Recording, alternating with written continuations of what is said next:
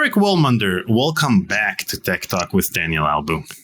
Thank you so much. It's great to be here. You know, our previous 4.5-hour conversation was probably not enough, so here we're having another conversation. So, we've gathered here today to discuss the canceled Indiana Jones game, which is Indiana Jones and the Iron Phoenix. And the reason why we're doing that is because a recent Kickstarter, which launched a while ago, tried to promise the lost script of Indiana Jones and the Iron Phoenix as a stretch goal. And we're here to go over the design documents, which are probably the only thing that actually exists from that game, along with a few screenshots and footage that I'm going to share. But other than that, there is no lost script of Indiana Jones and the Iron Phoenix. It was pretty funny because they were planning to sell something that I think was already available on the internet for free. Yeah. But hey, for a few dollars. We'll place this conversation behind the paywall. That's how we're going to start our business model. Perfect. I'll be waiting for my check. Now, you know what? Speaking of checks, I wanted to talk to you about... Wait. Now you got me curious. Okay, keep going. Speaking of checks, I want to show you your checks. Here they are. Your branded Aric Wilmunder checks. You know, I have those in a folder away somewhere. I don't know where they are, but this was kind of a special time. We had paychecks with Yoda on them, and we may have even had Imperial Walkers. I was actually kind of hoping that, if the company had gone public, we'd have these great stock certificates with snow speeders flying by and lightsabers out and everything else. And people would buy the stock just because the certificates were so amazing. Now, the only thing I have to tell you a funny story, though, is what these checks don't have is they don't tell you how much vacation you have left. So these days, usually the companies that do accounting will, give you your paycheck and then you fold it open. It'll tell you you've got so many hours. And I remember one time I'd been working on a very, very long stretch and I went down to HR and it's like, I just want to check and see how much vacation I have. And they said, oh, you have 240 hours. And I said, that's kind of a round number. How long have I had 240 hours? And, about 2.5 months. So I had, because it was never, on the checks and there's no way the employees were told their vacation time, I had maxed out my vacation and they were happy to let me just continue accumulating it. So you could accumulate more than 240 hours. No, I think that was exactly, that's where, whatever it was 240 or 360. It was a nice round number. So I just went to my whiteboard in my office and I just kept a list of really good ski days. And if it ever got above like 3 good ski days, I was out of there. Wait, so they didn't tell you how many days, how many vacation days you had? They just told you the amount of hours? I mean, can you take half a day? You could take whatever you wanted. I think the first few ski days I took on account simply because I felt like if I'd been working there for a couple months and not accumulating vacation time, I was going to balance the books myself. I don't remember if I reported those or not, but eventually we went to like ADP or some other accounting group, and the checks were very bland at that point. It was just a corporate check. Indy and Darth were no longer our weekly or monthly mail buddies. So each employee got a different, photo or character in that particular month? Or, for example, back in September 88, you got Darth Vader and everyone else also got Darth Vader on their paychecks. I have to imagine that they did these in runs. I've got personal checks with all the Muppet characters on them. And so it's like, and those ones are purely random. So, if you get a check from me, you might get, Kermit the Frog or Miss Piggy or Elmo or somebody else. So I suspect, though, that 1 month was all Darth, and then when they ran out of Darth checks, they'd switch to Indy checks. And we also see your full name in these checks, Aric James Wilmunder. Yeah, I have to think where the James came from. I did a lot of family research, but James, there weren't too many, if any, James in our family. I'll have to actually look that one up. But the A is my father was Alan, my mom was Alberta, and they kind of got stuck on the A's when they were naming the kids, so they just went A. I think there were 5 A's after that. So when the mail came in, and it didn't have somebody's full first name, it's like we'd all, have to decide who's going to get to open it. Yeah, and then it's not a felony because you're not sure. Exactly. Well played. So we were very careful with our kids. Each one had, a unique initial. It's also convenient when people put leftovers in the fridge, because you could just put your initials on things and you're not, not eating somebody else's breakfast or something. Yeah, they teach that in Screenwriting 101. Each character has to start with a different letter so that the audience would remember it. I didn't take Screenwriting 101. Oh, Me neither. I took cinema, but that was mostly, sitting in big dark rooms watching great old movies and having people talk about them. So now I know if I'd taken the full cinema, series of classes, what I would have picked up. So your middle name is James. And, in my conversation with Michael Land, I forgot to ask him what the Z stood for. I always thought that now I pretend as if it's, Michael Zoltan Land. I asked him for years. He would never tell me. Honest to God. It's like, Michael Z Land, what's the Z for?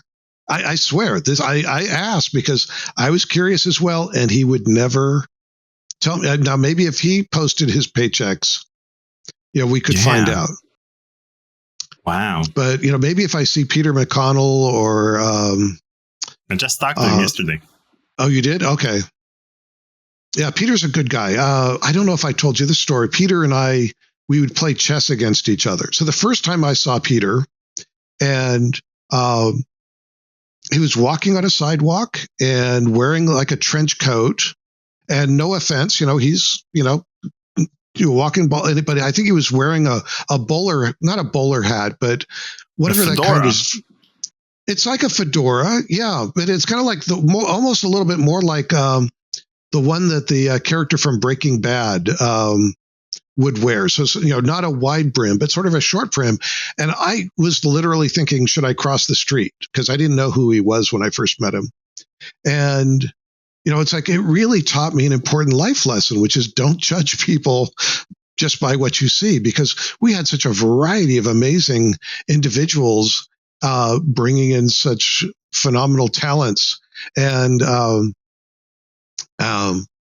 anyway, so Peter and we would play chess, and I was on the main floor and he was like a floor below me. So we kept chessboards in each of our offices, and we'd email moves to each other. And I never studied it. I wasn't in chess club, but I was playing since I was a little kid. And I remember I ended up winning this game. And Peter came up and stood by the chessboard. And then he said, I want to figure out, what were you thinking when you did this? And then he took and he backed the game 10 moves. He backed, so he had memorized all the end game we played and then backed the game out. And it's like, okay, at this point, I did this. What were you thinking? Why did you decide to do this? And I'd never seen anybody do that. And I'm just sort of an instinctual player. And then Peter also, used my banjo in the, it was sort of like the banjo sword fighting in Curse of Monkey Island. So that's my banjo, and I think it got used on one recording by either him or one of our other musicians. They just liked the sound of my banjo better than the one he had. Okay, now you're talking about Peter McConnell's banjo. Huh. All of the people who tuned in to learn more about indie. Was this the banjo? No, that's definitely not mine. No, mine's an ode. Okay, so this is Peter McConnell with a banjo and with a full head of hair. No wonder he liked mine. Mine looks better too. Yeah. So the banjo, Steve Martin, I'm going to college. I decide I'm going to learn to play banjo. And I didn't know, how do you pick out a good instrument? So first off is, where do you find banjos? And clearly the place you find a banjo is you go to a pawn shop from somebody else who sold their banjo. So I drove down to San Jose and parked in front of this pawn shop, and I'm looking at this banjo, but I'm not sure about it. So I go to this other pawn shop and I look at one over there and I'm not sure about it. And I come back and they've towed my car.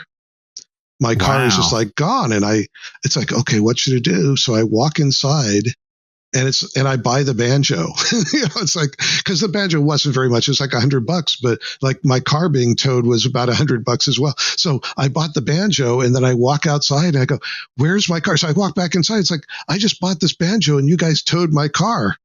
And it's like, oh, okay. So they told me where the towing company was. And so I basically got the banjo for free and got my car back. It was my first banjo was a terrible your money instrument. Back? No, they let me. I got my car without having to pay the towing fee for my car, but I had to walk 4 or 5 blocks to the towing company to get my car. And I guess they phoned ahead and they said, "Oh, we're sorry. This really was a customer." I thought it taught you an important lesson that you shouldn't buy, used banjos. It was a starter instrument. It's like I was trying to figure out what to do with it when I bought a new instrument, and it had, strings would get stuck, and it's like had terrible sound. And then I bought this beautiful ode that it's got a lovely sound, and then played actually in a bluegrass band for 4 or 5 years. But I played fiddle.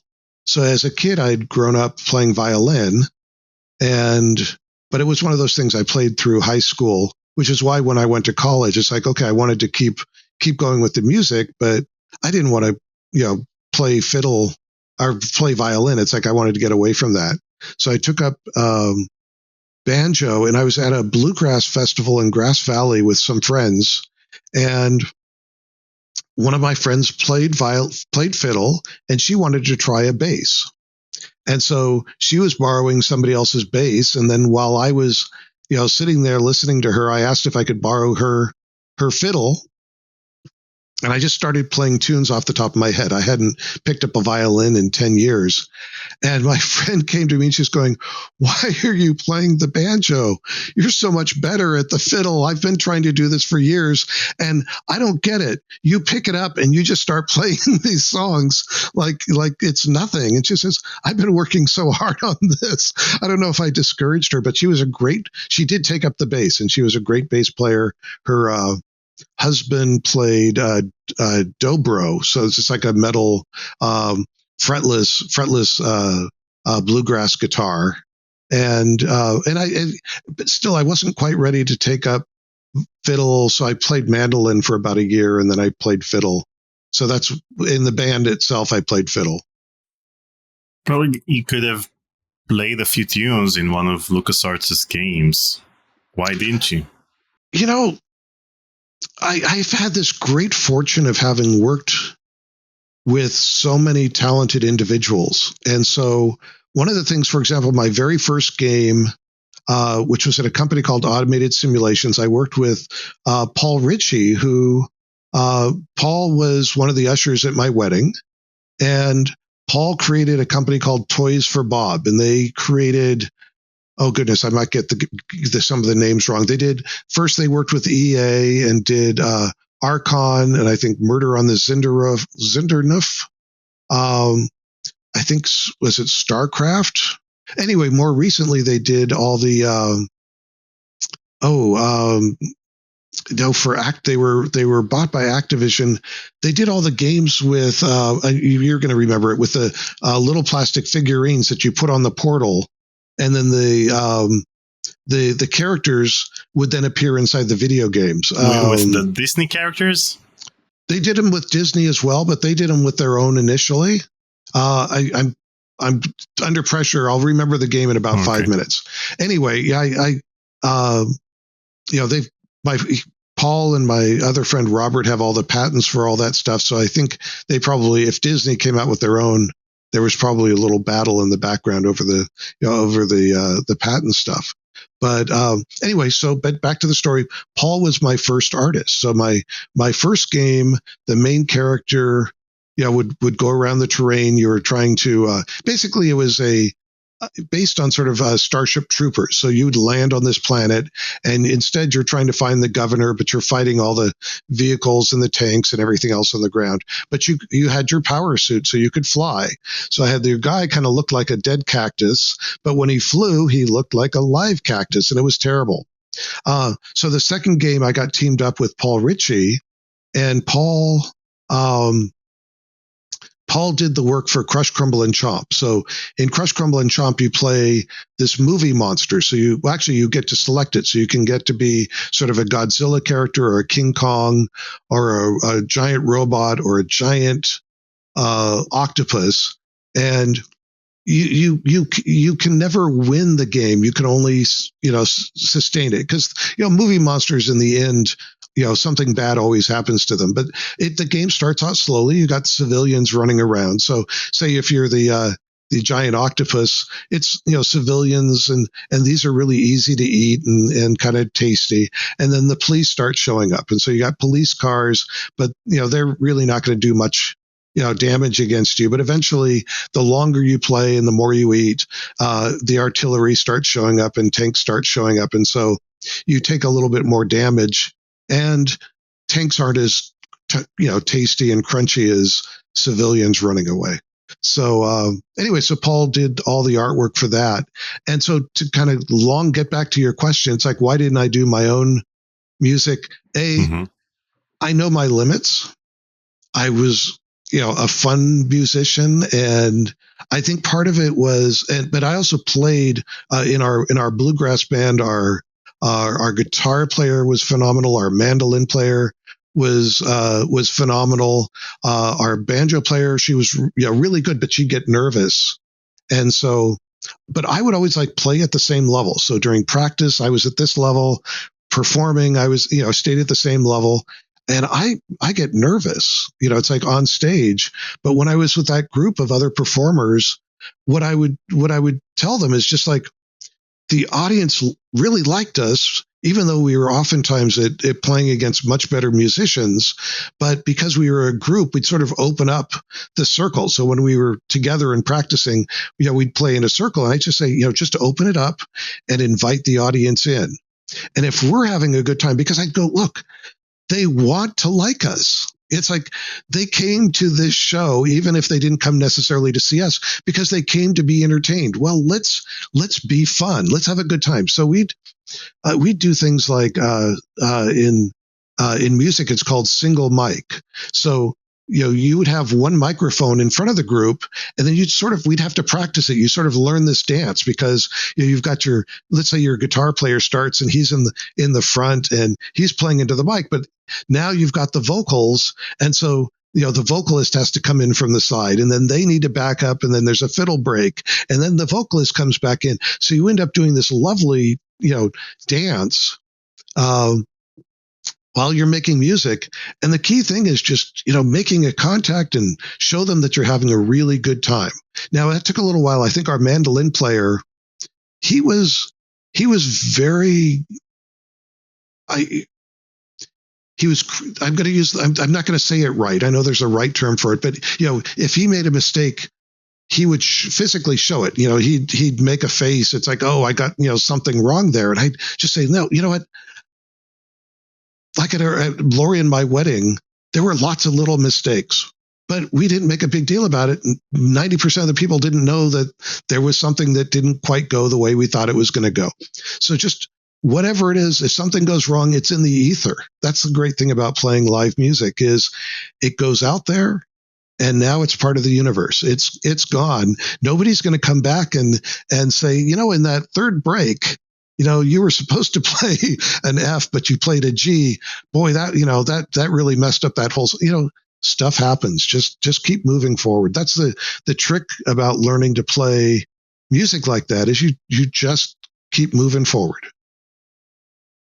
Well, now where were we? We were talking about banjos and beat. Yeah, we're talking about banjos and beat, and you seem to remember quite a lot from that era. But do you remember your extension number from 1993? I'm going to throw out a number, 3376. No. It was just a guess. Did I get any of the numbers right? Anything in those four? Yeah, it's 3377. Oh! So close. Oh, man. I still remember friends' phone numbers from elementary school. Yeah, we all do now. Nowadays, we don't remember anything. I need to zoom this up just to go. Okay. Let me zoom this up for you. Oh, okay. So here it is. Aric Wilmunder. Holy 3377. Okay, now slide over. See game phone list as of. Let's see the date. No, to the right. 1993. Yeah. That's a 30 years, and I'm off by 1/10,000th % there. Yeah, that's exactly how it goes with phone numbers. It's fine if you're not spot on. Well, because I worked on the T-Mobile Sidekick, which the cell phone, so one of the first personal smartphones, and we sold them in Europe under the Hip Top brand. So and they have like an American Sign Language. I was watching a woman doing a video, so she's a deaf user of our phones, and my nephew studied at Gallaudet University, which is a university primarily for individuals who are deaf. And I was trying to figure out, all the signs for this, because there was one which was this, and it's like, what is that sign? And my nephew said, "Oh, well, that's your phone." Because it was our Sidekick, which had the screen that you pop and it would rotate open. And so they'd created a sign for our phone. And this woman was basically doing a video on YouTube about, let me tell you about the day I forgot to take my phone with me. It's like, and so she's talking about all the things that she couldn't do in her life because she used her phone to be able to order things, she could type on it and show it to somebody at the Starbucks and say, "Hey, this is what kind of coffee I want." So she was using our phone, which had a regular keyboard on it, as a tool to I'm going to use the word, don't misinterpret this, to sort of, normalize the interactions with the speaking and the non-deaf community. And we also had a TTY set up, so you could use the phone. It's more of simplify the communication.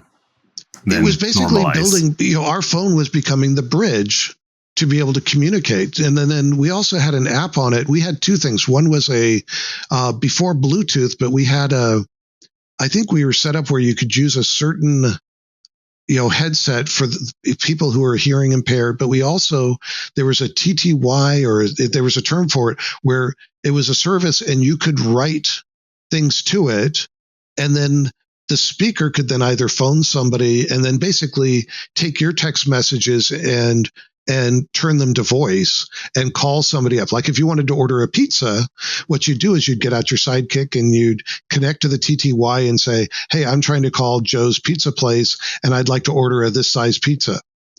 And, so basically before the internet, and then somebody on the end of the service would call up Joe's Pizza and say, "Yes, I'd like ham and pineapple." And Joe would say, "You can't get ham and whatever it is." But they could sort of resolve these really what were tremendous challenges in their community and using their phone. So wait, how did we get onto this subject? Few people know. So one question I have is, who's James? Because James's beeper is listed over here.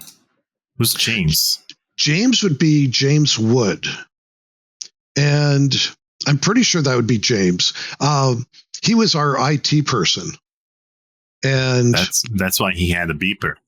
Exactly. This is your emergency number. Now, I have to tell you, when I was running international, okay, one of the first things is when I go up to the Sierras to go skiing, the Jelly Belly factory is on the way. Do you know what Jelly Bellies are? They're like little flavored jelly beans. Oh, yeah. But you can get the flavors in like popcorn and peanut butter and everything else.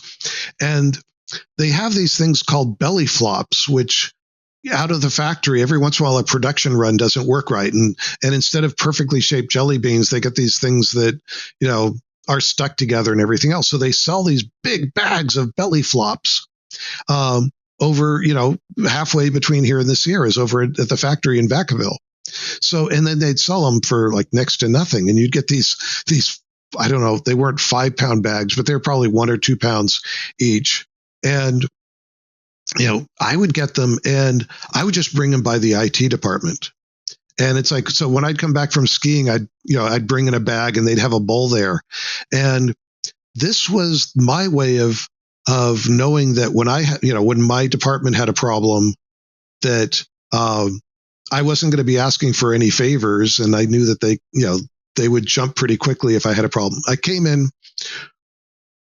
This is sort of later years, and I came into the office one day. It was I'm pretty sure it was a Thursday, and it's never good when one of the IT guys is outside your office waiting for you, and his head is down. And it's like, what happened? And, it's like, how's it going? It's like, I've got bad news. And what had occurred was about 2 weeks earlier. So I was running the international department. So I was doing all the versions of the Star Wars encyclopedia for episode 1. And then Judith, who worked in my department, was working on another product.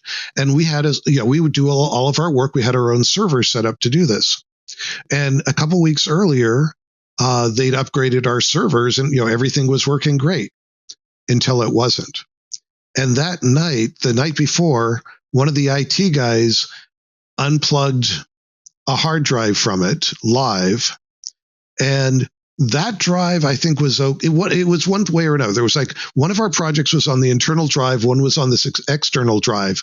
Whichever one it was, one of our entire projects was just gone. And I mean, he had spent the entire morning on the phone with this company, and they were telling him, no, the data is gone. It's like, it is, just don't even worry about it. So my reaction was, oh, that's fine. Just go get the backup. He says, well, this is where it gets worse. He says, how we got you these new servers a couple weeks ago? Nobody added them to the backup list. So they haven't been backed up for 2 weeks. So it's like 2 weeks of your data is just gone.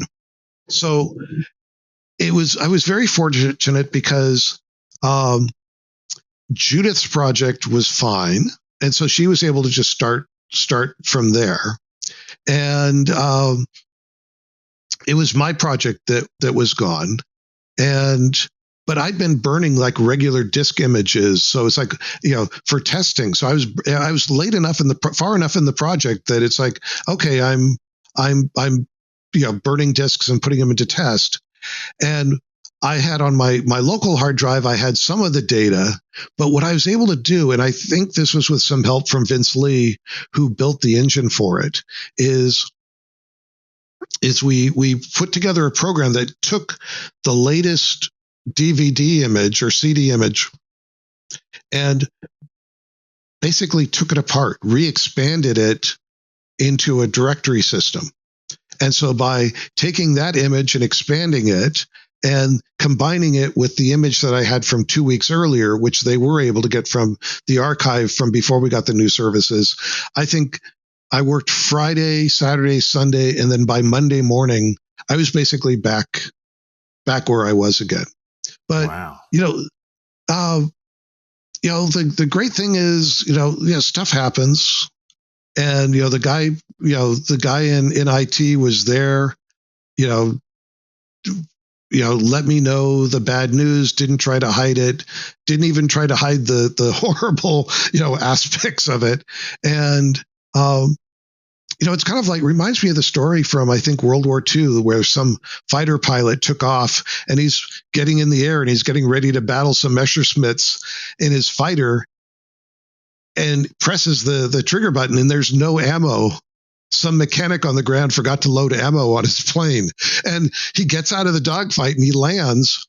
And somebody comes up to him. It's like, well, I guess you're going to want a different mechanic. And he said, no, I want the same mechanic because he is never going to make that mistake again. So I never had any problems working with the same IT guy because I knew that, we could work, professionally together and things were going to be just fine. Awesome. And do you remember your extension number from 1996?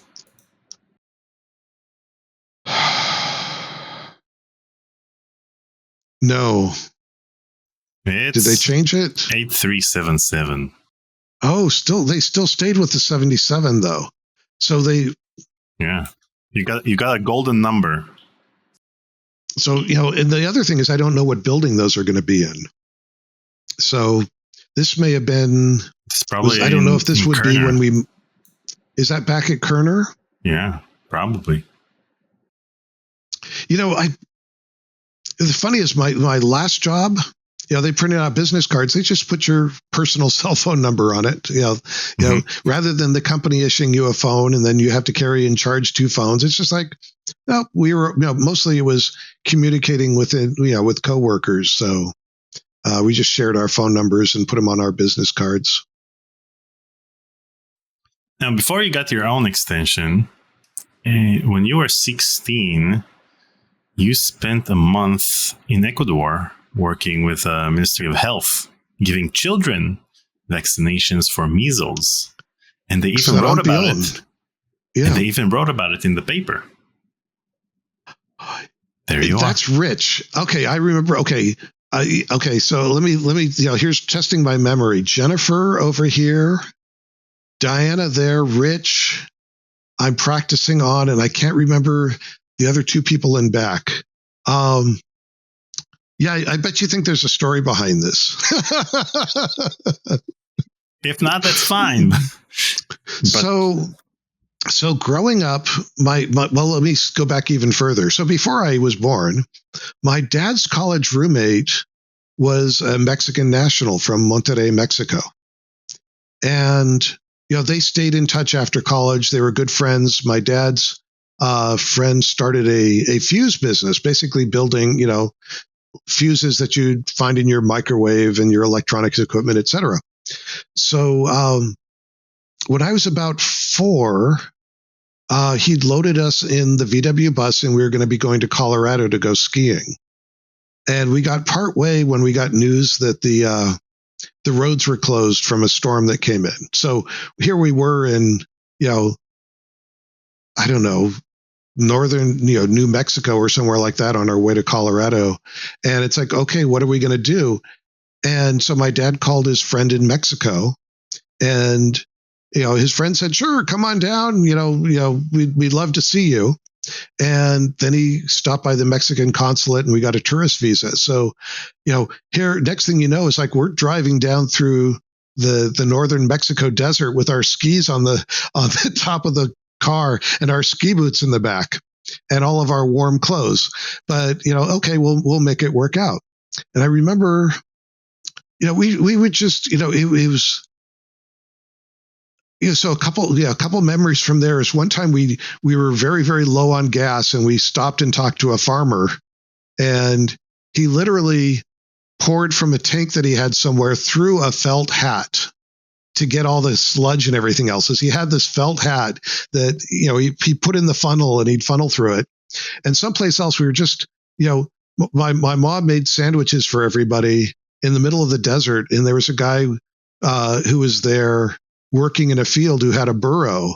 And so he kind of waved us over. It's like, oh, would you like to sit on my burro? So I'm sitting on the back of this burro, and I'm 4 or 5 years old, eating a peanut butter and jelly sandwich. And the burro's head just like swings around and takes that sandwich out of my hand, and then and starts eating it. And at my age, I thought that was absolutely hilarious. But so we would travel through Latin America. So get back on this, and we were in Guatemala one year, and at a little town, and there was a card table set up, and two young ladies working at the card table, and they were doing medical work. Now I don't know if they were doing inoculations there or not, and they were involved with a program called Amigos de las Americas, which in Spanish is Friends of the Americas, and it was started by I think a Baptist minister in the Houston area. And he would travel, into Mexico, into other countries, and just see all the even basic things that people could use help with. And then he'd come back and hear all the teenage members of his ministry, and they're sitting on their hands doing nothing all summer long. So he, talked to the parents and got the kids all excited, and then got in contact with some of the public health ministries of countries in Latin America. So by the time I was involved, I was going to say 13 countries, but I can't even remember my phone number. It could have been 6. But we had programs in Dominican Republic. I worked in Ecuador and in Bolivia. Others, I think, were in Nicaragua, and I think probably Costa Rica. Oh, somewhere in Peru. I remember talking to one of the other volunteers in Peru, because every morning, my breakfast was, a roll and a cup of coffee, and I don't like coffee, and there's not enough sugar in the world to make coffee taste good to me. But this was a wonderful gift from the host families that we were staying with. So I did not want to insult them. I drank all the coffee. So I talked to this other volunteer from Peru, and in Peru, they grow a lot of potatoes, but it freezes at night, and they take the potatoes and they put them on the doorstep at night, and in the morning they come out and they look just like rocks and taste just like dirt. But that, they get mixed in with hot water or whatever. So it made me feel not quite so bad about, having to drink coffee. In Bolivia, so in Ecuador, I was in a 60-foot dugout canoe. We had an outboard motor, and then our guide would basically take us to a series of schools. And by school, I mean thatched hut, along the Napo River, which is one of the tributaries of the Amazon. And we would arrive, and they'd send the kids out to basically let them know that the next day we were going to be doing vaccinations, bring any papers, bring all your siblings. And so then we'd get out our cots and we'd sleep in the school, and then the next day just kids would start lining up, and we would do paperwork for them and keep records of what their ages were, and then one day our boat driver didn't come back, and so we were there for a little while, and it turned out the outboard motor had fallen off, but we made a deal with the German Peace Corps. And the German Peace Corps had another outboard motor, so we were able to go on our way. In Bolivia, my partner and I were working in a rail ambulance, and that was, I think, in Bolivia it might have been BCG, DPT, diphtheria, pertussis, tetanus. So we did measles one year, DPT another year. I think one is intramuscular, which means it's shot into the muscles. The other is subcutaneous. So you have to get the needle just gently underneath the skin. You make, sort of a little bubble under this, between the skin layers, and then that dissipates more slowly. And if you can imagine like a big Chevy Suburban stuck on a flat car with the back end jacked up, and then these big fabric belts going between the tire rims, and the trucks are the wheels on a train. So there's this big belt, and then we had a driver who would, he would shift gears on the Suburban and drive us up and down the railroad to work at various towns there. And one time we were on our way back to the main hospital, and there was a woman who waved us down, and she was pregnant, and she was walking her way to the hospital when we came by, and we brought her up, and we didn't make it to the hospital. So we literally delivered a baby in the back seat of this big Chevy Suburban, and let's just say that was not something I was really prepared. It's something I don't think they trained us for, certainly. But you do what you got to do. Well, you've been through quite a lot. Okay. Show me another photo, and I'll go on for another 5 minutes. Okay, back to LucasArts. Oh, we have this photo from 1985. Let me tell you what I like the most about this photo. You first tell me what you want to ask me, and then I'm going to tell you something even more. First of all, I wanted to know what project you guys were working on at the time, and why are you the only one smiling? Well, it looks like, okay, so first, Ron Gilbert on the left, myself, This is my desk, and then Noah Falstein on the right. I can't see what shirt Noah's wearing, but that might be like Ewok Adventure or something.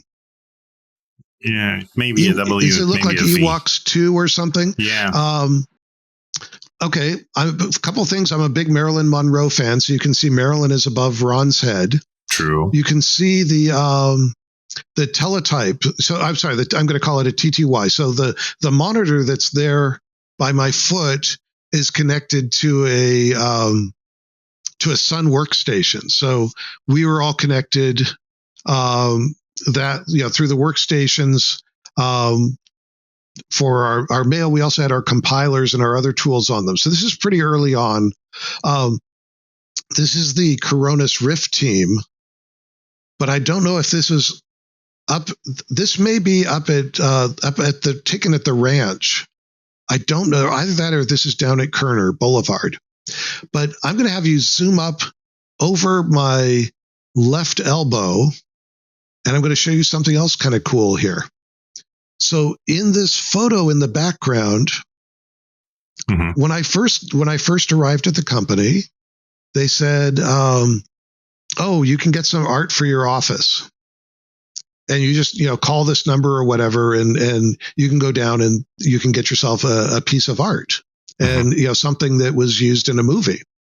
Well, it's hard to see from that, but those two things that are sort of sticking out, whichever, like an X-Wing fighter, this is the original Ralph McQuarrie concept art of the X-Wing fighter flying down the trench. So this is pre-Star Wars. This is the concept work that McQuarrie did that was then used to inspire the model makers and everybody else for the freaking destruction of the Death Star here. And that hung on my wall for maybe as many as 10 years.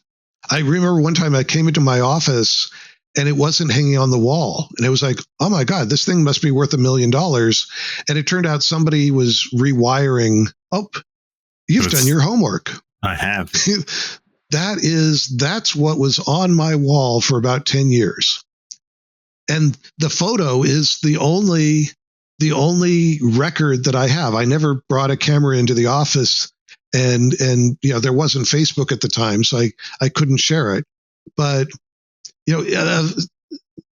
talk about a dream, working in a dream world, to have a piece of art like that there above your desk to inspire you every day. So if you guys worked on Coronis Rift at the time, then it was at Kerner, at 3301 Kerner, which is this one, right? Yeah, you got it. You see, the steps on the left I would be the second. Ron and I shared maybe the second set of windows there. Now, what you can't see, well, which you can, okay, now we got the lamppost in front. Yeah. This is actually like a bus stop to the left. So the bus comes by. Yeah, there we go. So the bus would come right along here, and it would, these big diesel buses. Okay, across the street by the street light is Yusheng, the Chinese restaurant. That's right. And so we get food over there, and then a little further to the left, behind that truck there, we had also these other two buildings here. So just behind that row of trees there. These ones. Yeah, the ones back. You're all set. So we had this 2-story building. That's where like Day of the Tentacle and Rebel Assault, just outside that window on the right of the building was where Rebel Assault was. Where Vince had his. Yep. Wow. Okay. And then my office, the president's office, was the second story on the left there. So that one up there. Yep. So Kelly Flock and Randy Commissar, that was their office. And then that middle row of offices up on the second floor, that was mine, but I packed too many people in there. So that was myself, Vince Lee, who created Rebel Assault, Mark Hutchinson, who was project lead of it's not Rogue One, Racer. It might have been Racer, that he did for the PlayStation. And then further on the left side, I think, Tim's offices and over here. No, actually, they were on the other side. I think we had a conference room on the other side, but one of them. Okay, let's go to the other side. Yeah, go to that side. Oh man, you're all set here. So conference room on the.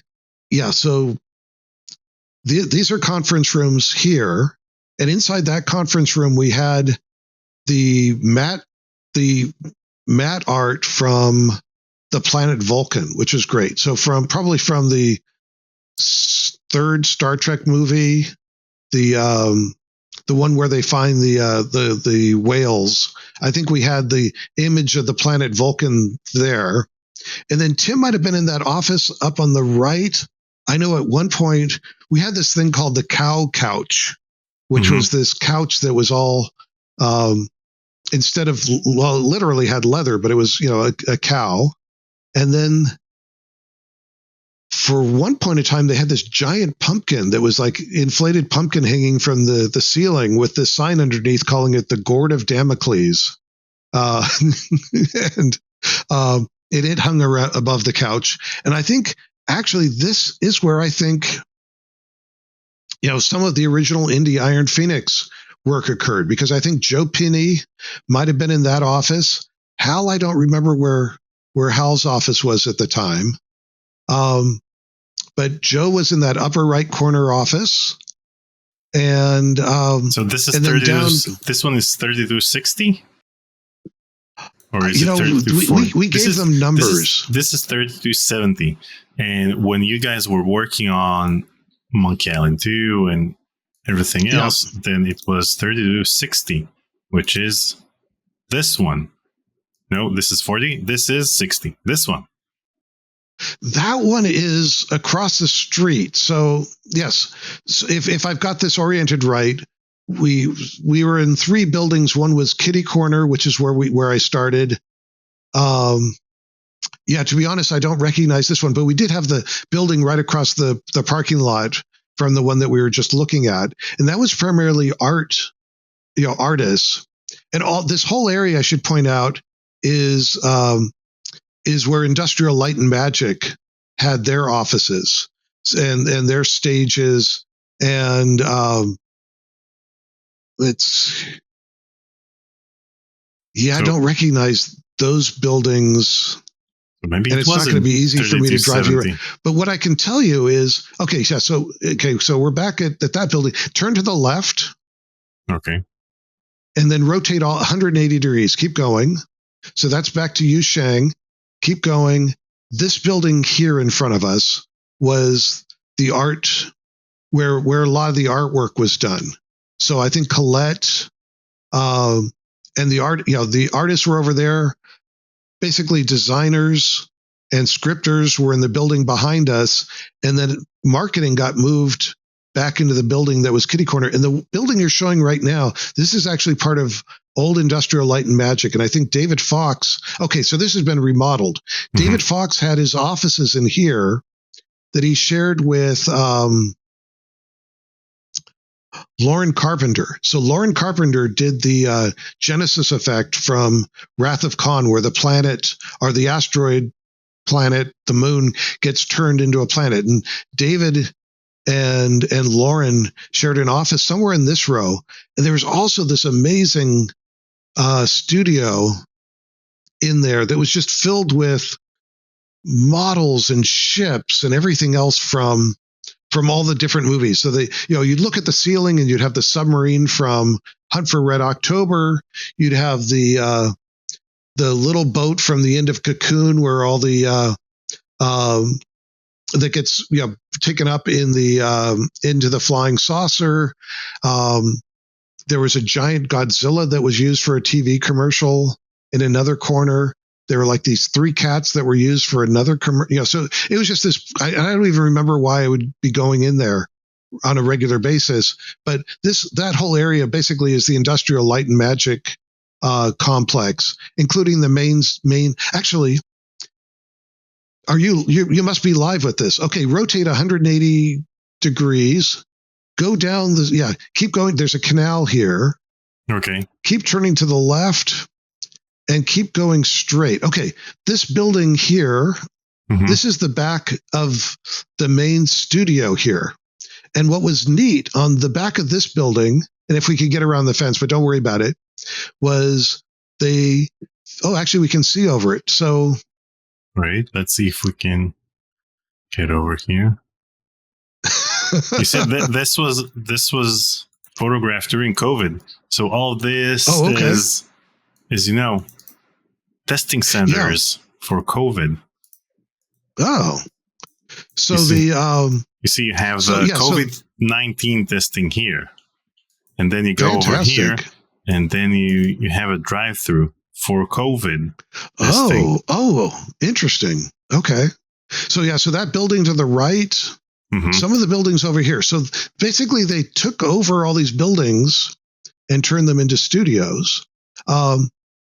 This is, I think, the main studio here. So, and then one of the buildings was Unknown Jerome's, which was a coffee. No, I'm sorry, it was a place that made cookies, and so that became that just got known as Cookie Bay. And then the back wall of the building you're looking at right now was used in like the Ewok Adventures, where they literally built the side of a castle up that wall. And, in the show, what I remember is people sliding down this rope to get out of the castle. And then suddenly, in it, literally they built, this castle out of foam on the back of the building. And then at the end of the rope, they ended up in the hills in San Rafael, which I thought was a great way to get around town. Is if you could just slide down this thing and then end up in the hills, 5 miles away, that would be, that would save a lot on traffic. And then in those doors, so the bay doors, we would swing open. We'd have major, company events in them. So sometimes we'd have like the Halloween party would be in there. I remember one time we had company, so company meetings. We had an event we called Lucas Palooza, where inside the company we had about a half dozen bands, mostly like rock bands, just employees that would play music. And so they began organizing these events, and they'd set up a stage inside there and then open up the doors. And I remember going there with one event with one or two of my kids, just seeing the live music. And then also the Halloween parties. I don't remember them being in this bay. They may have been one in that bay. They were also in the Cookie Bay, which is behind us somewhere. So in one of these buildings, back here. I'm not sure which one it was, but it was another big stage, and Vince showed up. Vince Lee, who did Rebel Assault, showed up. He'd built the load lifter from Aliens, the one that Ripley fights the Queen Alien in. And the problem was he wouldn't fit through one of the regular doors. So they had to like open up the main bay doors, and Vince comes walking in, and his feet are like 2 feet off the ground because he built this monstrous thing, and he's got these siren, these police lights that are spinning on the top of it. And he won that year. I think I went by his place, and he had the Halloween parties kind of got crazy because we did a lot of travel, and the travel agency that we worked with would donate like free tickets. Now we're getting into stuff. So they would donate tickets to travel, and we worked with THX would donate a sound system. We worked with Sun Computers. They donated a Sun workstation. So winning the Halloween costume contest became kind of a fun challenge. But since we're obviously segueing onto this photo, this was just before episode 1 came out. Yeah, it was Halloween 1998. Okay, yeah. So there was a little bit of a concern that people would show up as new, as episode 1 characters, and we would always shun. We're going to a Halloween party. We wouldn't go as stormtroopers or things like that. That was, we were always busy doing something else crazy. One time somebody showed up with this. Well, somebody had built this giant toy machine from Pixar, and literally had somebody dangling down as one of and it was filled with the little 3-headed aliens that said, take me to your leader. And they had somebody dangling from cables from the top of it in the giant claw, because it was it's the claw. So they had somebody in the claw being lifted inside this giant toy machine. And then somebody else showed up with something that must have been shooting flames, because they wouldn't let him inside the building, because every once in a while the flames would go shooting up the top of it.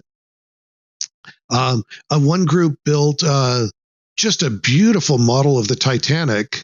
And so they had one person as the iceberg, and then they had 2 people in the front and the back of the Titanic, and they had a CD playing with, is it Celine Dion who's singing the Titanic music? And then every once in a while the iceberg would hit them, and then they'd rock back and forth, and then the 2 parts of the Titanic would split. Beautiful model. It had the little lifeboats on it and everything. So the Halloween part. Oh, another funny story is, in the neighborhood there was an old guy, and big bushy white beard. He was always walking his dogs. He had like 3 little tiny dogs, and he'd go take them out walking every day.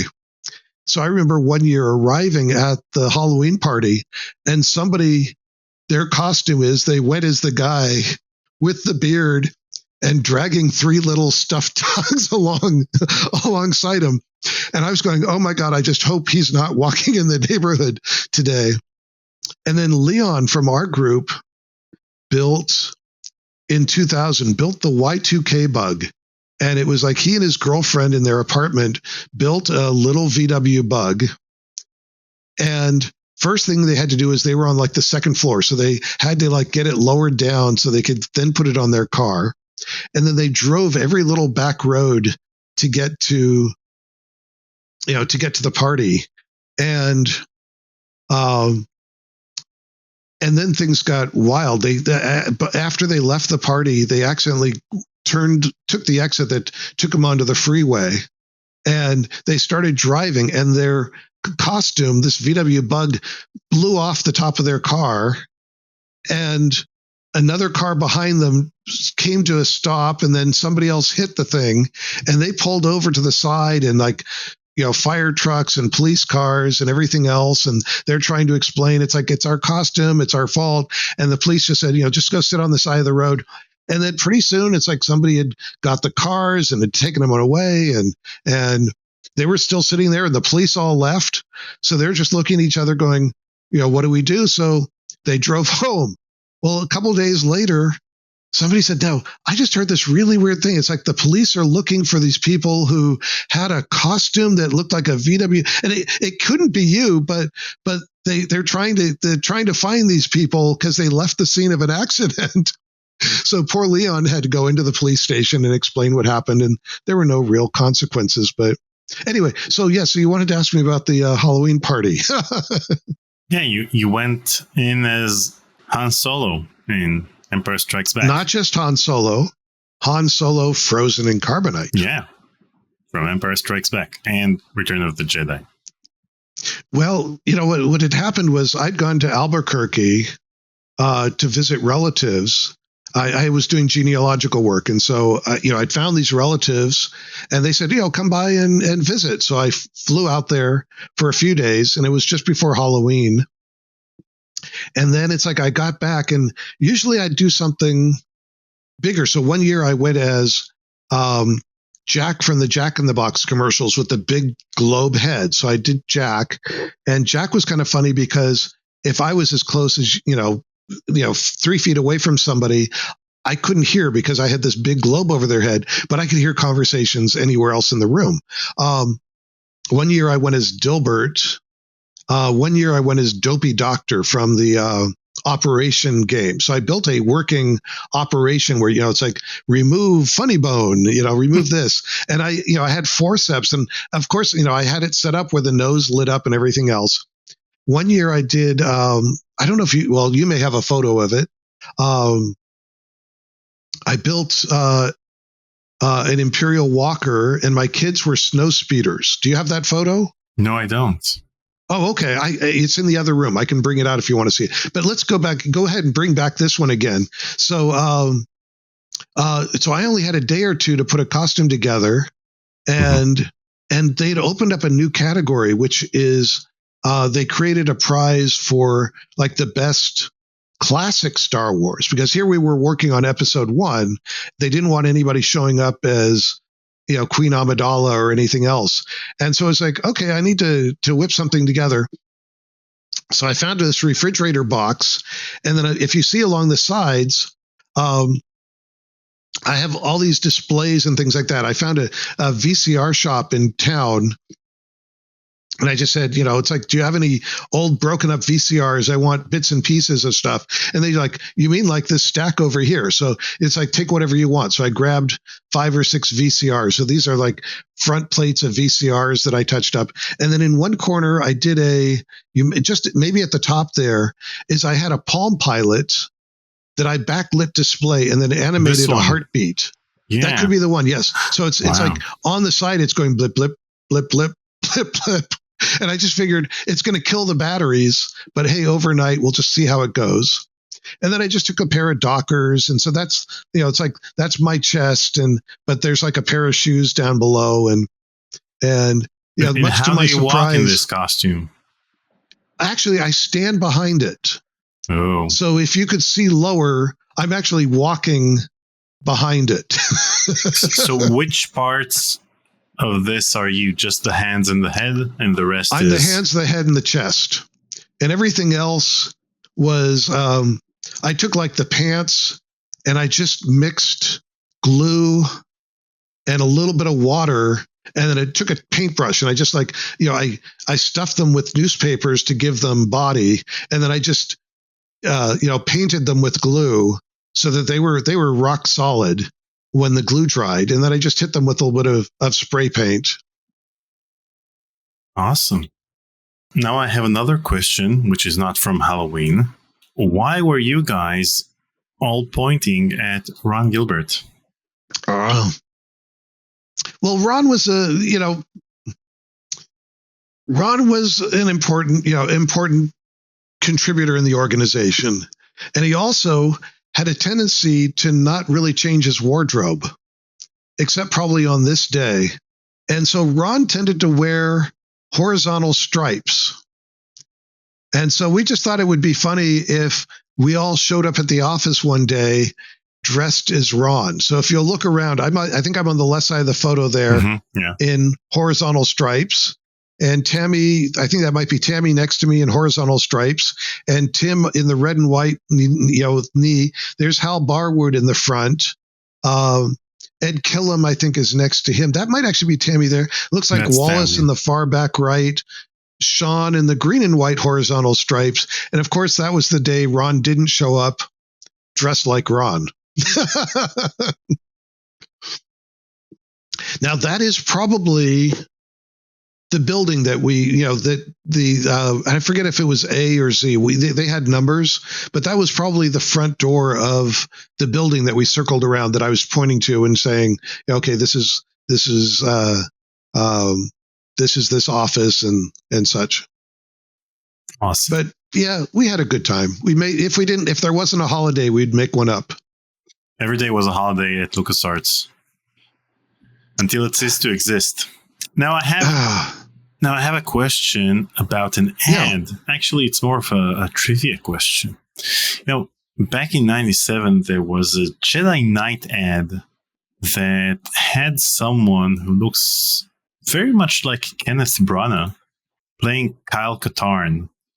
Now, there's an urban legend that it's actually him. I could not tell you a thing about this. Okay. It's the first time I think I've seen this. So, but do you want me to make up a story? No, I won't. I have no idea. Okay. No problem. So I'm afraid, and I have to admit, I stayed mostly in the story game area. I thought that was much more interesting creating our own universes. There were others that really came to LucasArts just because of, yes, I came there because of Star Wars. But when we had an opportunity to make our own games and tell our own stories, and when George didn't come to us and say, hey, I'd like you to, build on the Star Wars universe. What our charter was to basically figure out how to do interactive storytelling so that at the point where George got interested in it, we could, we would have the technology ready for him to play in sort of our universe, not, or he could bring his universe over. But then there were others that it's like, oh, what I really want to do is go build big Star Wars games. And that's fine. It just wasn't really my thing. Now, before we get into the actual subject of this conversation, which is Indiana Jones and the Iron Phoenix, I wanted to show a photo that you took yesterday. You took this amazing photo of the Sierra logo. Ken Williams. Oh, I think I already told you my Ken Williams story, but yeah, go ahead. What Ken Williams story? So I grew up with a guy who was a stockbroker. So, and I was making money making computer games and didn't know what to do with it. And so my friend, the stockbroker, would come to me and say, oh, the Berlin Wall has fallen, and so we're going to have all these new people joining, the economy there, but they're not going to have a lot of money, but they're going to buy a lot of chocolate bars. And so what we should, you should invest your money in Nestle or something like that, because, this is something that the East Germans have probably been craving. And, sometimes I'd follow the investments and sometimes I wouldn't. But one of the things is he let me buy one share of Sierra Online stock. And normally, a broker won't let you do that. But, okay, what do you do with one share? The nice thing about it is I'd get their annual reports. So I could see, all the reports and what their profits were and what their games were doing. But it was a voting share. So what do you do when you can have, you have a single voting share for a stock? And I came up with this horrible plan. I would vote my one share for Ken, and I would vote my one share against Roberta. And so my notion was, it's like, well, I don't like the company that much. And sorry, guys. Sorry, Ken, Roberta. It's like they're my competitor. Well, if I, and they had, great sales. I wasn't a big fan of their games, but maybe I can get them angry, get them into a fight with each other, because Roberta would always go, why do I always have one vote less than you have? All right. So you want to know what I was doing here? Well, Lori and I, in the middle of May, just started visiting the Southwest. So we took 2 weeks, and we visited Bryce, Zion, Grand Canyon, Mesa Verde, Monument Valley. Just a spectacular vacation. And so I was home for a week or two, and sort of wanted to go back out because we couldn't come through Tioga Pass because it's about 10,000 feet and it's snowed in. But I'd wanted to visit Yosemite, but I couldn't. We couldn't do it on that trip, and I can't get. Lori doesn't like to camp as much as I do, and she had some things going on, and I managed to score a couple of nights at a campsite that's just, looking at this picture, it's on the left side or the north side of the valley. So went there, met a couple of amazing people. One guy's he's run like 11 Ironmen, and so he'd get up in the morning and like run 4 miles across the valley and then start going vertical. So he'd put in like 2,000-3,000 feet and climb to the top of all these cliff faces. And I know he was trying to get a permit to climb Glacier Point. So this guy's about the same age as I am, and then just built like a freaking machine. I got about halfway up on the left side to Columbia Point. That was yesterday before lunch, and that was 1,000 feet or about 300 plus meter vertical climb on that. Anyway, that rock wall on the left, that was basically what I was climbing yesterday. Actually, I got back right around 12 noon. So yeah. Almost exactly 24 hours ago. Anyway, but I'd spent one of the days just bicycling. I brought my bike and bicycling around the valley, and came across the meadow and this shot. And I was just like looking around me going, why am I not surrounded by other people with their cameras? Because this was just like, it's like these clouds perfectly haloed, half dome there. And it's, I wish I could take the cars out of the shot because you can see there's a parking area there. I can remove them for you if you want. But I'd feel bad about that. It's like, yeah, they were there. I wish there was trees in front of them, or I wish they weren't there at all. But it was just, and I went through the rest of my photos, and just, this is the one that just like everything came out perfect on it. It's like the clouds, the lighting, the meadow in front. And I was just surprised, like I said, that there wasn't a line of people behind me with their cameras clicking away the exact same photo. And instead, people, it's like I looked around me and people were like walking right by. It's like, how can you not see this? Yeah, it's truly a stunning photo.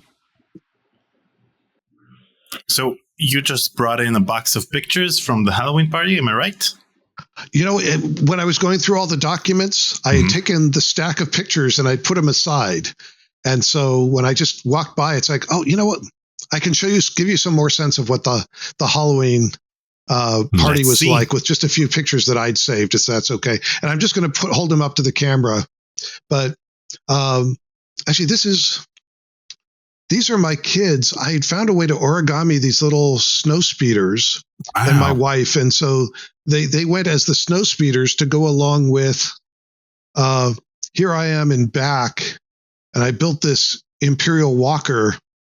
And so the kids would, basically run circles around me as the little snow speeders. So they're made out of paper, the snow speeders, or cardboard? I found how to do it from a single piece of cardboard.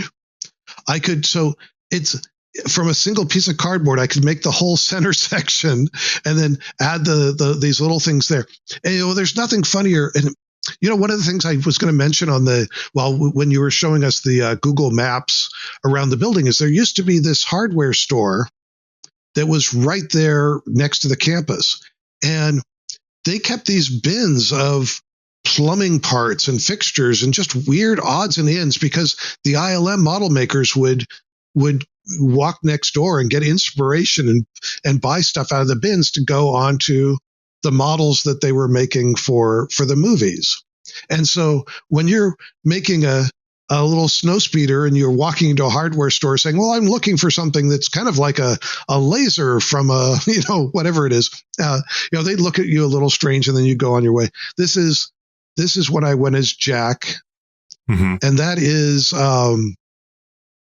let's see, Dave. Oh, that's Dave Grossman there next to me. And this is Dopey Doctor. So I went as the board game operation. I'm sorry, there's a glare on that. And then the last one here is kind of fun. I went as Boston Low from The Dig. Oh, man. So anyway, Halloween, having fun. The Dig and Loom are two of my favorite point-and-click adventure games. So it's very nice to hear that someone actually went as Boston Low to a Halloween party. Well, I didn't think anybody except our group would recognize me, but what was more fun was building, how do you build a spacesuit? It's like, because it's like, okay, I got a helmet and I got to have the ring, the ring around my collar and get the gloves right and everything else. Well, he wears the spacesuit in the first part of the game, but afterwards you could have worn, the orange pants. I know, but that wouldn't be much going, on overalls. That would, what's the fun of that? Okay, so before we start talking about Indiana Jones and the Iron Phoenix, I want to go over a few of the things that lead up to it. So first of all, in the credits section of Fate of Atlantis, we see this screenshot, which says, look for Indy's return in an all-new adventure, perhaps as a much younger man. And after our previous conversation, in which we talked in length about Indiana Jones and the Iron Phoenix, but I talked to several people who actually worked on the game. So I talked to Ensign Ju, and this is what he had to say.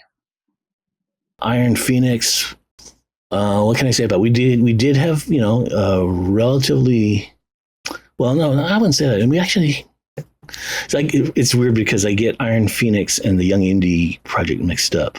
There's a lot of similar elements in both of those games, but there was a lot of artwork that was done for Iron Phoenix by the time I got on. Usually they work on these things, doing all the backgrounds and stuff before they bring the animation on, and so I came on later, and usually as a lead animator, basically I'm designing all the characters and giving them walk cycles and stuff like that. And once all that's done, usually we start bringing on other animators to do the gameplay animation. And so we didn't get much farther than all the walk cycles. All the characters had some were figured out, but I'd done walk cycles for all the characters, but we only had a few puzzles that actually really worked for Iron Phoenix. So we're going to talk about the puzzles, and this is what Hal Barwood had to say about Iron Phoenix. And how soon after Fate of Atlantis was released did you start production on Indiana Jones and the Iron Phoenix? I can't remember. I was only very peripherally involved in that. That was, I think, Aric and Joe Penny. I guess Joe Penny involved in that. Can't remember. And so did you consult in any way?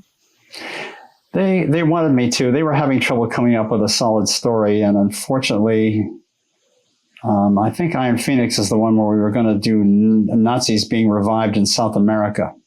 Mm-hmm. Kind of like I've forgotten the movie about Hitler's, coming back as the Hitler kids. What was the name of that movie? Sorry, the boys from Brazil. Anyway, it was a kind of a movie done like that. And so that game got sort of put together with that idea. And it's a good idea. The only problem is that we had a tremendous foreign audience, and people bought a lot of our games. So then he goes on to talk about the fact that it was banned in Germany because it had, all of the Nazi symbolism. Okay.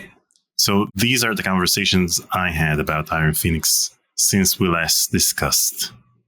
Now, well, let me put a little bit of history, sort of the corporate history, and then let me talk a little bit about the people and the team and when I was brought in. So if you look at the organization, we'd done Last Crusade, which every once in a while the numbers kind of throw me because I've got some documents that I see as an Indy 4 and some as an Indy 5 and references to Indy 6. And it's kind of confusing because they're the movie Indy numbers and then they're the game Indy numbers. And so it's just sometimes you'll see the number and then you have to sort of put the pieces together to see what they're talking about. But 89, we released Last Crusade. So that was Noah started the original project, then David and Ron were brought in because we had a very firm release date of the movie release, which was, I think, usually third week of May is when George would, wanted to hit the start of the summer movie market. Then the following year, Monkey Island, and then Ron followed that up in 91 with Monkey Island 2, with Tim and Dave. So I had a really solid team on that. And then Hal had been brought in, and I think his team for Fate of Atlantis was Sean Clark and Mike Stemley, who'd worked on a variety of other projects. So again, a really good, solid team there. And then we were sort of in this interesting time where, Ron had left the company. They were trying to figure out, whether or not we were going to continue making story games. There was this fear, I think, about some people in management that, when the chief architect leaves the building, that the building's going to fall down. And there are all these predictions of it's all going to be over and everything else. And yet you look at us chronologically where, just in a year after the release of Fate of Atlantis, Dave of the Tentacle came out, Sam and Max Hit the Road came out. Ron's first game, which was Putt Putt, joins the parade, same time as Sam and Max. So we saw this sort of this split. Ron was using the Scum story engine to build,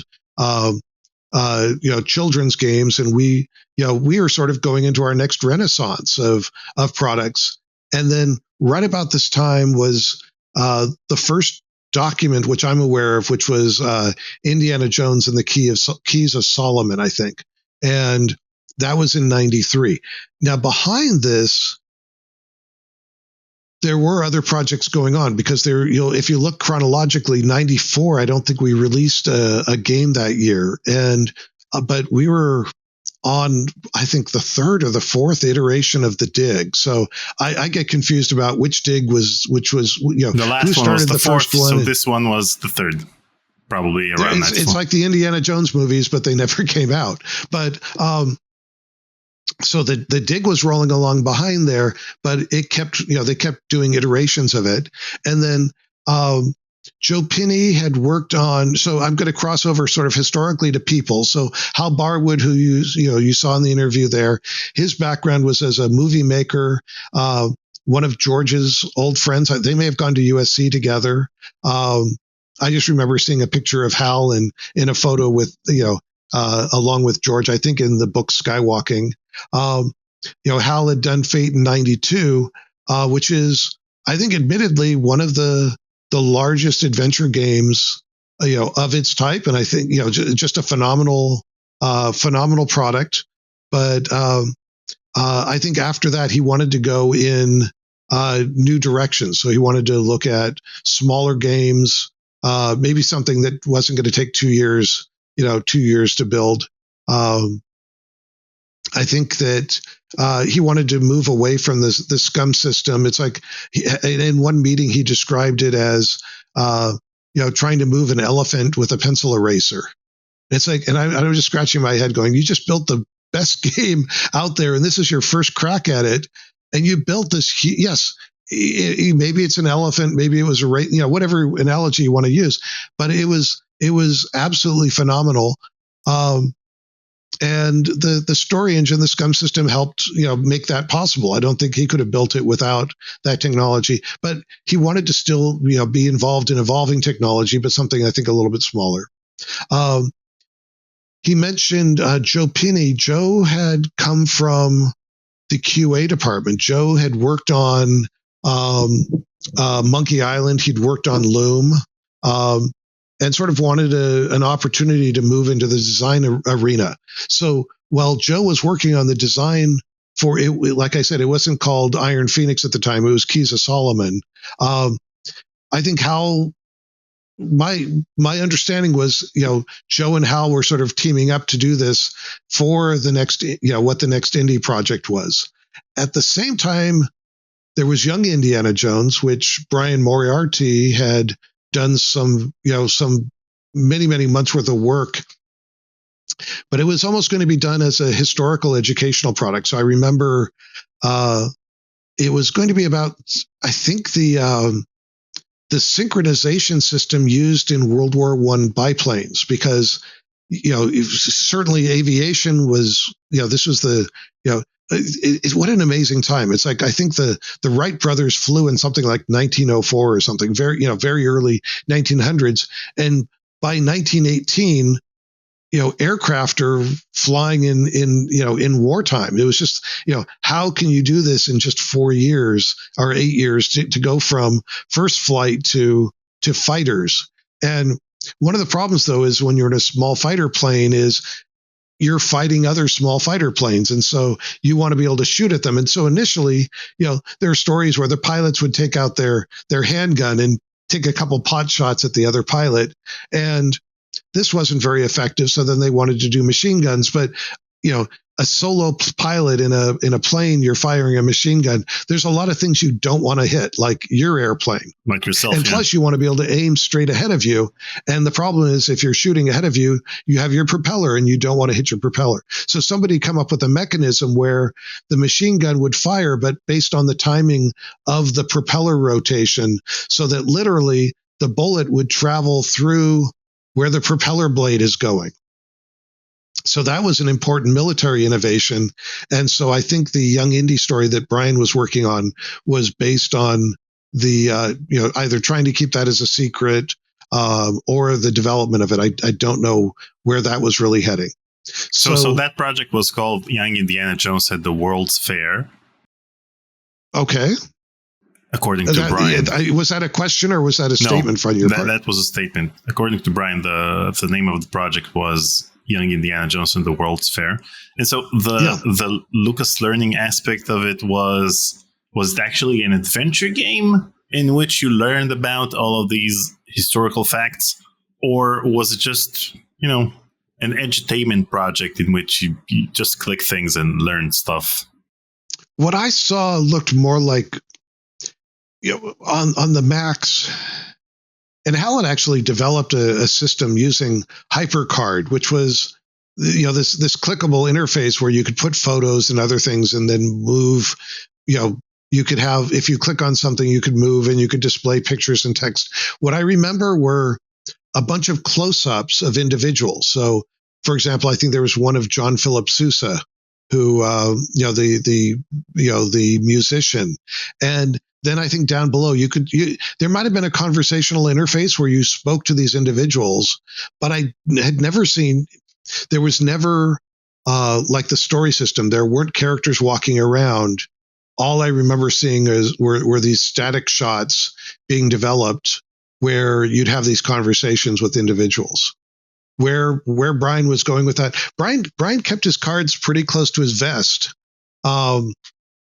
Even when working on Loom, I remember afterwards Ron or I having to fix some issue, and I think Ron was surprised because Brian was such a solo. He was kind of a lone wolf. He wanted to do it all, and Ron was surprised because it's like Brian had written a lot of code to try to solve some problem that the system already did in one command. So it was already in the system, but Brian in his effort to build the game, just when he ran into a problem, he wouldn't necessarily turn to somebody else first looking for help. He would solve the problem, but that's not always necessarily the most efficient way to get things done.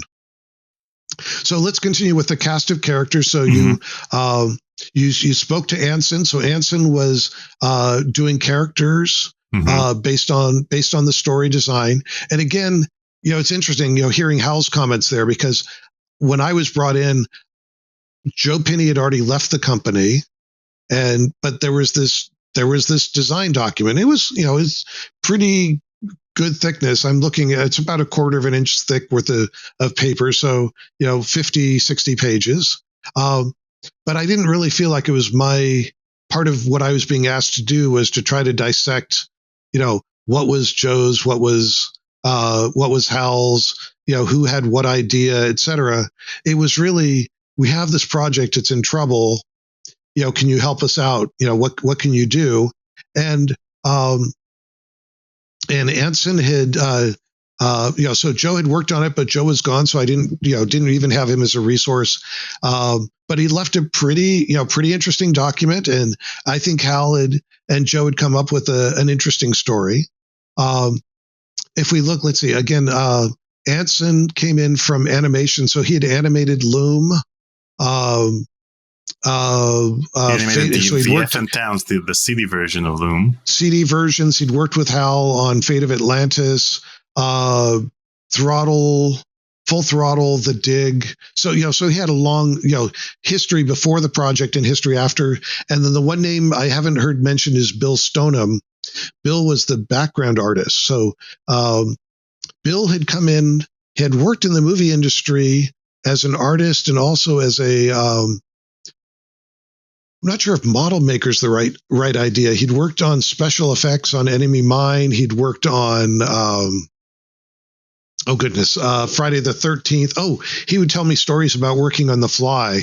He had done some storyboards that even there are some scenes in The Fly that are pretty gruesome, and some of the storyboards that Bill had worked on didn't even make it into the movie because they were even more chilling.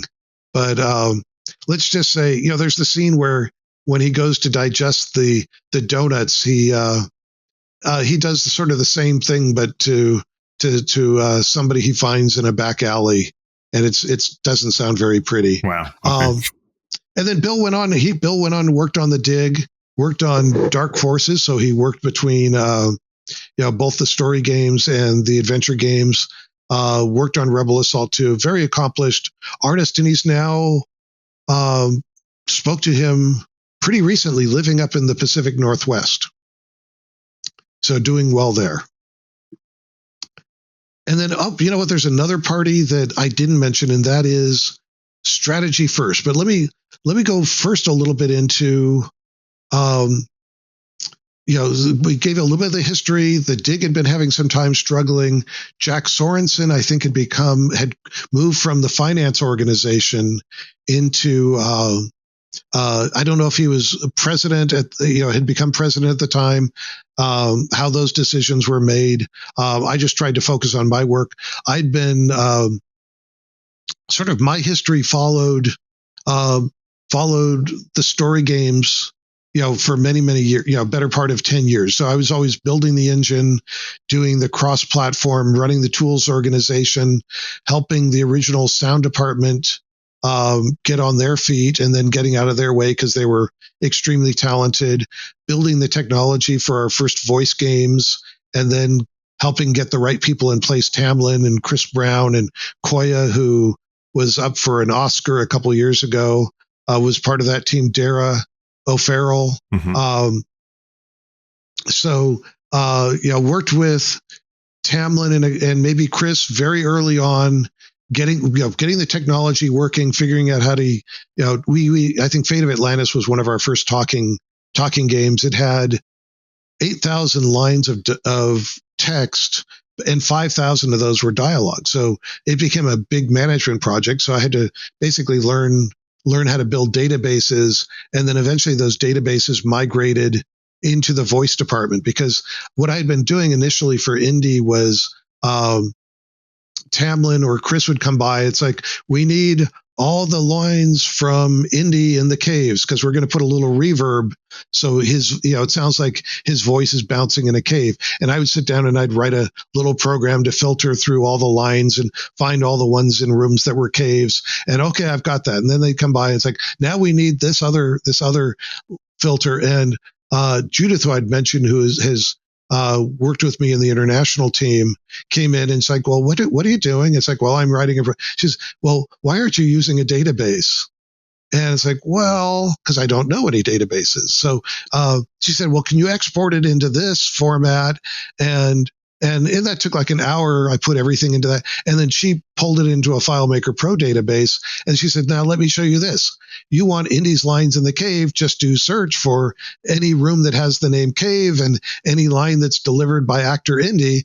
Here's your list. Oh, and now you want to format that, for recording, or you want Sophia's lines, just get Sophia's lines and do the same search. And so it's like the light bulb went off. It's like, okay, if you're going to manage 8,000 lines, we're going to need, I can't write a tool every time somebody does this. And so I became a huge proponent of databases. We were already using databases for most of our QA department, which is where Judith had worked before she came in and worked for me. So anyway, back to me, so I've been, sort of, evolving the system. So your resolution changes, integrating new sound systems, new game machines, getting Mac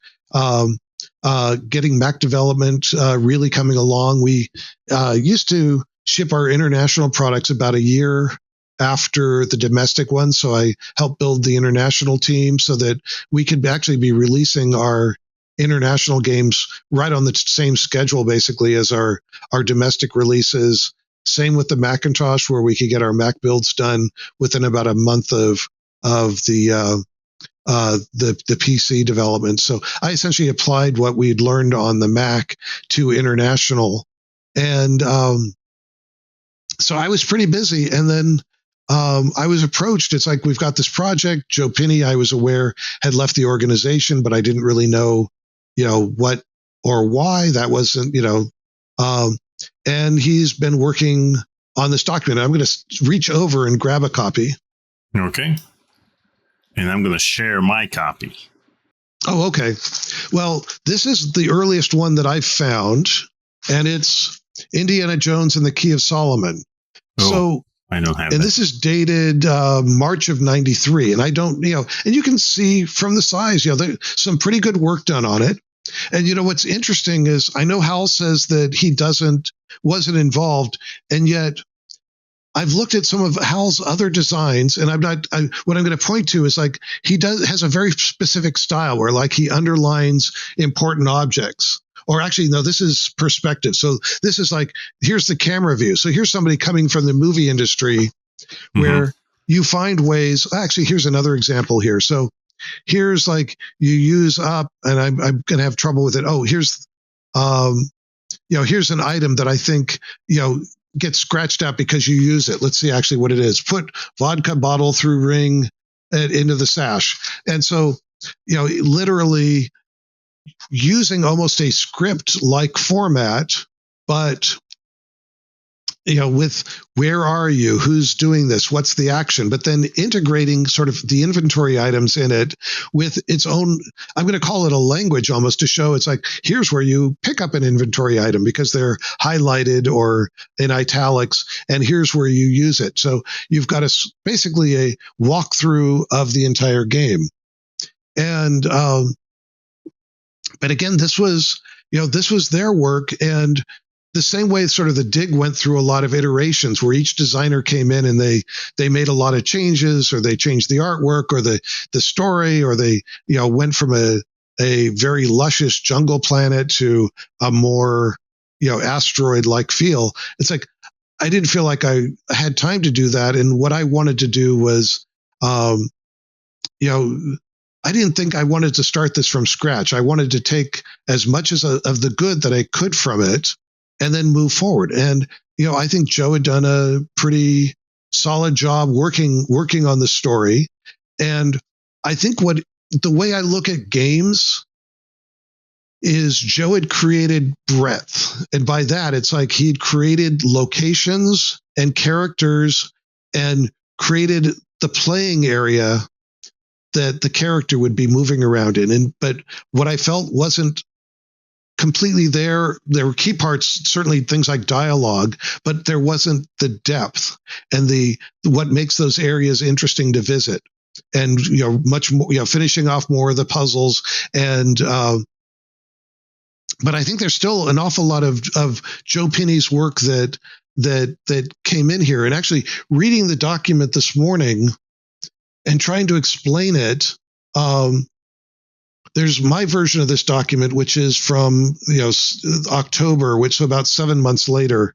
And I thought I'd read a little bit from it just to give people a sense of how the story starts out and the complication and the interactions of the characters. Is it okay if I read a couple pages here? Go ahead. All right. I'm just going to pull them out. Now, let me show you, actually, since I've got it, I showed you that was the original binder. This is my version of it. But, so 7 months later. So basically from 7 months taking this and basically trying to build it out. And part of the reason is because, and I mentioned Jack Sorensen sort of moving up through the organization, is Jack had found and I meant to mention this when I was talking about sort of who the people are in this. What I wanted to mention was a Canadian company, Strategy First, and so Jack had been probably contacted by them, and in Canada, and this is purely just based on my understanding, the government lets you do. It allows you to invest money at certain tax rates, whatever it is, if you're creating new technology or new skills or building a new industry. And so I suspect Strategy First had approached Jack and said, hey, we can build this game for you guys, and it's not going to cost you nearly as much because we're going to have these particular tax breaks, or maybe the government will help pay for our people because we can make the case to the Canadian government that this is going to help create a new industry. The same way, I think if you look at the movie industry, is it Toronto? It's like, back in the 80s and 90s, a lot of film industry moved up to Canada, because, there was the government backing to go and build those industries. So here was a case of maybe we can move games building in there. And Jack, because he came from the financial side, probably saw this as an opportunity to remove a bunch of zeros from the production costs of our games. Now, if you look up Strategy First today, what you'll find is, well, their name kind of says it a lot. First is they were a strategy game company. So they built games like, Civil War, Steel Panthers, strategic games, very much like strategic simulations. It was almost more like, computerized board games and things like that. And I know they had been working on or had built an ice hockey game, and they had a couple of animations that they had just, who knows where they came from. And I think Jack saw this and just said, oh, okay, they make games, we make games, games are games. Sure, let's bring them on board. And without consideration of, they don't build adventure games, and they don't do dialogues, and they don't do a lot of, that one piece of animation that they had, I don't even know what artist actually did it, or if that was an employee or something that they'd, somebody's friend built, because most of my recollections were in going there and visiting was a lot of smoke-filled rooms, because these guys smoked all constantly. And every time, they were supposed to be building up a staff. And every time when we'd go to Montreal, it's like, oh, let's meet the people who are working on this. But out of the small handful of people, they all seem to be working on other projects, not on ours. So I don't know. It's like that. What I saw my role was get the game in a state where you could turn it over to somebody with the right skill set to build it. And then the first wall was, working with a group that was, always in the process of, oh yeah, we're going to be hiring the best people, but never meeting them and never seeing any results from that. So, and I'm going to make a comment here, which is, actually, you know what? I found it, and I'll read parts of it to you later. Mm-hmm. This is letter from Softgold, who was our primary distributor in Germany, talking about the issue of resurrecting anybody, in the hierarchy of the German and the German Reich, and and I'll read that letter. That wasn't the sole reason, or maybe not even the key reason. I think, we were working with, well, let me just put it this way. I didn't see a successful outcome of this game. And it didn't have to do with, the fact that one of the things that the bad guys were doing was they were going to try to resurrect Hitler. It's like, I could take that out of the game in 5 minutes, and we could make that go away, and we could have made all the issues with soft gold go away, because the Key of Solomon, which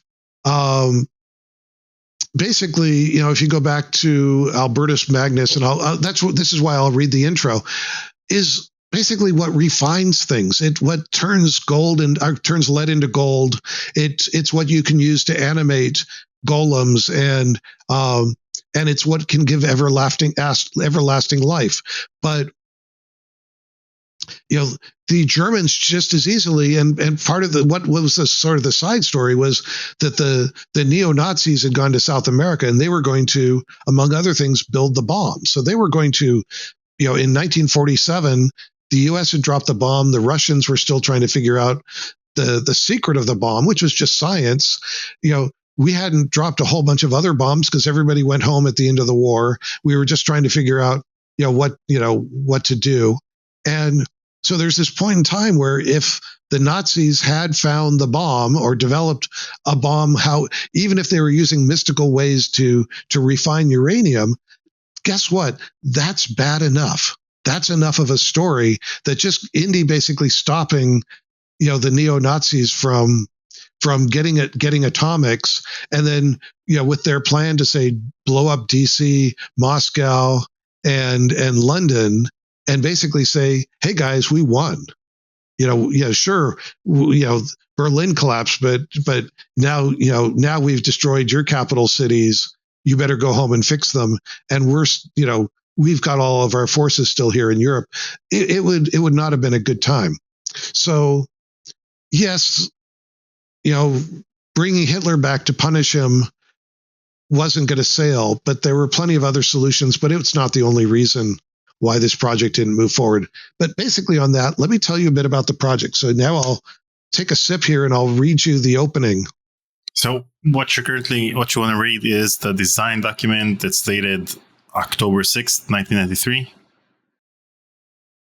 Yes, mine's dated October 8th, so I've got a slightly newer no, actually, I think on the cover it says October 6th. Yeah, on the cover it's so I October. think this is the document. But what I'll do is I'll read it, and then I'll read a paragraph, and then we'll discuss. Because some of this, it's like, oh, that's right. That's what that's the idea.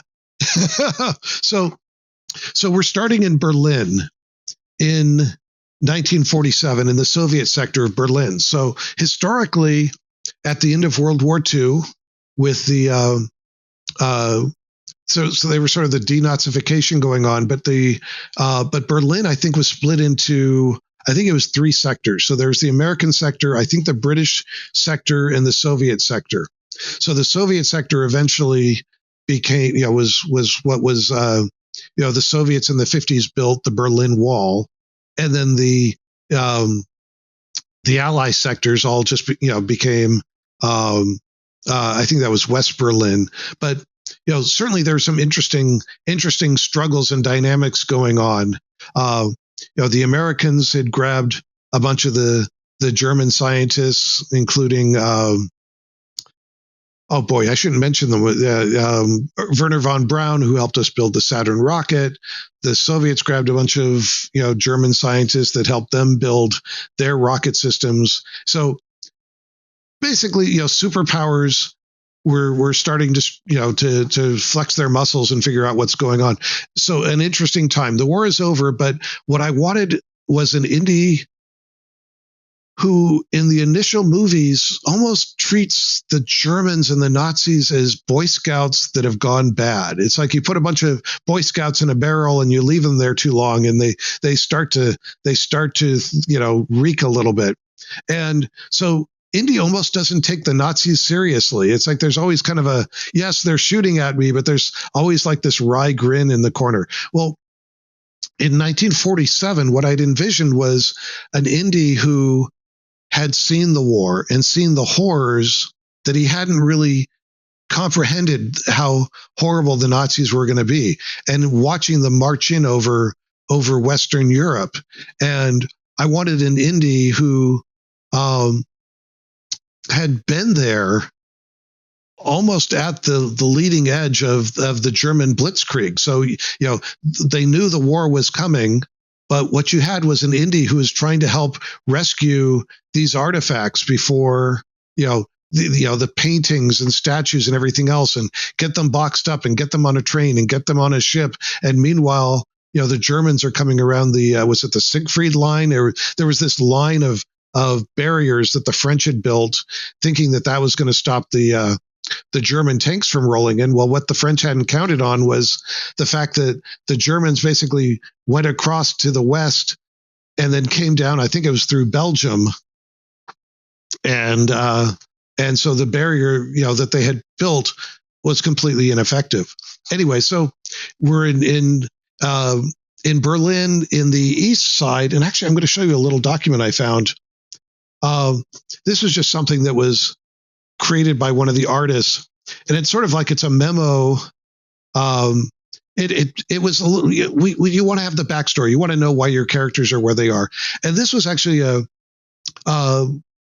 like a document sent by the Soviets in 47 to Dr. Jones, where they had discovered, that the Germans, that the neo-Nazis were still researching sort of these occult things, the same way they'd gone after the Ark of Covenant. Well, now the German government was down, but there's still these individual Germans that were looking for things. And they discovered that some of the Germans were trying to sneak into this tower and discover things, and they knew that there were some ties to the occult. The Soviets didn't believe anything to do with the ties to the occult, but they did know of Dr. Jones and his going toe-to-toe with the Germans before. So they sort of sent him this memo saying, hey, we might use your help. Let's see, I'm going to read this. Soviet People's Committee for the Preservation of Decadent Historical Architecture. Stop. Okay, so it's kind of done like a telegram. Request your assistance in investigation of the 12th century tower of the Klosterkirchhof in the Soviet sector of Berlin. Stop.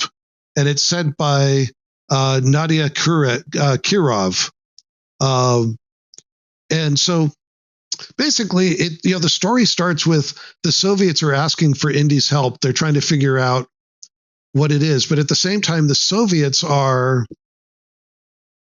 trying to figure out what these neo-Nazis are doing.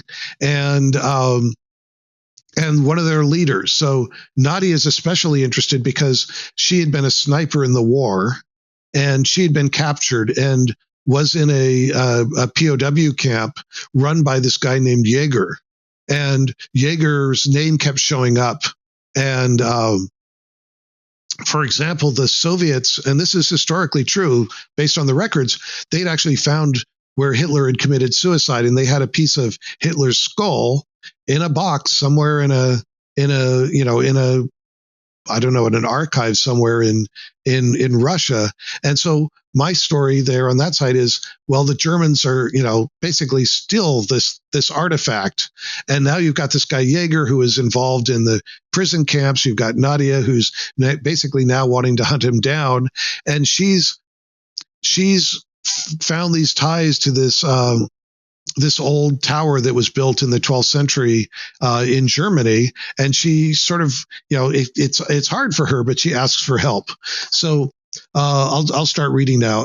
A twilight landscape of ruined buildings and rubble-strewn streets. A raven caws and takes flight from a skeletal tree. It flies towards a ruined monastery tower. In the courtyard below, Indy searches for an entrance. After some near mishaps, he finds a secret room and a hidden scroll. The sounds of Soviet sector patrols, sirens approaching hasten Indy to exit the tower. Well, that whole paragraph is actually an entire, sort of the opening scene and all the credits is Indy showing up at this tower. But basically he was invited by the Soviets to go in there, and he decides on his own. It's like, I don't want to deal with the Soviets. He'd already dealt with them. They were a pain in the ass. They wanted everything in triplicate. So sure, they invited him. He figured out where they wanted him. He just went in on his own, basically behind their backs. So Indy gets outside. He's got the scroll, which he was after. I'll talk a little bit about the scroll in a bit. And the Soviet police are there, so they've caught him, and he's got the scroll.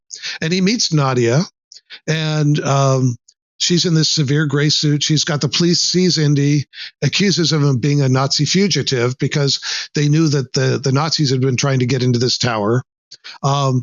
Indy protests, identifies himself, and Nadia's going, "What are you doing? I just invited you to come here and help us. And what do you do? It's like, what are you doing here?" So they don't start off on a really good, footing. She'd sent Indy this letter inviting him to examine the artifacts from the monastery. Indy pulls these documents from his jacket, and he's going, "Yeah, you did, in triplicate." It's like, that's not the way he works. He's got no patience with bureaucracies, and certainly not for the communists either. The scroll that he found, though, is the original Clavicula Solomonis, or the Key of Solomon, which is the name of the original document. This is the ancient text attributed to the biblical monarch, according to Talmudic? Boy, that's a word I write, but I don't have to pronounce it very often. You might know, is it Talmudic? Talmudic, yeah. Okay, thank you. Solomon was a great alchemist, necromancer, set forth his alchemical secrets in the clavicula, in the scroll, and the scroll describes the Philosopher's Stone. So this is the same Philosopher's Stones that years later Harry Potter's out chasing, and the Philosopher's Stone is this thing that can turn lead into gold and has its other magic capabilities. So according to the scroll, the Philosopher's Stone, which is a fusion of earthly elements and divinity, can raise all that is base. So it can take, like I said, it can turn lead into gold, but it can also, in theory, you could take parts of Hitler and bring Hitler back. You can also, give something everlasting life. You could find ways to reincarnate. Let's see, the stone consists of 3 separate pieces, which have to be joined together to manifest the full power. So the 3 parts are basically, imagine a sphere in the middle and then 2 bowls, that make a larger sphere. So one sphere is the animate life. So the other sphere on the other side is the I think it's the lead into gold part. I might have this wrong. And then the center part is everlasting life. So basically reincarnation. So it's lead into gold, animate, everlasting life, bring them together, and you got it, all the power that you need. So Nadia is, and to her, this is like religious mumbo jumbo. After some hesitation, she mentions, the reason she'd asked for help is there's this thief, who's part of this neo-Nazi group, who was caught in the tower attempting to find the scroll. The Soviets know what he was after, and she decides to put Indy in jail along with this thief. So now we've got the opportunity of Indy is in this jail room, but he's now with one of the neo-Nazis and gets to meet him. So in the jail, Indy meets the first of the Nazis, who's named Dunkelvolk. And he's not terribly bright, but he's sort of, if you think about maybe like Jaws from the 007 movies, he's muscle. Giant, foggy-eyed man with terrible cranial scars behind the bars of a makeshift cell. Dunkelvolk mutters that his masters intend ultimate revenge on the victors of this war. Indy asks about the scribbling on the scroll. So he had taken a look at the scroll, but he couldn't understand it. And the scroll had been taken away by the Soviets. And Dunkelvolk laughs. It is the key to the key. So there's he's got the document, or he had the scroll, but now you needed this additional key to figure it out. And he says it's the map to the stone.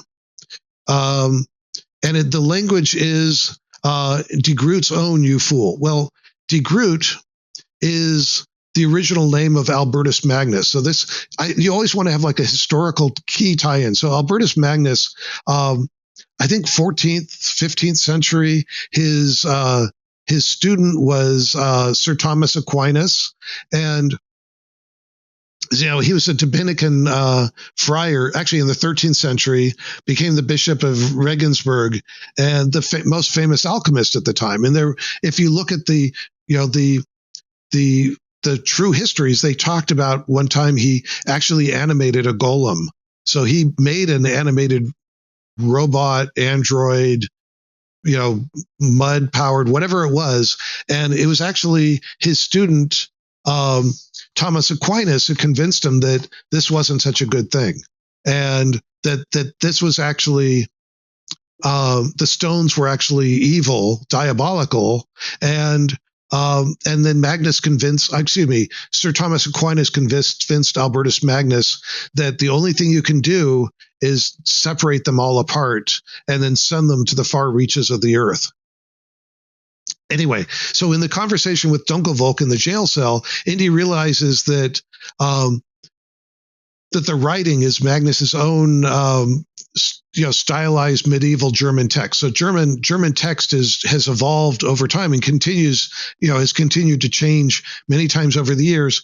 But then the combination of I think using mirror reflection, which is I think a trick Da Vinci used, where he would write using, he'd set up a mirror and he'd then do mirror writing. Let me see what I skipped over. It realizes, okay, it's a stylized German text written in reverse. He can translate the text, and now he can read the scroll. Describes the decision to disperse the three parts to be sent. Oh, actually, so this means Indy still has the scroll with him. He was stuck in with Magnus, but the Soviets didn't realize that Indy had found the scroll.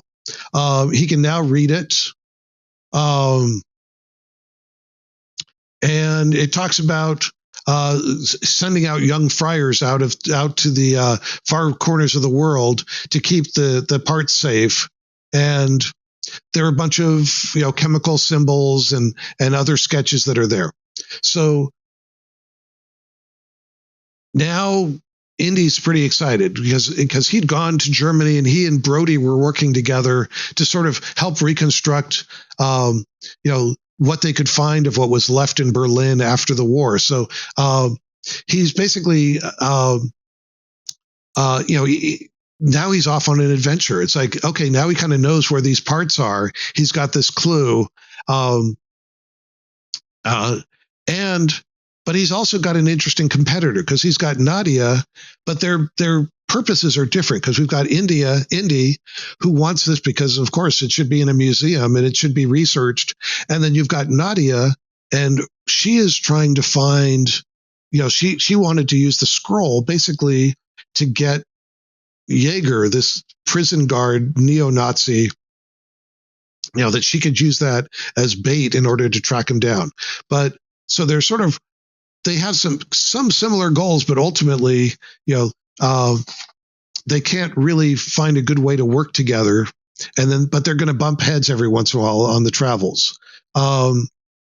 So let's see, Indy's energized. Nadia blocks his way. There are matters of great importance to the Soviet Union at stake here. The scrolls have to stay. So she's not going to let him take the scrolls. Indy protests. In the letter, she'd promised that Barnett College could research them. It's the authentic clavicula. It's the real key. It's got to be studied. Nadia won't budge. The soldier marches Indy out. Indy is not deterred, so he actually climbs back into the tower, gets in the window. He's able to grab the scroll, and then next thing we see, sort of the end of the opening scene, is he's racing out of the Soviet sector on his motorcycle. So actually, no, I take it back. Let's see. This is a scene. I apologize because I forgot where this occurred in the story. No problem. Nadia eventually confronts Indy actually as he's leaving, and she's basically saying, "Hey, she kind of likes him. He's kind of cute, but." She was basically going to keep him, he's in the Soviet sector illegally. She's just going to, she doesn't want him to interfere with what's going on. And so she wants to keep him as a guest of the Soviets until he's done. So he's locked up again, but he manages to escape. He also ends up freeing Dunkelvolk. So now he's sort of in his escape. He's also released the henchmen for the neo-Nazis. He steals the motorbike and races out of bombed out buildings, and then gets back in touch with Brody, who's working on another project. And so this sort of gives him his home base is Brody's office. It's the place he'll keep returning to as he's going off on his explorations. So, working with, now that he's got the scroll and working with Brody, they're sort of able to decode, the scroll, which then talks about the three places where the parts of the three parts of the Philosopher's Stone were sent, and Indy's off on his adventure. So shall I keep going? I won't read. I'll do it off the top of my head from this point. And then I want to talk about the production of the game and how we get into the FMV genre for a bit. Oh, sure.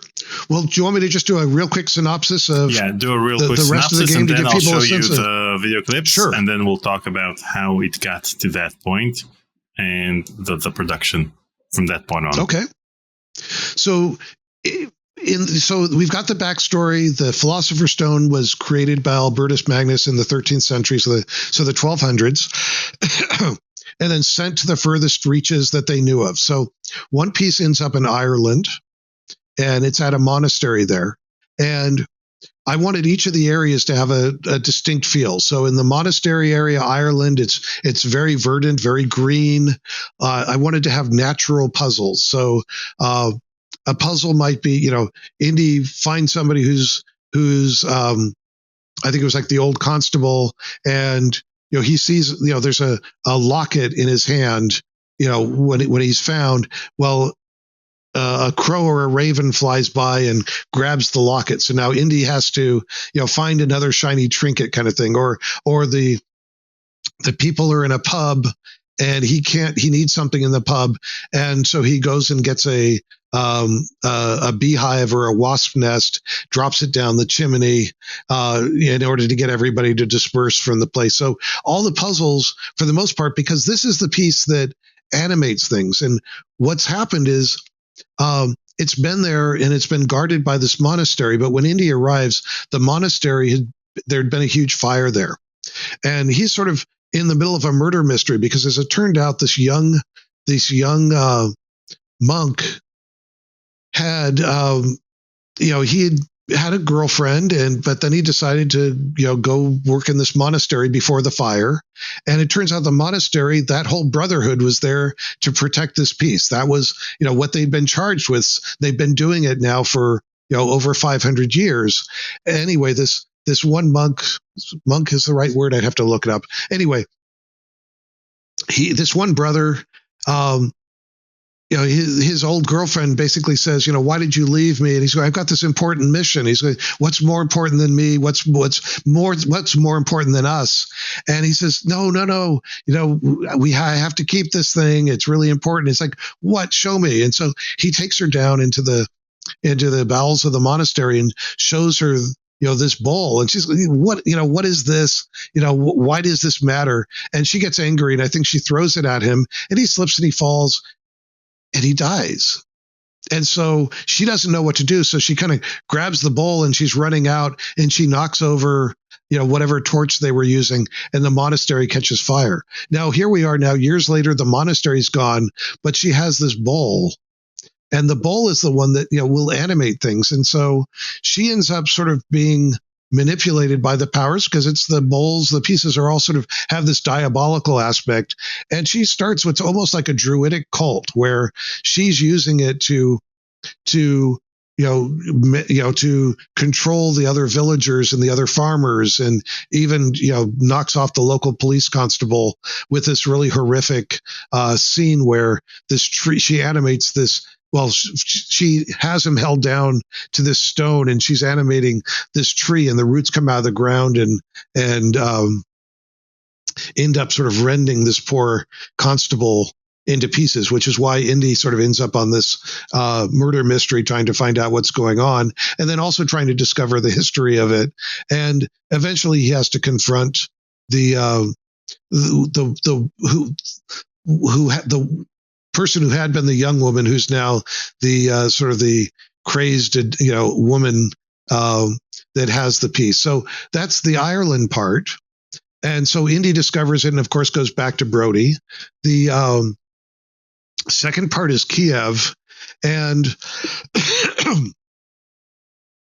most of it is Soviet bureaucracy. There's another monastery in Kiev, and Indy needs to get into the bowels of the monastery, but he's got to get his paperwork signed, and he would get into lines, and that line stops moving, and the other lines are moving, so he's switching to, so he has to solve all these bureaucracy puzzles, and eventually gets into the bowels of the monastery, and this is the piece that can refine. So this is the piece that can turn lead into gold. And once he gets into the basement, he finds this huge cavern. And apparently, the priest there becomes crazed with wealth and everything else. And so he's basically turning everything into gold, and then makes a mistake and actually turns himself into gold. And so Indy is able to, finds him, holding the bowl above himself, but frozen as a golden statue. And Indy gets that piece and goes back. But he also has an encounter with Nadia there, but manages to get himself out of the Soviet Union. There's this scene where, basically the Soviets at this point just want Indy dead, but Nadia, again, still likes him. So there's this scene where, she's holding up a handgun, and it's like, she sends the other people out of the room, and it's like, okay, I'm going to finish him off. And she doesn't. She fires a couple of shots in the air and tells Indy, now I need you to be dead. It's like, I need you to disappear.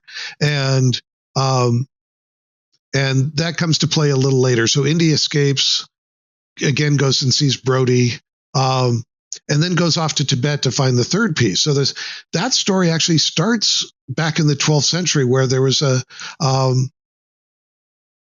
Tibetan monastery there, but they actually have a vision of this thing is going to come. So the whole monastery is built in order to receive the piece. So they this piece is traveling through time and history, but so this brotherhood, it knows that the centerpiece, which is the everlasting life part, is going to arrive at their monastery with this young priest.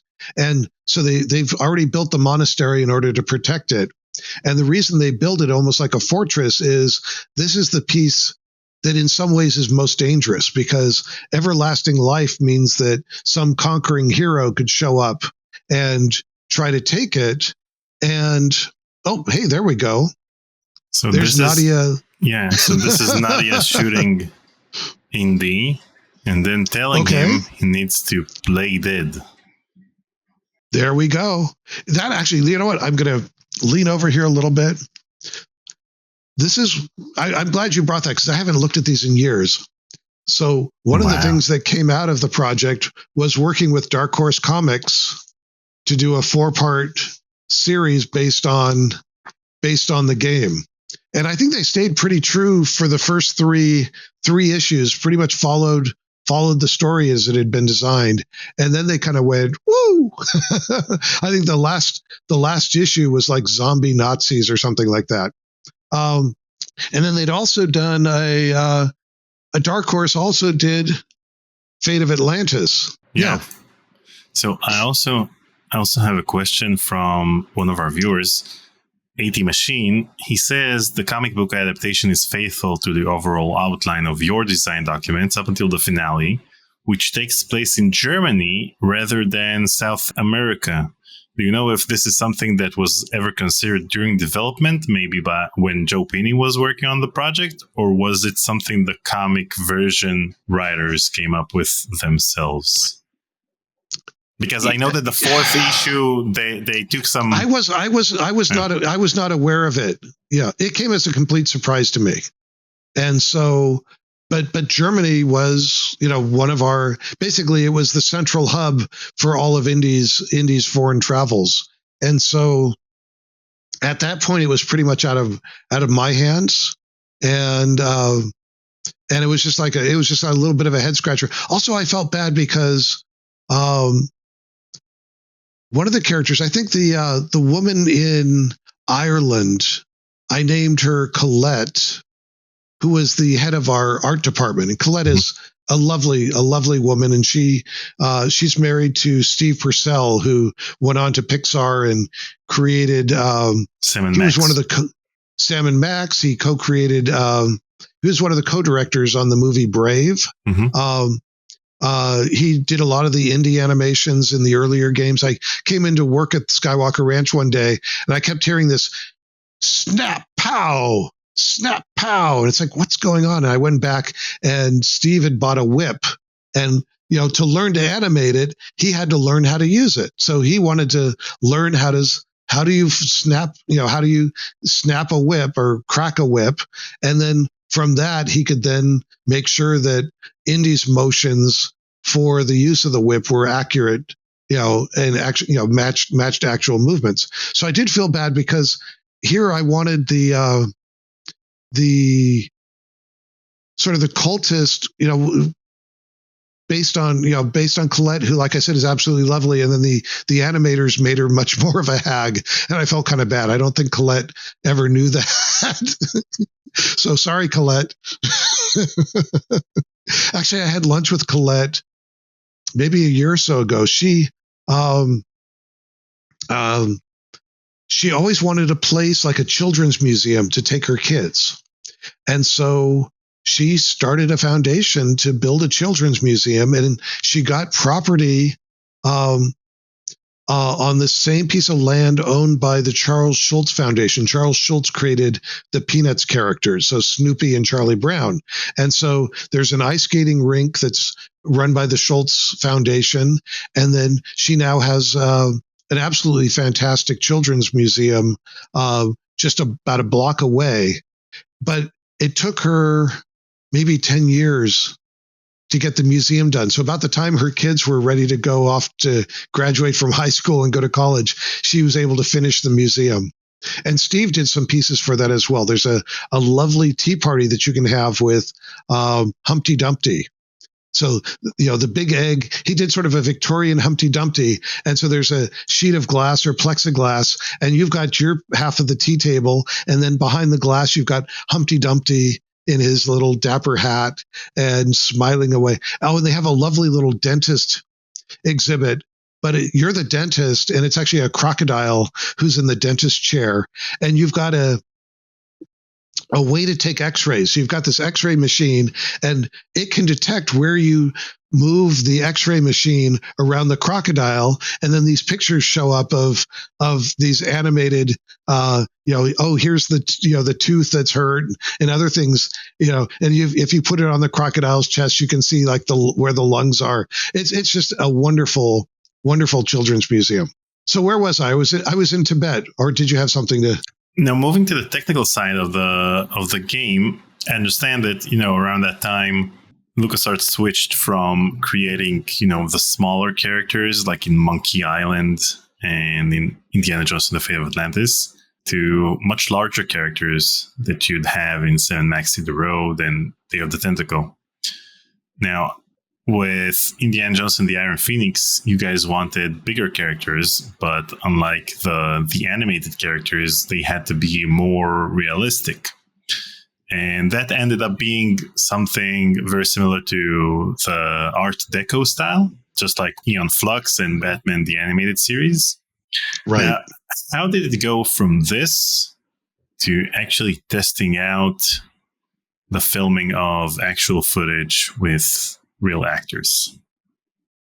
I think we saw, in some ways, we saw the writing on the wall. It's like we were, our charter was to try to find a way to bridge, the games industry with, arcade games and computer games at the time, and looking into ways to integrate cinematic elements. And I think that, we were next door to Industrial Light and Magic, and they were always experimenting with technologies. And one example is I was coming back from a trade show in Las Vegas, and I was sitting next to a guy, and it turned out he was working with Industrial Light and Magic on Casper the Friendly Ghost, and his company had built tracking software that they originally used for like tracking paramecium swimming around in a petri dish, where they could test chemicals and then have a camera on it, and somebody would sit there with pen and paper and track its movements. Did it make it go faster, slower? Why this mattered, I don't know. But eventually that turned into, let's make the camera smarter. We can digitize this, and then we can have a computer track the movements and the speed and get the same data, rather than having, a summer intern spend their entire time. And then this turned into, putting sensors on human beings, little markers on human beings, and doing motion capture. So I had arranged with him and with ILM to use, they had all the equipment set up for Casper, but they didn't take it down, because if you need another shot, it's there, but you've got everything you think you need. So we had a couple days in there, and I think the team was working on Dark Forces. And so we had the 3D characters from Dark Forces.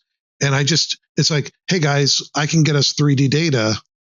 If you guys want to try applying it, to your characters. And a couple of people were interested in it.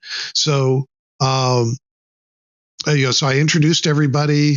I don't remember if I was there for the shooting, but, they got this footage. It took a lot of cleanup. So that, the problem was, if one of these dots got behind, got out of the camera view, well, you had multiple cameras, but then which is which dot, and sometimes they disconnect. So there was just like a full-time job, just first getting all the dots reconnected in the right places. But the amazing thing that we saw, and I'll get back to shooting full motion video, was that when you applied live actor full motion camera, even to a very simple Dark Forces model, it took on a life that even the animators had a difficult time trying to recreate. Because if you think about the human brain, well, we didn't start here. We started basically millions of years ago with predators and prey. And so there's significant parts of our brain that are basically designed. It's like, hey, there's something, a length of a football field or a soccer field away from me, and it's moving this way. And I can't see a lot of pixels of it, but is it friendly? Is it foe? If I start running now, am I going to survive? So there are parts of our little lizard brain that are designed to see how something moves and see if it's dangerous, but then pick up all these little details of, if you breathe and your arms move when you breathe and you're always shifting your feet. And so suddenly these very static looking characters, even as simple as the models were at the time, took on this amazing life. So we wanted to do the same thing with full motion video. And I'd always had this thought that it's like, if you look at what we were doing with indie, these teams would have 40 people, 50 people, and it would be one project lead, 3, maybe 4 scripters, and 3 or 4 musicians working part-time, towards more halfway to the end of the project. And then you'd have 20, 30 animators, maybe 40 background. It's like art was and I'm not going to call it the bottleneck, but it was the largest physical time user of human resources. Yeah. And so it's like, but I could take a camera and just, set up a blue screen and shoot something like that.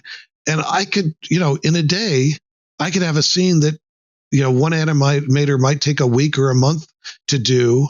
And I'm going to have levels of detail in it that wouldn't be possible in any other way. So, I think the organization agreed with that assessment, how to do it. It's like, okay, you do an indie project. Could we get Harrison Ford? We had technical issues with the time. We're dealing with 486 computers. This is still in the era of floppy disks. So how are you going to put these on floppy disks? Clearly, we would need CDs or someday DVDs to be able to release this. But we had to start somewhere. And so even though here Indy was struggling to figure out, and one of our key problems was working with this outside company is we weren't getting animations. We weren't getting the things that we needed. So I'm still scrambling going, is there this other way we can create these things? And as you alluded to, one way we looked at is full motion video. Yeah, but one interesting aspect is, like you mentioned before, in 1994, it seemed like LucasArts wasn't actually working on anything because there weren't any major releases. There was no adventure game released like there had been in previous years. So what game projects were in production at the time? Because I always thought that the reason why 1994 didn't have any releases was the fact that there were pretty big releases in 1995. You had Rebel Assault 2, and you had The Dig, and you had Full Throttle. And I thought that these projects took up most of the time, but apparently that wasn't the case because these projects went to production later on that year. So you guys were working on that project and allowed yourself to venture into various technologies that weren't being used in any of the projects that were planned ahead. Well, you mentioned a key game, and that's Rebel Assault 2. Mm-hmm. And I think part of the impetus was Rebel Assault 1. And so Vince Lee worked for me. I'll tell you a funny story. So in my 15 years with the Lucas companies, I had I'm sorry, I keep bumping my mic here. I had 7 different presidents that I reported up through. And I ran, a pretty small technology team. And Mark Hutchinson, like I mentioned, Brad Taylor, who went to Humongous, Vince Lee, who started out as one of our key Amiga programmers. But one day I came into work and Vince was like all excited. It's like, oh, yeah, I got this great project. And it's like, oh, I hadn't heard about it. It's like, what's it's like? And he had dinner with Kelly Flock. And, there was interest in doing basically a CD-ROM, video driven, it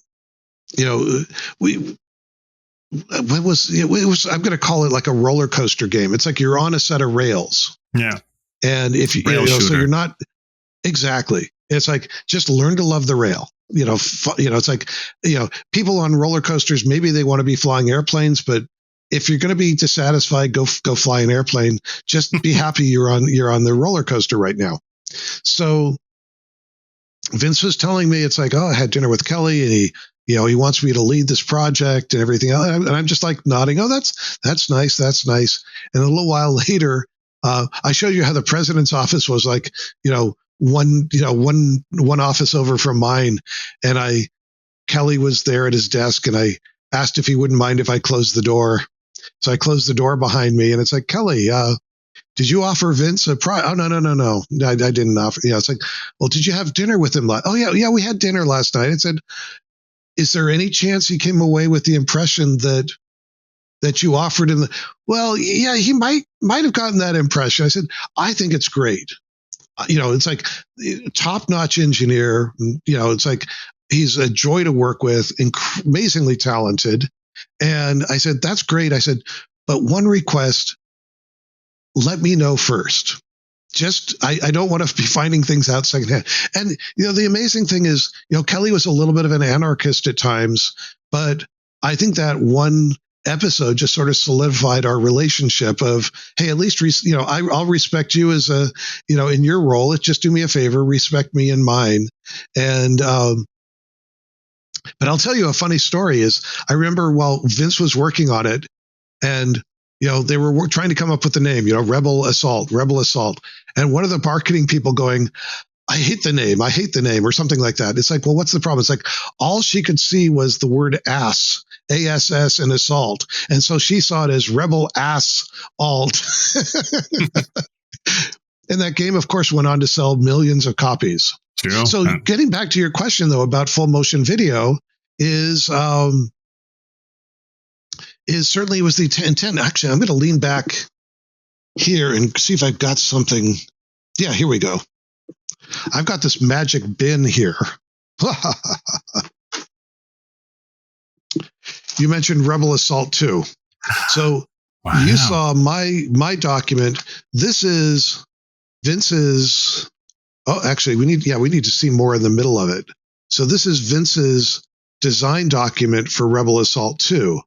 And what you see is the whole thing is, fully storyboarded. Vince basically taught himself to draw he drew all the storyboards for all the scenes, the close-ups, the models, wow. What's going on in there, and built the entire game in this document. So between Rebel 1 and Rebel 2, first thing that Vince did was he basically rebuilt his game engine, which was insane. Mm-hmm. And he also fully documented. So I don't think I have it. It's like he wrote the documentation. It's like, well, who's going to use that? Well, it turned out I used it because later when we integrated Full Throttle, when we did Curse of Monkey Island, so Full Throttle was like Scum and Insane, but they were like this identical twins that were, joined at the hip, and it worked, but it wasn't pretty. And then when we did Curse of Monkey Island, I literally took my system apart and rebuilt it on top of Insane because, it didn't make sense to have two text routines, to have two sets of timers, so in Full Throttle, when you'd go between the games, we'd literally shut down the Scum system and then bring up Insane. And then the Insane system would end and we'd bring the Scum system back up. Well, in Curse, you're switching back and forth all the time, and the systems are really, tightly integrated with each other. But let's see. So what led us into that? So we're still talking about FMV. So even though there was that time between Rebel 2, and I don't have the, that's 1995. Mm-hmm.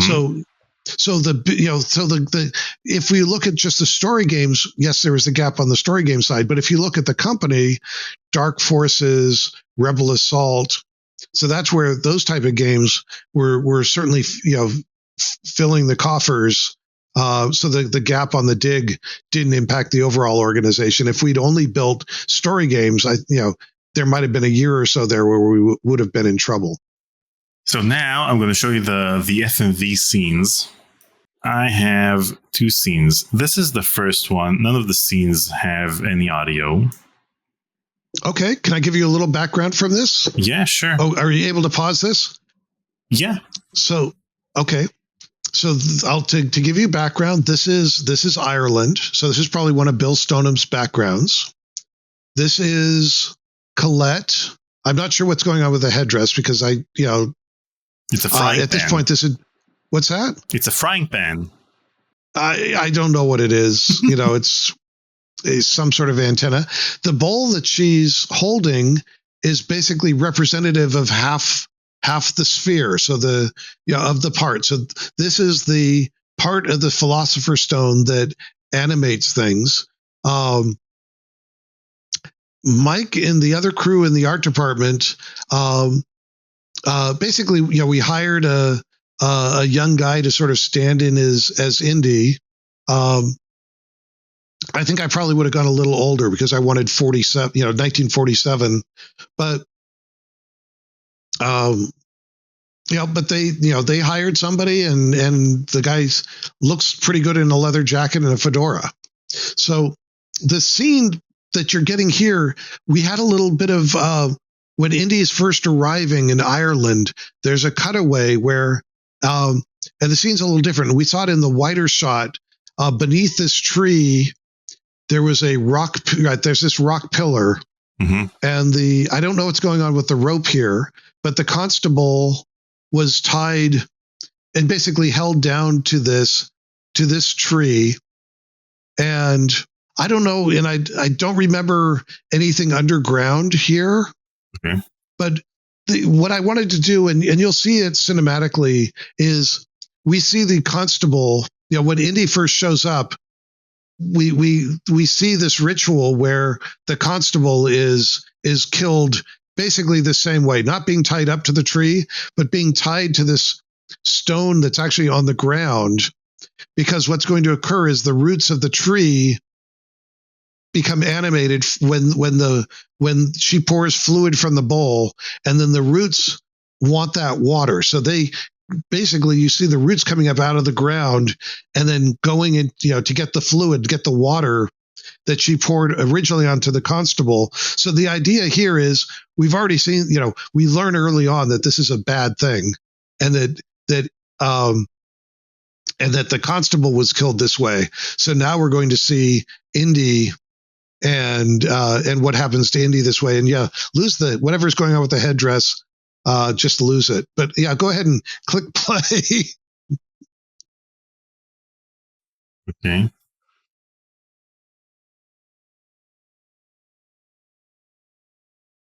So that's I don't Colette. have the dialogue for this. What's that? So that would be Colette. Yep.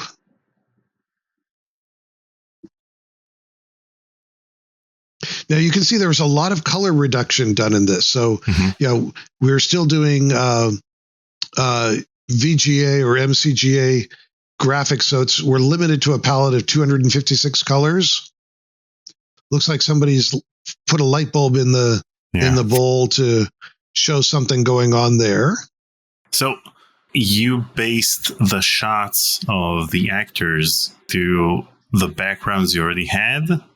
Or is it pixelated because it just zoomed in? That I can't tell you. So I found a piece, and this is black and white, but this gives you a sense of Bill Stonham's artwork. And I'm sorry, it's not going to show up very well. This is a shot from Kiev, and you can see, we had light sourcing, really nice looking brickwork. I wish some of this remained in color. That I had, but all of my printouts are black and white, and I don't think I think the database that I built those on is gone. Actually, I'll show you that. So this is all maintained in a database, KL, which is the Kiev, I think Lavra ruins. There's a date, there's a description of it. So the room name. These are a list of all the animations that are going to be occurring in this room in the background. So basically, turning that document of just text into, into something that we could start building the rest of the game off of. So that background, I can switch to my document and look in Ireland and see if I've got that. Give me a second. Berlin, Ireland. This is the closest I can see to it, and I apologize. It looks like the tree with the stone. Okay, so here it is. Yeah. So you can see over here. Okay, so this is like one. That's I think maybe inside the pub it looks like a smithy. This is the burned out ruins. So this one. Yeah. I don't know if that's the same. That doesn't look like the same shot, but it looks like a similar shot to what they used for the video. Yeah, so here we are. IR, the ill man. Indy watches ceremony. Priestess uses flames to remove roots. Druids pry stone up. Druids pry stone up, so that's the stone. Okay. And priestess walks down under tree. Okay. So she did have a hideout under the tree or something. And then Indy sneaks away. Indy returns, uses own torch on roots, raises stone with chain. Druids return, trapping Indy below. Okay, so this is the scene with the priestess. Okay. Yep. But I presume that this was just a storyboard. Correct. There was actually a background created for it, and they probably used, I wouldn't call it final background, but at least the working version of that background in this particular scene. Right. And I remember another scene. There's another was scene. From Oh, you have another one already. Oh, okay. Because I remember one from Kiev. No, it's not from Kiev. The other scene I have is, from what Mike told me, this was supposed to be a working demo. So you could click on the priestess or on the bowl and have the actual action come up of him kicking the priestess.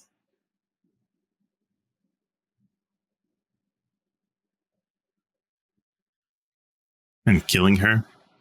And then, I think for some reason, just the ropes come undone. Yeah. What I'll say is that, they wanted to test the technology, and we had some work that gave them settings and some characters, and so to a great extent, they use this as a basis. I don't recall. I might have had kicking in there. I honestly can't tell you. I don't remember.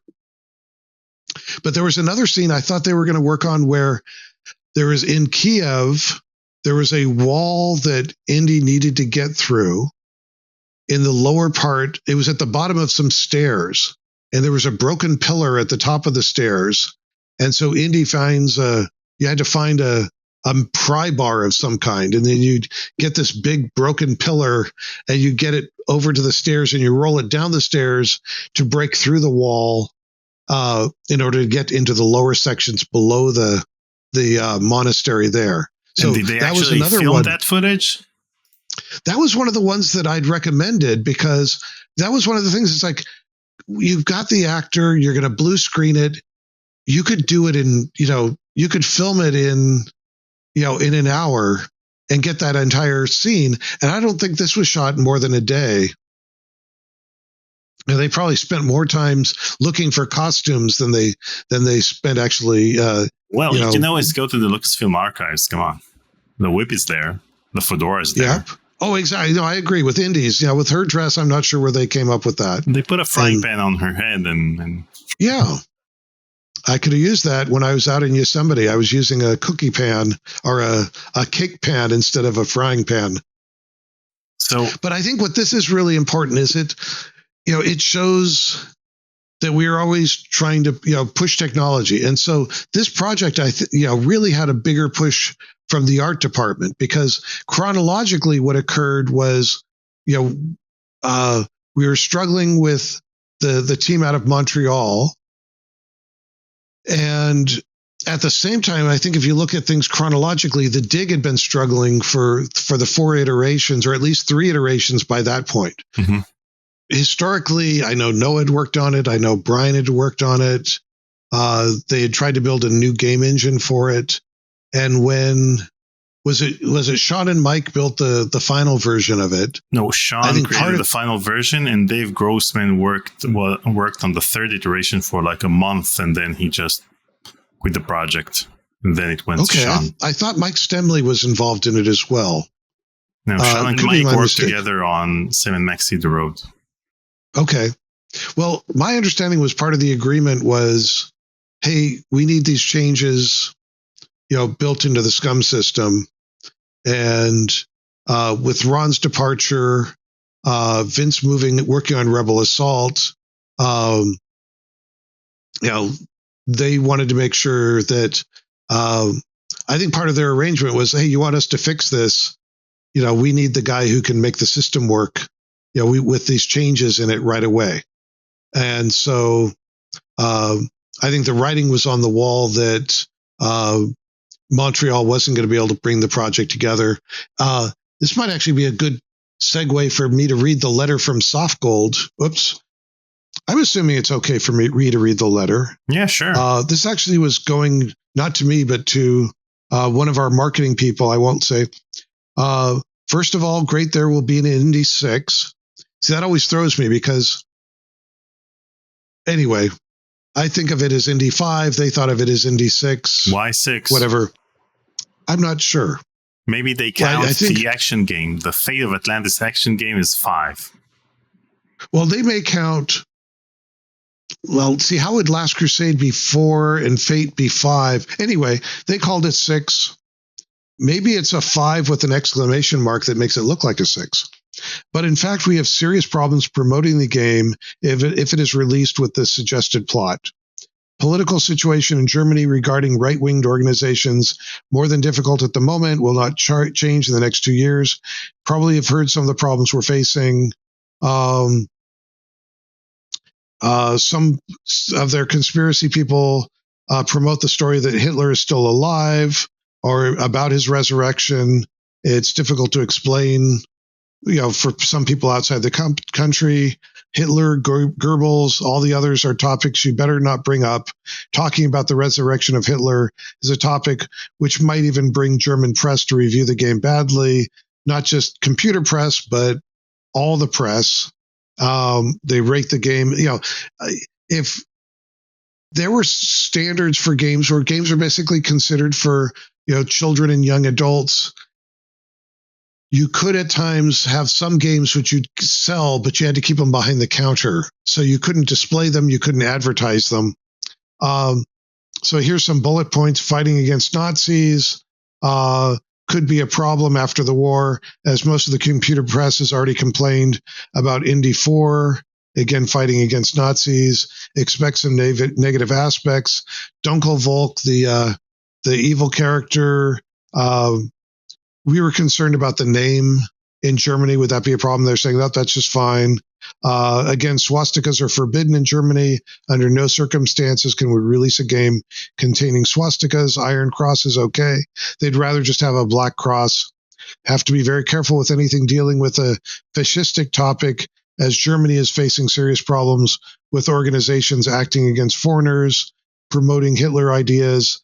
There are still people who have not learned from history. Therefore, we suggest that India at this time fighting against some other strange people dealing with religious or occult stuff. Actually, your designers will probably know better. So, this is dated almost July of 93. So it was like, I'd been handed a project with a premise. If you look at the document, it's like it's in the first couple paragraphs what Joe and Hal had come up with. But again, I don't think that would necessarily have prevented. It's like swastikas and such. I don't think there were really much, if any, in the game. The only thing is later in the game, Indy ends up on a ship with Nadia on their way to South America. And so I remember the scene where Nadia, fires the gun at him and says, "Now stay dead." Well, Indy finds that the Germans are taking this war material down to South America, where they're going to sort of rebuild the Reich. And on the wharf, he sees like a coffin and some stuff, and he's looking for a way to sneak on board the ship, and there's some puzzles there. He can't get on the ship. Well, he takes a peek inside the coffin and he finds it's full of radio equipment. Well, it turns out Nadia is disguising herself as the widow of somebody in South America. So she's traveling to take her husband's remains down to South America, was sort of her story. And Indy sees the radios. He dumps them in the water, climbs into the coffin so he can get on board, and then the coffin latches. So Indy and Nadia sort of meet the next time, where she's now on her way to South America, and she goes down into the hold to get to her radio equipment so she can let the Soviets know where to help track them down. And she opens up the coffin, and there's Indy, who's been locked inside for a day, so he's not in a particularly good mood. And it's like, what have you done? What have you done? It's like, you told me to stay dead. Clearly I was just doing exactly what you wanted me to do. So they both get caught just as they're approaching South America. And Indy, when he is released, Nadia brings him some food. He can explore around the ship. He finds all this war material, including like tank shells and things like that. And he's investigating one. And when the lights are turned on, so he sort of hides below ship, but this artillery shell piece is still like sitting on top of a wooden box, rolling gently back and forth. And anyway, Indy gets caught. He's taken below decks, almost like years later when Titanic came out and Leonardo DiCaprio was handcuffed to the pipe. I'm going, oh, there's another of my ideas that's been used now. So instead, Indy's handcuffed, but in like the repair room, in the repair room, for the ship, and he's been handcuffed to a chair, and Dunkelvolk is like, beating him up in the chair. Basically, it's like, before I kill you, hey, I'm going to have a little bit of fun with you. But the ship is rocking back and forth in these high waves. And so as Dunkelvolk is hitting Indy, we cut back to this tank shell that's sitting on this crate, rolling back and forth with the waves. And then Dunkelvolk would hit Indy again, and then it would roll to the other side. And then, just as it's like when Dunkelvolk is done beating up Indy, it's like, okay. And he pulls out his Luger, and it's like, okay, now I'm going to finish you off. And we cut to the shell, and it's like teetering at the edge, and it falls. And then we hear this explosion down the ship. And so Dunkelvolk decides, okay, something's happened to the ship.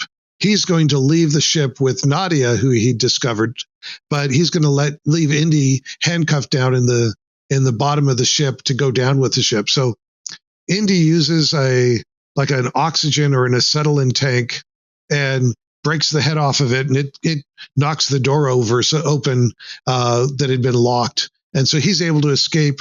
I think he manages to grab one of the buoys or one of the floats on the plane that Dunkelvolk's escaping on. So they end up flying off to South America, where Jaeger, the key enemy, we finally meet him in person, has been using the locals to dig pitch blende, which is a very low level of radiation. But he was going to use the Philosopher's Stone to basically turn that into fissionable materials that he could now make bombs with. Anyway, like I said, the original concept was that Hitler, the Philosopher's Stone was actually created in the 13th century because the universe knew that there was this great evil that was going to come to the earth.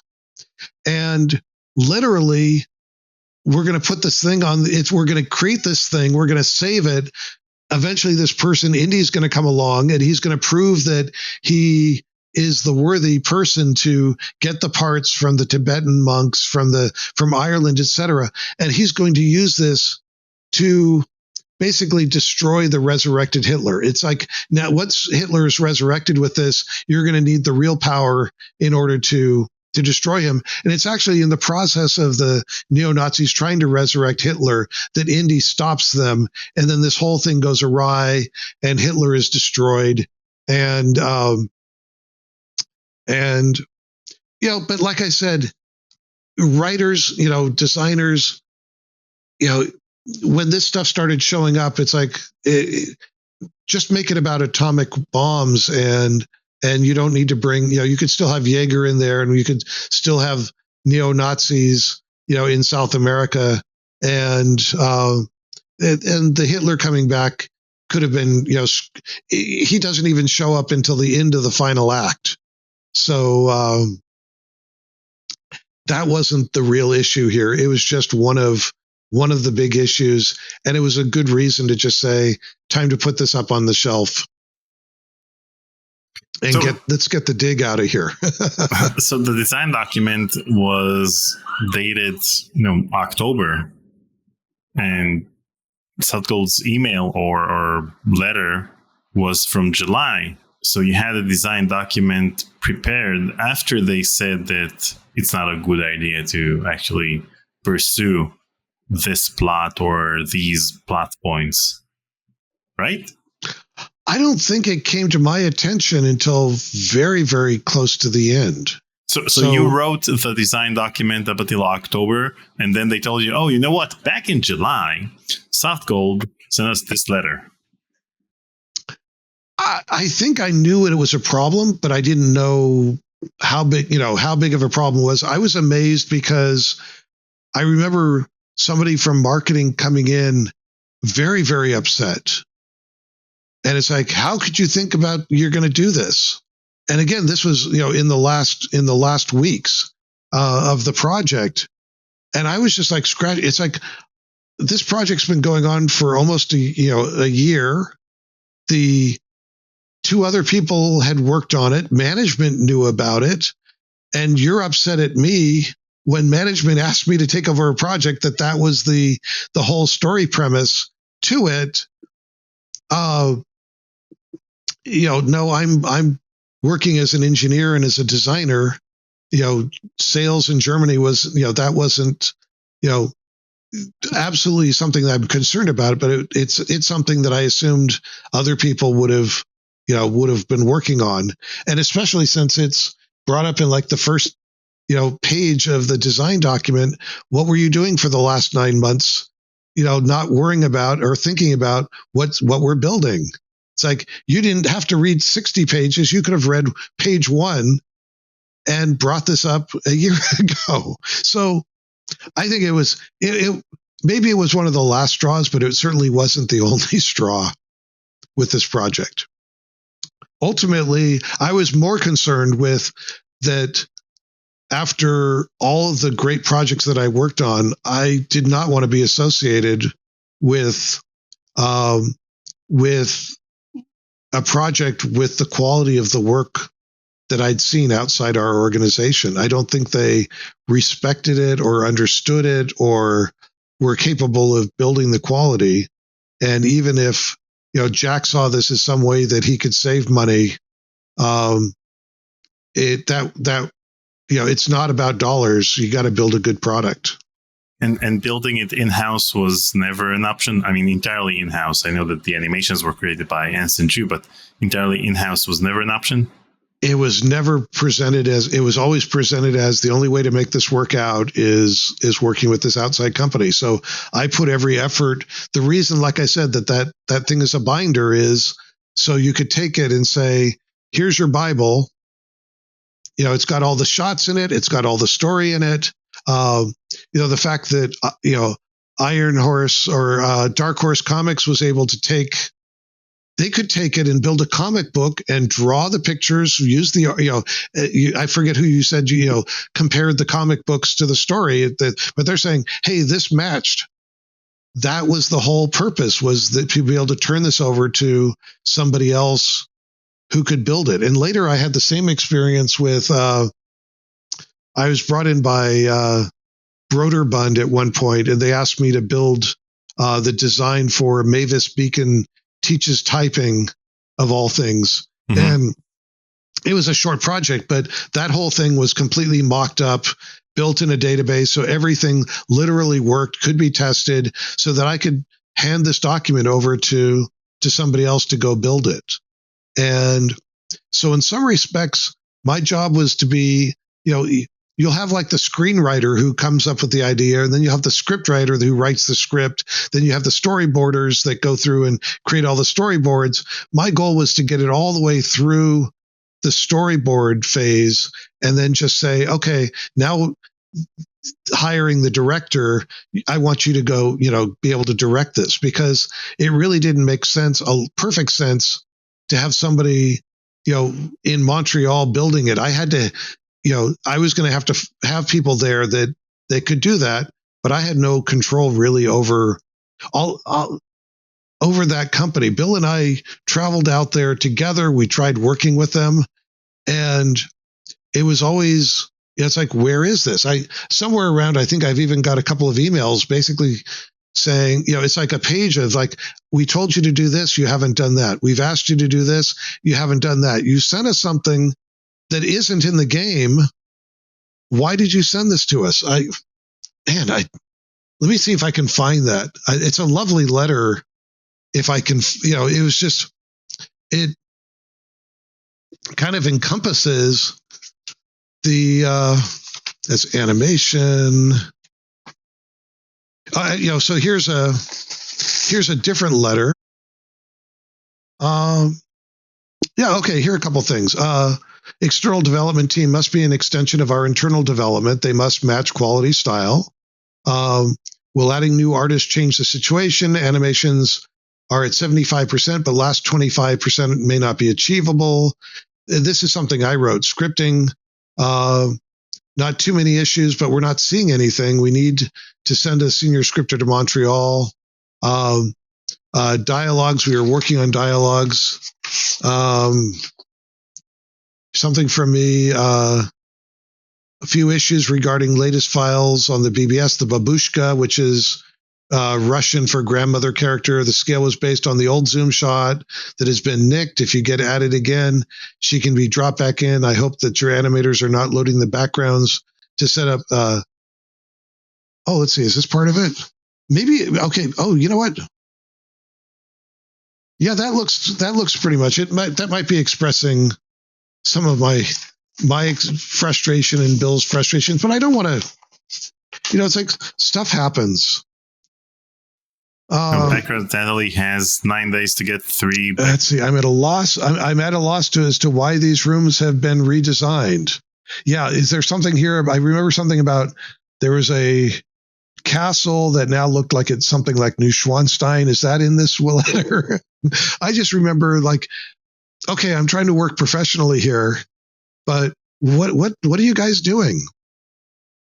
But like I said, this was only one of a bunch of issues. The dig, the quality, their expertise trying to manage things outside, which we'd never had really great success with, except for very simple games like Pipe Dream. Some of the versions of those were developed externally. Mm-hmm. So to summarize, we had strategy first, and we had the letter from Soft Gold about the issues with publishing the game in Germany, and they needed you on the dig. Those are the main 3 reasons.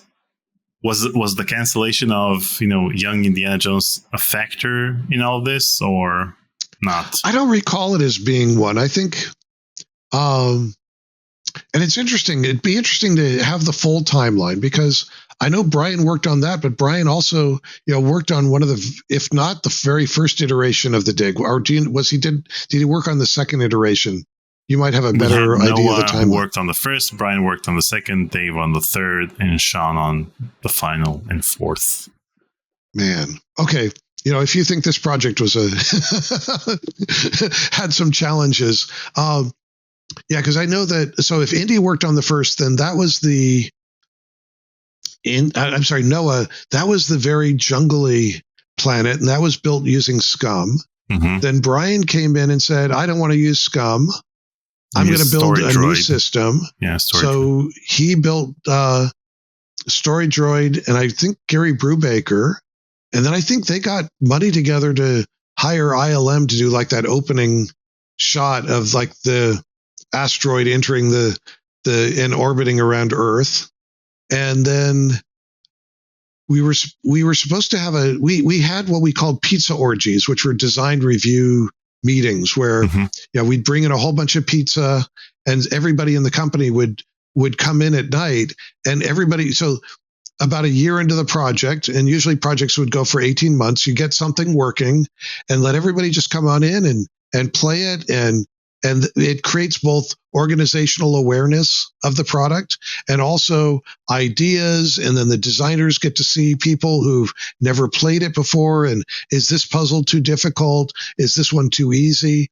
So, generally, those were considered very important milestones. And on that second version of the dig, the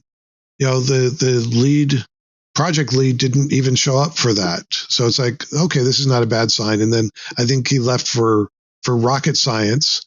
I don't recall Dave, being on the project you said maybe a month or so. So it may have, I know about it. And when I talked to him, he mentioned the fact that, he didn't want to work on a serious game like The Dig. So well, if you look at his background with Day of the Tentacle and the Monkey Islands,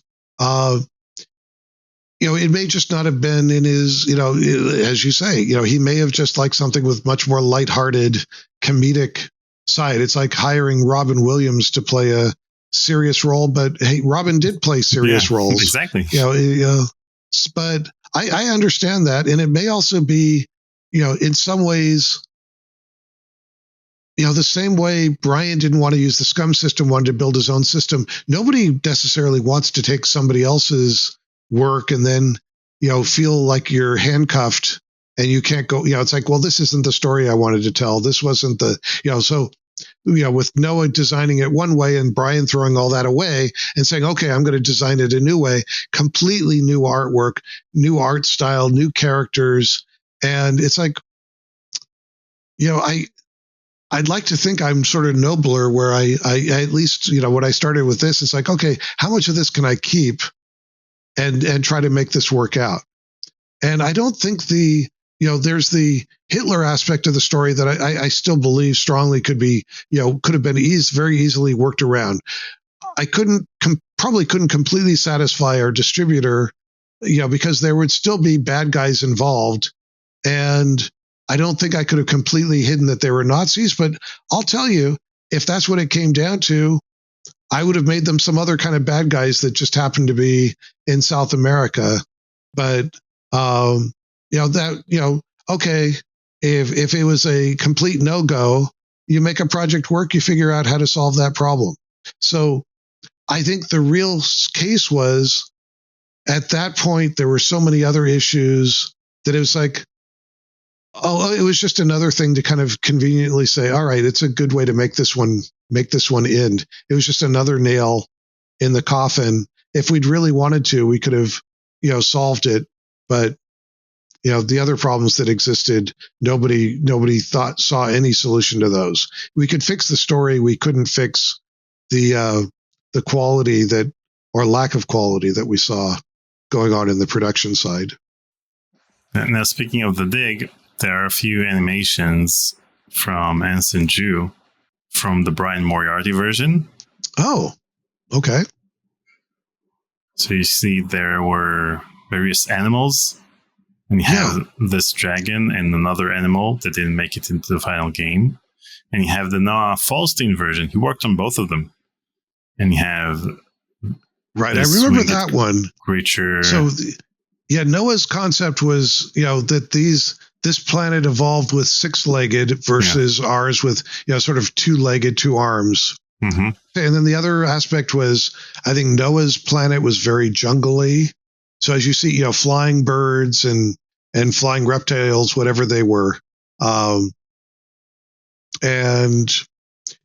that wasn't, the next designer's vision. So, and to be perfectly honest, I couldn't say how far Noah and his team had gotten before Noah had left. Well, the thing is that after a year or so, or quite a lot of work has been put into the project, but there was no actual plot or gameplay. So there was nothing to present to management, which is always a problem.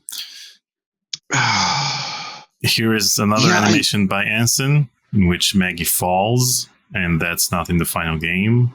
And this is Hitler. Resurrected. There we go. Yep. Hey, why not? Anson worked on so many games and on so many cool animations that didn't make it into any of the final games. He even created an animation for the Loom CD version. He was brought in to, spice up the animations for the CD version. So he added an explosion when chaos appears, and that didn't make it in the final game either.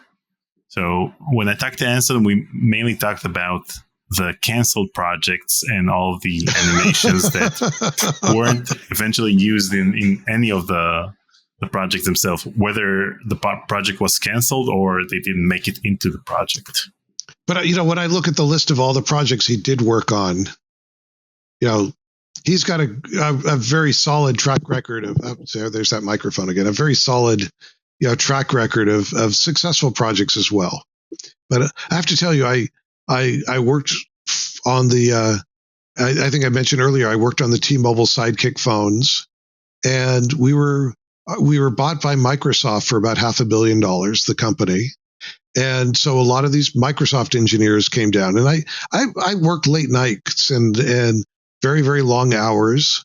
And I remember one evening, one of these Microsoft engineers, I started a chat with him in his office, and he had these really cool, devices on his shelves and things like that. And I remember, picking one up and going, "Oh, this is I never saw this. What is this?" And it's like, "Yeah, I worked on that for a year, and then they killed it."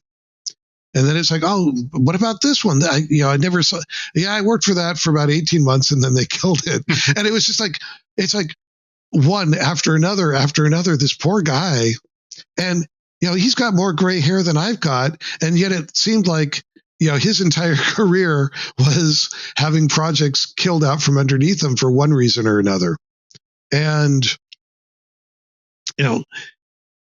this, I maybe my great fortune, is just having been associated with, so many successful and really, projects that are, that did get shipped. There aren't too many, though.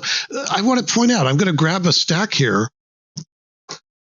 I think I've talked to you. I'm just going to grab these at random.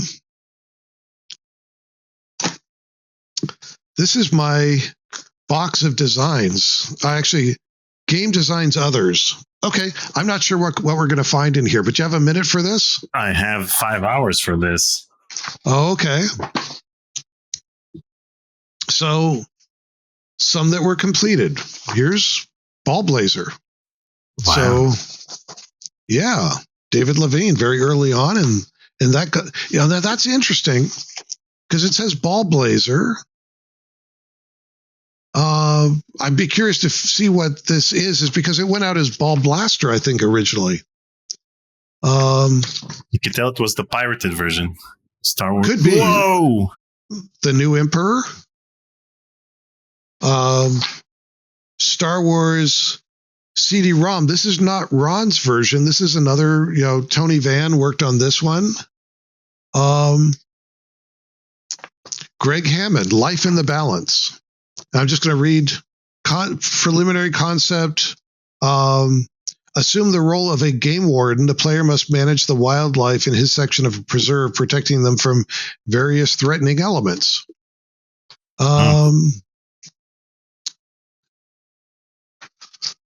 Streamliners. From the Adventures of Chance Adams. Do you ever remember that one? Chance Adams. Yeah. Two-Way.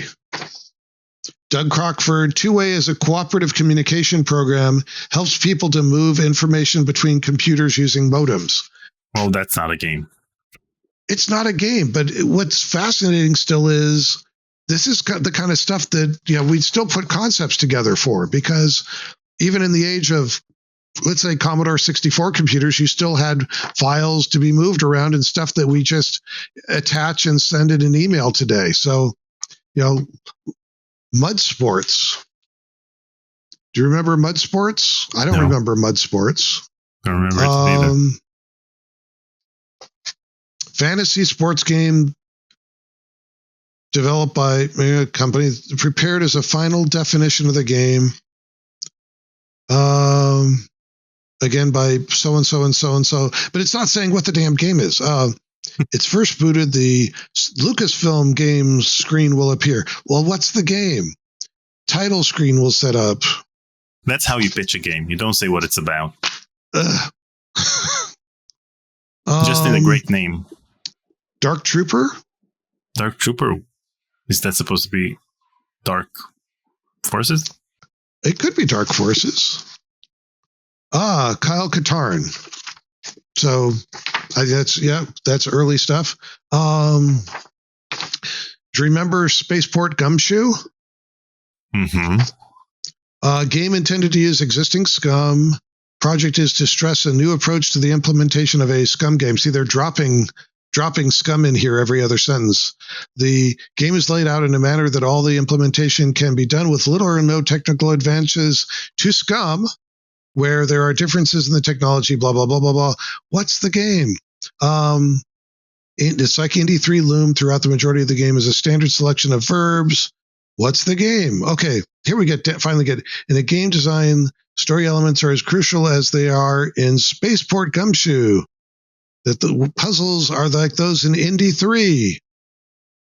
What's the game? Well, evidently you're a gumshoe, so you're a private detective on a spaceport.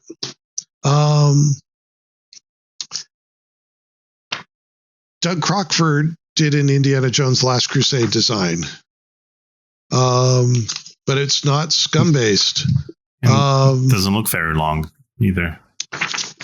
Star Trek. Yeah, I saw that one. I asked Gary Winnick about that one, but he didn't remember anything about it. It says there are two basic principles we are following. Make it fun. Stay faithful to the Star Trek lore. Okay.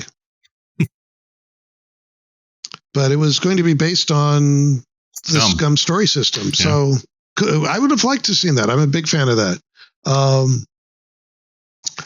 Brian Moriarty, Assault on the Death Star. Never saw that. Wait, what is this? Is it supposed to be an adventure game? 1988.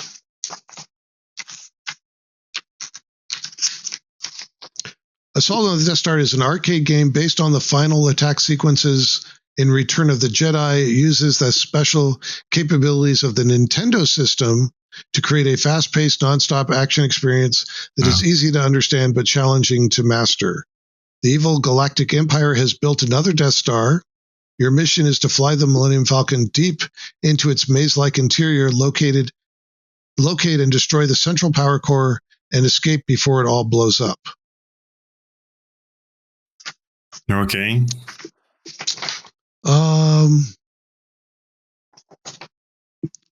Fantasy role-playing. Do you have Forge over there? I do have Forge, but it's not in this group. This is Gary Winnick's Clockwork World. So he's got, it's a planet and a really cute-looking character. His handwriting is much better than mine. It's a learning game and world simulation with science fiction theme. The world consists of a mechano-technical maze of concentric rotating shells within shells, each rotating at its own speed and direction, and inhabited by robot creatures. You play the part of a Gumby-like organic creature, which is capable of shape-shifting into specialized forms and using the basic machines found along the way. Now, I like this because it's actually telling, it's like, whoa. Actually get the plot. Yeah. Metaforce. Toe Jam and Earl. Now, I don't think that was built within LucasArts. That was, oh goodness. I'm sorry, I'm forgetting his name. Is his name? See, it frustrates me when people didn't put names on their documents. Here's more by Gary Winnick, Prehistoric Pie. And Force Commander, real-time strategy. What else is fun? Okay, here's more work from Joe Pinney, so who designed Indy. Croya, Darkening is an epic fantasy role-playing adventure intended for the SNES, Genesis, and possibly PC. Resembles Soul Blazer on the SNES and Dungeon Explorer on the TurboGrafx, and unique in its dramatic plot, rich character interactions, and diverse gameplay. Okay, this is Big Sky Trooper. Join the troopers, see the universe, meet weird, disgusting aliens, and zap them. That's how you pitch a game. Yeah, exactly. It's like, oh, I don't know. Start building it. You don't need the rest of this. Yeah, 4 short sentences, and then you can leave it blank. You were asking about this. Young Indiana Jones. Mm-hmm. The as yet unnamed Young Indiana adventure game will be a scum game in the mold of our latest efforts, though smaller in scope, approximately 71 rooms, and with a simplified icon-based interface. The game will be released on PC, PC CD-ROM, Sega Mega CD. Both CD versions will be talkies, and the game is being designed with this destiny in mind. Ooh. So it was supposed to be a scum game, but just, an edutainment game via Lucas Learning. Well, let's see. In this game, young Indy goes on a spy mission during World War I, seeking to recover a crucial piece of Allied plane technology, the CC gear from German clutches. That might be the synchronized. That might be the synchronized. In his chase after the gear, Indy works with the resistance in occupied Brussels, escapes from a prison camp in Germany, infiltrates a diplomatic party at the Kaiser's Palace in Potsdam. That's pretty good for 71, to fit that all into 71 screens. Again, I don't know whose document this is. Ooh. Ron Gilbert, The Time Fly. What's it about? All right, it starts in 1990 because it's a time travel story. Okay. In very small font here, underneath here, it says, with a little help from a couple of other people. Credits where credits due. The mayor who ran the island has been at the job all his life. Before him, the island was run by his father, and before him, his father. The island was small, and the mayor had many jobs. One of them was to keep the law and order, which he has failed to do on this day. He looked at poor Haas, not Haas, standing in the middle of the street just outside the town's only museum. I know you hadn't known her for long. I also know that doesn't make it feel any better, he said. We haven't had a murder this grisly since my great-great-grandfather ruled this island when it was infested with pirates. So that's 1990. Then it skips to 2156. Wow. I think this whole incident can be boiled down to one important fact, the scientist shouted. That Johnson is a tuna head. That sounds like Ron or Dave. Yeah. Johnson, sitting at the far end of the table, jumped up. Oh, come on, Hanover. I don't really think this is such a big deal. Not a big deal. Look how we are dressed. Look at this crazy architecture. Look at those silly flying helo cars.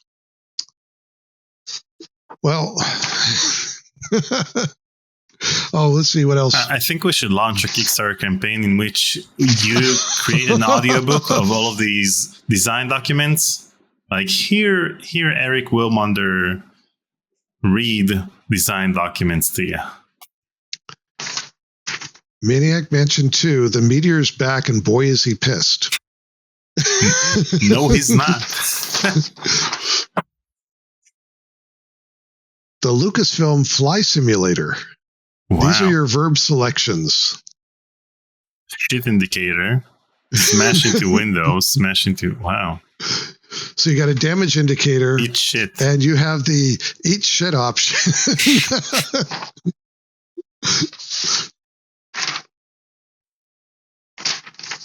You too can be a game designer for fun and profit. I don't know. I have no idea where that came from. What does it say in the fine print? Because it seems like fun and profit is, Oh, okay. This is from us. It sure looks that way. Okay. Design on the fly, create games without bothersome design documents.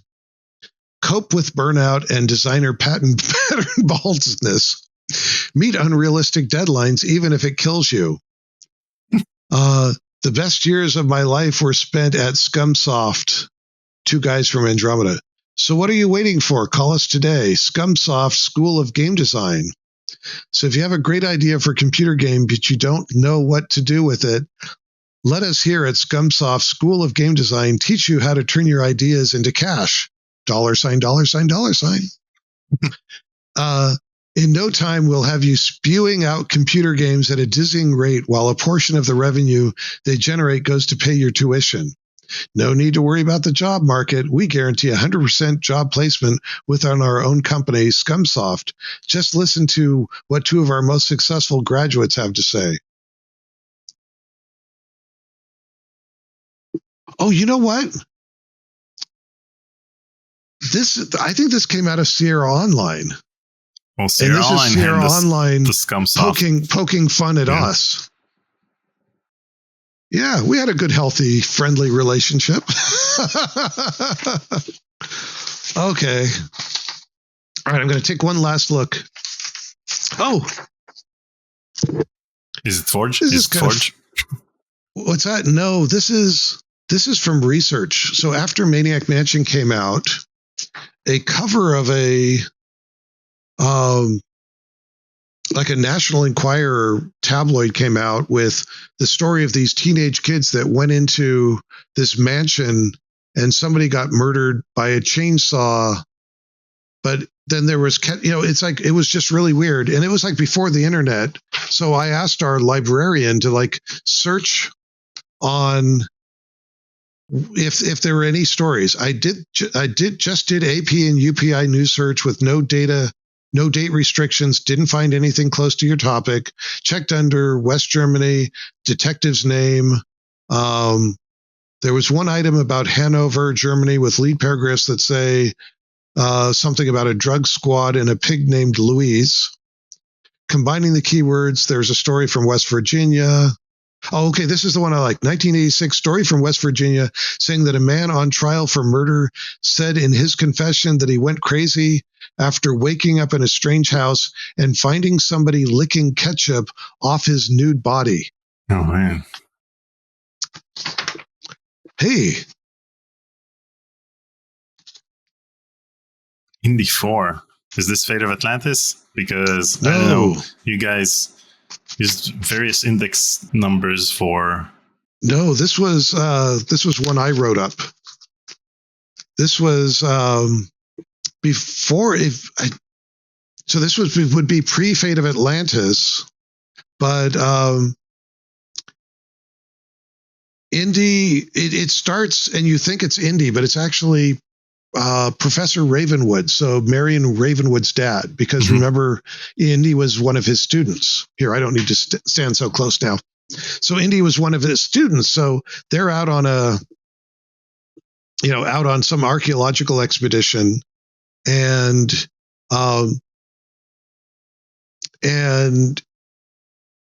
But Professor Ravenwood, wears the same fedora. And so this is before Last Crusade. So Indy sort of adopted the fedora from Professor Ravenwood. And the whole story revolved around sort of the Chinese empires where, the dynasties in China lasted for 5,000 years. And it's like, how do they manage to do this? And the answer is the terracotta soldiers.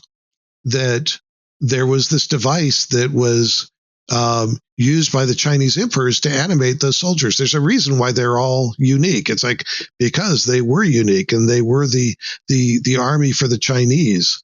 And when you look at the stories of some of the emperors there, one had this huge temple built with the funeral box, but like it was a map of China, but all the rivers flowed with like mercury. They were using like mercury or something to make all the river flows. So in this story, Indy basically becomes, sort of takes off on his own, but also, Marion's in there. He also meets Short Round. So we end up, so you get to play cards with Short Round where both of them are cheating. But this story ends at Temple of Doom. So Indy meets Nurhachi, or the ghost of Nurhachi.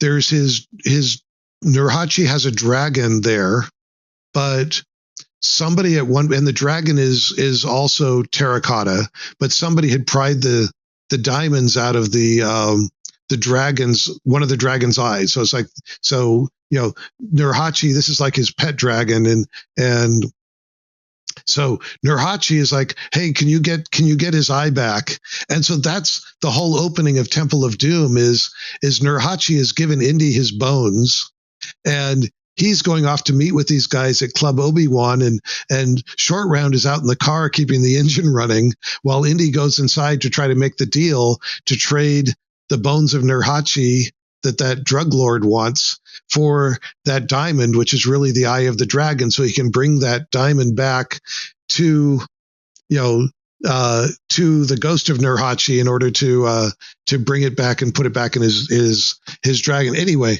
that's amazing. Where that story. Why didn't they produce this? And why did you create, the Iron Phoenix when you have this story that you have yet to produce? I mean, eventually Emperor's Tomb became the prequel to Temple of Doom. And this sounds like a much better story. I liked it.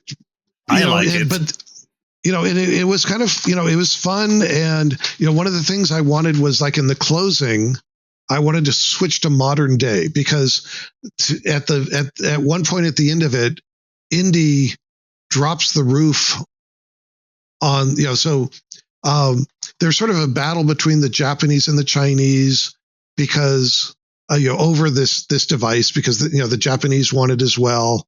And I forget if I was involving the Japanese sort of pre-World War II in here as well.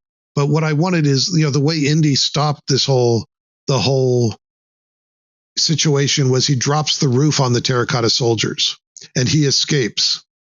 But then I wanted a final shot where it's like modern day, and in China they're like digging up, they're discovering the terracotta soldiers and they're digging them up, and then in the pile of dirt, Indy's hat comes rolling down because he'd lost his hat escaping from there. Amazing. I mean, and the twist at the beginning with it being Professor Ravenwood, and because back then the characters were small and pixelated, you probably couldn't tell that it's not Indy. You saw his fedora and thought that you're playing Indy, but in the end, this is a great twist. Well, I wanted to do the switch, because we didn't have Last Crusade, so we'd never met the young Indy, and to be honest, it's the same issue I have with R2-D2. Let's be serious here. It's like, why would Darth Vader or young Anakin build a protocol droid that speaks 6 million languages when he wants to make freaking race cars and he needs an astromech? Mm-hmm. Anakin should have built R2-D2, but they have him building C-3PO. Makes no sense to me. Indy gets beaten up by this guy who steals the Cross of Coronado, mm-hmm. And when he's a Boy Scout, and then Indy's going to emulate him and with the hat and the whip. Why would Indy emulate somebody that he hates, that he despises, and instead he hunts down the guy later to get the Cross of Coronado back? Makes no sense to me.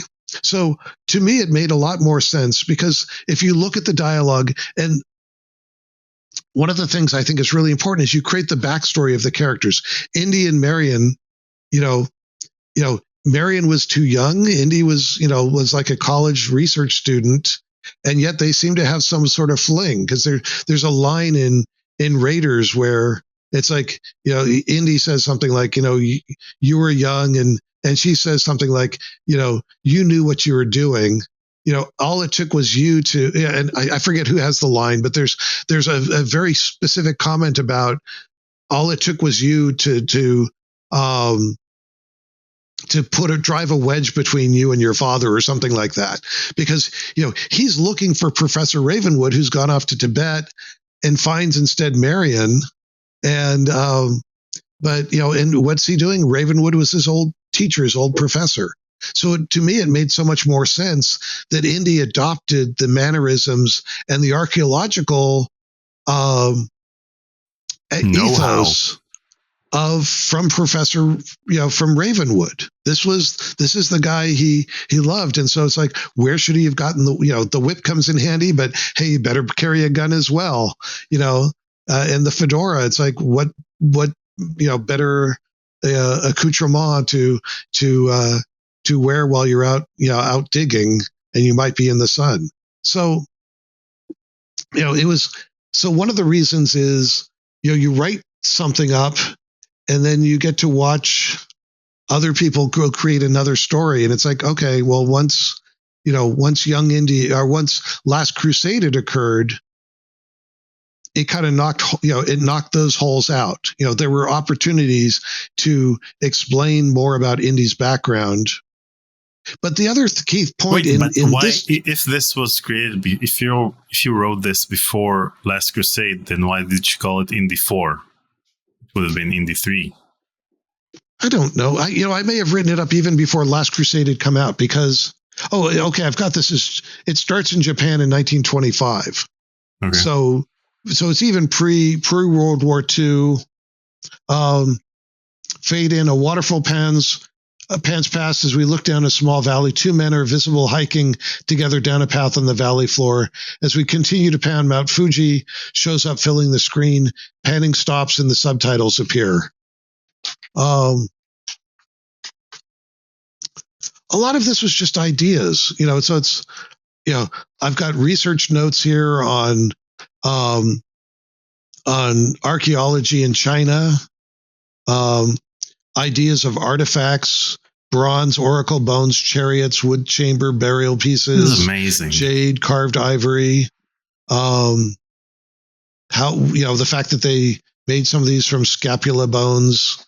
To me, it was the first thing critical. Oh, actually, here, Debbie Fine did some research for me. This is interesting. This is from 1985, and it's a memo to George and Chris Columbus. Ooh.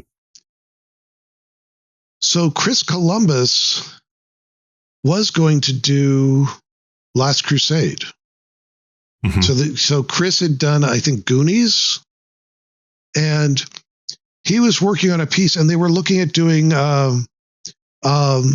Chinese, spirits and Chinese ghosts played pretty heavily in that concept.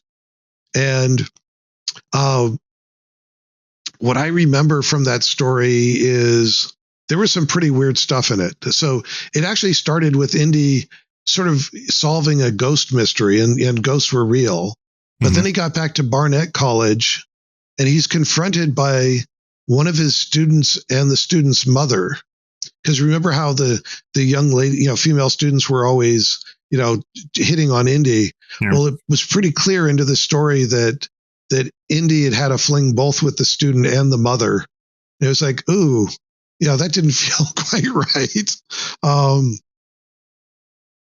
So that story involved, I remember reading part of the script. It involved like a golden flying eagle, and there was a golden whip in it that I guess would become Indy's at some point. But so doing research, and when I went to the library, they gave me the stuff that they had researched already for that. Oh yeah, the Chris Columbus story was built around a Chinese monkey god, and so there's a section here. Monkey is a famous folk hero, completely fictitious from a lengthy novel of the 16th century. Fairy tale is, however, partly based on fact. Historical pilgrimages of an early Buddhist monk to India to secure the sacred texts. So I think there was always the challenge to, what's the MacGuffin going to be? Holy Grail. I think the one of the best parts of Raiders was when Indy shows up. Actually, no, when the FBI guys show up at Barnett College to talk to Indy about the fact that, German scientists are looking into these occult items from Hitler. And Indy's there with Brody, and Indy starts talking about, oh my God, they found the tomb of souls or something, key of souls or something like that. And the FBI guys are like, what are you talking about? And Indy turns to them and says, didn't you guys ever go to Bible school? And he like whips up the picture of the Ark of the Covenant, and it devastating the armies below in front of it. And you as the viewer, and I think I may have mentioned this before, but as the viewer, you get the choice of, do I want to be like the stupid FBI guys, or do I want to be like the smart guy who knows his Bible? Because my parents made me go to Bible class, and I don't remember this stuff, but I don't want to be stupid like those guys. So I think there was always this effort to try to go find this, what was Indy going to go look for next? And I think the research librarians were, continually scouring other items like, Spear of Destiny, which was, I think it was the spear that, when Christ was on the cross, there was a soldier that like poked him in the ribs, sort of to torture him. And that gave biblical strength to that spear. I could be completely wrong about that, but that's what I remember. And then there's the movie, The Robe, with Victor Mature, which is, the robe that Christ wore at, when he was buried, and, his burial robe had specific powers. So there's, you're always trying to look for something that people in their memory have a little bit of a recollection of, but then it's enough of a foundation like what we had here with people had sort of heard about turning gold into lead, but they may not have heard that the real history was Albertus Magnus, who created this thing. And that part is, the story is real. The story that he'd created a golem is real. The story that Thomas Aquinas convinced him that it was evil, I'm pretty sure that had historical basis. Now, the fact that it was the sphere and that it was sent to these places, it's like, no, that was entirely fictional. But I think there were some, the real foundation in the story. And I should go look it up, and I could be so full of garbage right now, but I was pretty sure that was the actual foundation for the story. Wow. Forget about Iron Phoenix. So our next episode is Aric digs up old design docs. I mean, we talked about Iron Phoenix in this conversation, but forget about Iron Phoenix. I want to see this game produced. You've written it before Last Crusade, so it has a better introduction to the reason why Indy wears a fedora, like you said. And since it's a prequel to Temple of Doom, then it fixes the issues of the Emperor's Tomb. One of the problems with Emperor's Tomb is the fact that the plot is subpar when it comes to indie games. And because Hal Barwood was supposed to write the script, and they ignored his script, and then they added weird MacGuffins, and the plot didn't make any sense. So your Indie 4 makes much more sense. So this should have been produced, not Emperor's Tomb. But you know what I wanted to do was create this sense of an indie timeline where Indy just steps out the door and he's on to his next adventure. It's like Indy wakes up one morning and there's this telegram from the Russians saying, hey, we found this thing. And that could happen anytime in, sort of in the timeline. But it's almost like Indy's on an adventure, and then he goes back to Barnett College, and then something happens and he goes on another adventure, and then comes back and sees Brody, and then goes on, it's like his life is nothing but this amazing string of, hey, let me tell you what I did last week. Or yesterday I was out at Half Dome. I don't know. Maybe he's my inspiration as well. I mean, this is better than the Crystal Skull. This is better than Dial of Destiny. They should have produced your script into a movie.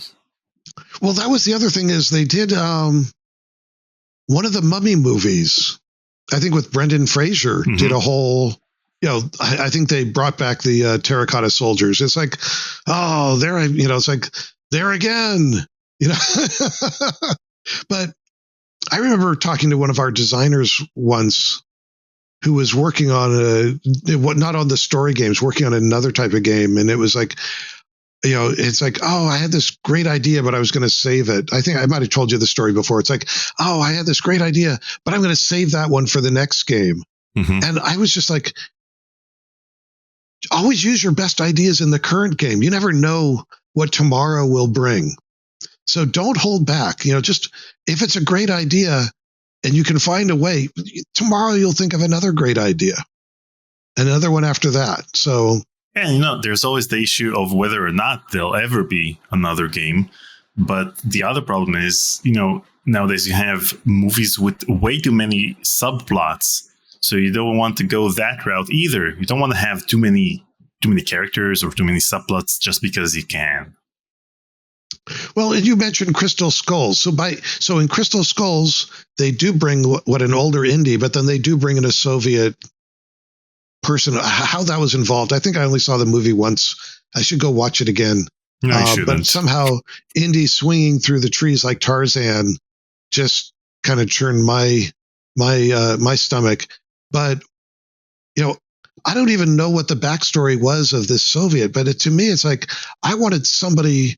There really were some amazing women in World War II. Soviet, like there was one group of fighters that was like all women pilots. And they had a name like, witch's broom or something like that because they were nasty. And then there were these snipers, it's like, women can be a sniper just as successfully as a man and learning to hold your breath and somebody who had so my character, I wanted somebody who had like their sniper rifle with notches on it for every German officer that they managed to shoot from 300-400 yards away and then managed to escape because she's wearing a dress, that can't be the sniper.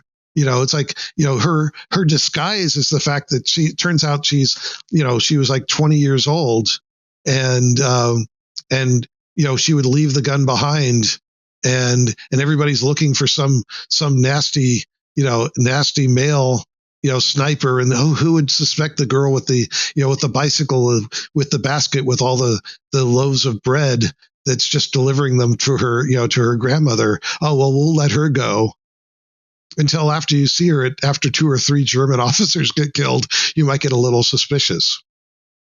So I wanted somebody with a little beat to her, and here it's like whoever that Soviet was in the movies. I have no idea who or why she even existed or what her story was, what made her interesting to begin with. And did you see Dial of Destiny? Yes, I did. I think I saw it on an airplane. Okay. And again, did you fall asleep? It was a long flight. I think I was going between here and Kona. And I may have seen the second half on the way back. I can't remember, but it just seemed to be a lot of running around places and characters. It's like, I like Short Round. It's like, and what I liked about it was that he and Indy had this history, going back, and, the whole campfire scene was, Temple wasn't my favorite movie in some regards, but I did like the characters. I did like the characters in it, and it's like with Short, it's like, you're cheating, man. You didn't have that. It's like I wanted to let you play. I wanted in the game for you to sort of get to meet Short Round and what's Short Round's history, and Indy teaching him how to cheat at cards until the game basically becomes nothing but it's like, you get to a point where the cards don't matter. You're just trying to cheat. It's like, how can I hide another card? It's up my sleeve. It's in my pocket. And yet you're both playing the same game. I started this conversation being bummed about the fact that they didn't produce Iron Phoenix. Now I'm bummed about the fact that they didn't produce Iron Phoenix and your game. And both are your games, but, the second. Yeah, but there wasn't a lot here. It was an idea. And it wasn't. So this was just like something I did you have an idea for a story, and you start putting some notes together, and at the time, I have to admit, it's like we had lots of designers and a lot of very, very talented designers. And I loved working with Ron and Tim and Dave and Sean, and it's like all of these people, and the artists and animators were and musicians, and these were great people. And it's like, I can, I'm sort of the jack of all trades, the master of none. It's like, could I write dialogue like Tim? I don't think so. Could I do art like Anson or Bill Stoneham? I don't think so. But what I don't mind being is sort of the part of the glue, or part of the team that works together to go and build something. And I can't tell you, maybe Indy would have been a terrible game. I don't know. Even if I'd had 40 of our best animators, what game. I can say though was still the way you build it is you build so far, but then you have to get to a point where you have to build it. You have to, it's like it was going to take having a Tim writing, focusing on dialogue, or an Arby or a Dave, or any of these others, because, everybody was contributing. And that's where I think Ron was such a master, was he could create the focus and keep everybody, it's like he had this vision. And I think I told you the story one time in Day of the Tentacle, and they were busy developing the characters and such, and they had Hoagie, and I'm going, and it's like they wanted him to be a rocker, and I said, well, why not make him like a Christian rocker? It's like, you can't just be a rocker. You need to, something that's a little weird, because Hoagie's a little weird. And I suggested, he should have a band called Gun and Moses. And, a few minutes later, I'm walking by, and Ron's talking to the team and going, well, what if he's like a Christian rocker? And he mentions Gun and Moses. And my initial reaction was, man, you just stole that, from me, 5 minutes ago. And then it was like, that's his job. That's Ron's job to listen to the whole organization, not just the people on his team. And if it's a good idea or a good concept, and if it can make it better, that's the process. Is you start with something that you think is good, and then it's like a gem. You just keep polishing, and you keep polishing, and then you hope that what you end up with is this gorgeous, gem from this rock, this rough rock of an idea. And that's the neat part about it, is everybody's busy polishing a facet. You've got some people are faceting, working on the music facet. Some are doing the animation side. Some are doing the dialogue. Some are making, writing, something you'd never thought of before, or a new puzzle gets in. And that's, to me, is you get the breadth of it, but then to build the depth of it really takes that team of talented individuals. Guns N' Moses is a great band name, just so you know. I always wanted a band. I wanted maybe somebody else. I might have stolen this from somebody else. I can't remember. I wanted a band named Electric Enema. Sounds painful. Electric Enema could make death metal. Mm-hmm. Oh, exactly. Exactly. It was going to be a rock band. And it's painful to listen to. Now, you'll be happy to hear that Iron Phoenix lives on, even though it wasn't produced, because Francisco Gonzalez, who's a point-and-click adventure game developer, is working on an upcoming Western point-and-click adventure game. And he said that stylistically, a big inspiration for Rosewater, that's the name of the game, for Rosewater's character sprites is mid-90s LucasArts realistic cartoon as seen in Full Throttle and the cancelled Indiana Jones and the Iron Phoenix. Oh, that's wonderful. As you can see, these are great. Yeah.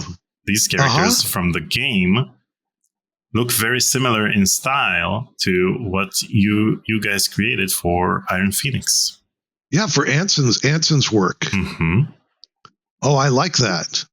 Well, that's, that kind of does a funny, thing about, AIs and the fact that, people, it's like AIs, they're plagiarizing, it's like they're just stealing. It's like every artist. And in this case, it's like, I think it's wonderful. It means that somebody saw the work that you did and it inspires them. And,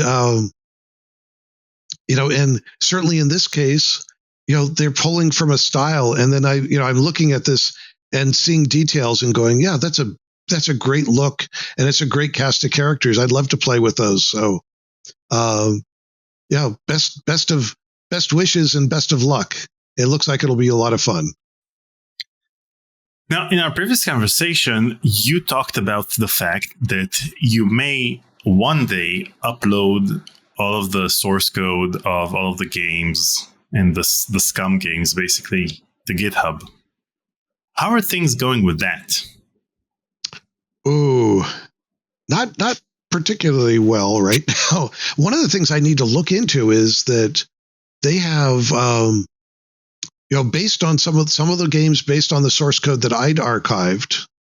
And I don't know if I ever told you this story. When I left the Lucas companies, I burned about a half dozen CDs.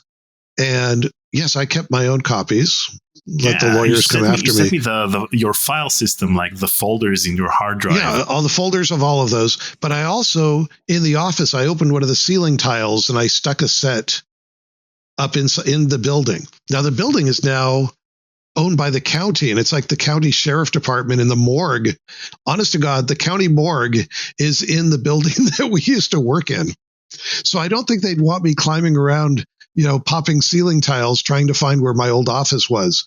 But I wanted to at least have a plausible explanation why. I always was wondering if someday somebody was going to call me and say, hey, we need this. And I needed to have a good plausible explanation why, I had the source code or anything else. And it's like, oh yeah, if they're still in the same building, we'll go in here and okay, I'm going to go into this office. See, here's all the stuff. But, yeah, I've got stacks and stacks of discs. That's going to be a bunch of work. But and for the games that have been re-released, mm-hmm. It's I don't want to step on any of the toes of anybody who's done the re-releases, especially the scripts, because the scripts are other people's works. Though I'll tell you a funny story. I don't know, a year or so ago, people were doing speed runs, and it might have been Monkey Island, mm-hmm. and I saw a report online that somebody had set a new record on the speed run, and nobody else could figure out how they were doing it. And eventually they watched the video of the speed run, and what they found was the key thing in the difference, because they tried to emulate him, was during the company logo. So it's, LucasArts or whatever it was, and these stars go across it with music. And while the stars were crossing the screens, he would hit escape and click out of the cutscene, and then the game would run a little faster. And these people had actually tried it out, and they said, that's the trick. You hit escape, and the game runs a little faster. And I'm going, that makes no sense to me. So I went into the scripts for the game, and I apologize. I can't remember which one it was. And what I found was one of the scripters was trying to synchronize this with the music. And on slower machines, it would get a little bit out of sync. So there was a variable in the Scum language called min jiffies, and jiffies are every 60th of a second. Mm-hmm. And so just while that was occurring, they dropped the number from 8 to 6. So now it runs 20% faster. And at the end of the script, they set it back. But if you hit escape and skip out of it, they never set it back. And so it's like speedrunner Easter egg, hit escape right here, and you can run. And nobody would ever see, on an old machine that it was, most of the time animations were taking longer than they should. But in this case, you get on a perfectly modern machine and things speed up. And for example, in Maniac Mansion, there's something that Dave does in like the library, and as a result, he spins around in the room. He goes, "Rup, rup, rup, rup, rup," and he spins around. And so they did the same thing where they turned off the clock. And on a Commodore 64 or on an old PC, he'd go, he'd spin around like this. But once you had like video accelerators and high speed processors, poor Dave would be like spinning around the room like a top, going all around the room until he'd finally stop. So there are probably a few things that if people dug into the scripts, they might find something. I remember looking through that particular game. It's like, okay, are there any other places in it? And I think it might have been Monkey, because I think like when they took the pulley in the chicken across the rope, I think they speed that up, or when they get shot out of the cannon so there's one other place, but it wasn't embedded in a cutscene, or the reset was put in after the cutscene. So even if they cut it, so I looked around there, but I'm sure in the other games, there would be people that would look through the scripts and probably find a few things that they'd never seen, or some dialogues. So there are a lot of things that they find out with these speed runs, and looking at the code would probably be easier. Yeah, kind of the science of speed runs here. Well, I know that from the engineering standpoint, when things were being designed, and it's one of the indies, it might be Last Crusade. You get to you're in a cave and there's a plug in the ceiling, and I think you use your whip and release it, and then the water flows from the room above it. Well, because the animators had come to me to try to figure out how to make that animation work, I always would like walk in the room, pull the plug, hey, you're done. What I didn't realize is I had never gone to like the room on the other side of the walkway to see the information that you get there, because once you pull the plug out of the roof, you can't get that information, or maybe you can. I just don't think so. And so I'm like getting to the end of the game or later in the game going, well, how the hell am I supposed to know this? And so it's like, well, it's in that room. I never walked into that little room. I just, I always went and solved the puzzle that the animators asked me to try to help them with, so that they could animate the water, and didn't know the rest of the puzzle because, I was just approaching it from the engineering side. So you were speedrunning before speedrunning was popular. Well, and that's actually interesting because I posted on somebody had a video or something recently, and we had shortcuts basically built into the scripters would build shortcuts into the game. And the first shortcut is you type the name of the interpreter, Sputum, and you'd give it a number. And that number was a room number. So from 1 to 256 or whatever it was. And it was just like, bang, you're straight in, you go straight into the game. But more importantly is you would need to set up your character while you're developing. And so there are codes that were built into it, like, hey, go to here and get the compass, go to here and get this from the Swordmaster, go to here, get this. Now go put me at the transition with Stan. But now with Stan, we've seen the ship sink or whatever it is. It's like, check this off, check this off, check this off. And now that I've got these items that I need, drop me at this place in the game. But they were put in there sometimes for testing, because when we come up with a new version of the game, it would basically break the save game. So if you had a tester who was supposed to be testing the second half of the game, well, if they saved the game, but then we just rewrote something, everything in memory moves. So that save game, chances are that you would break it. So instead, we put in these cheat codes that would load the character up with all the things that you'd need, and then go put you at that point in the game, so that now you can very quickly, test the second half of the game, especially as the game was being developed. So there are a whole bunch of cheat codes, and what you were supposed to do is in the code, put something like if dev, you have these cheat codes, and then turn them off.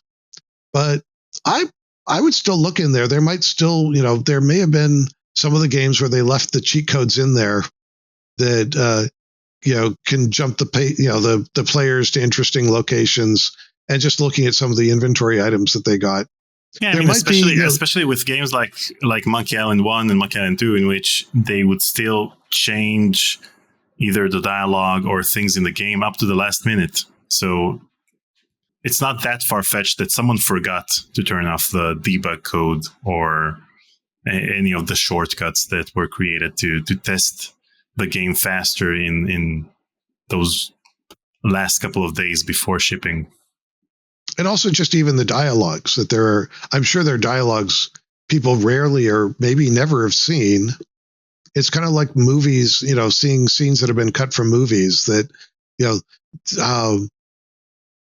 I think somebody found a room in one of our games that, they'd removed the room, but they'd never, from the game path, but never physically removed the game, the room from it. And it's like, hey, what the heck is this? And then we had a situation on the FM Towns machine where the engineer didn't work for me. He worked externally, and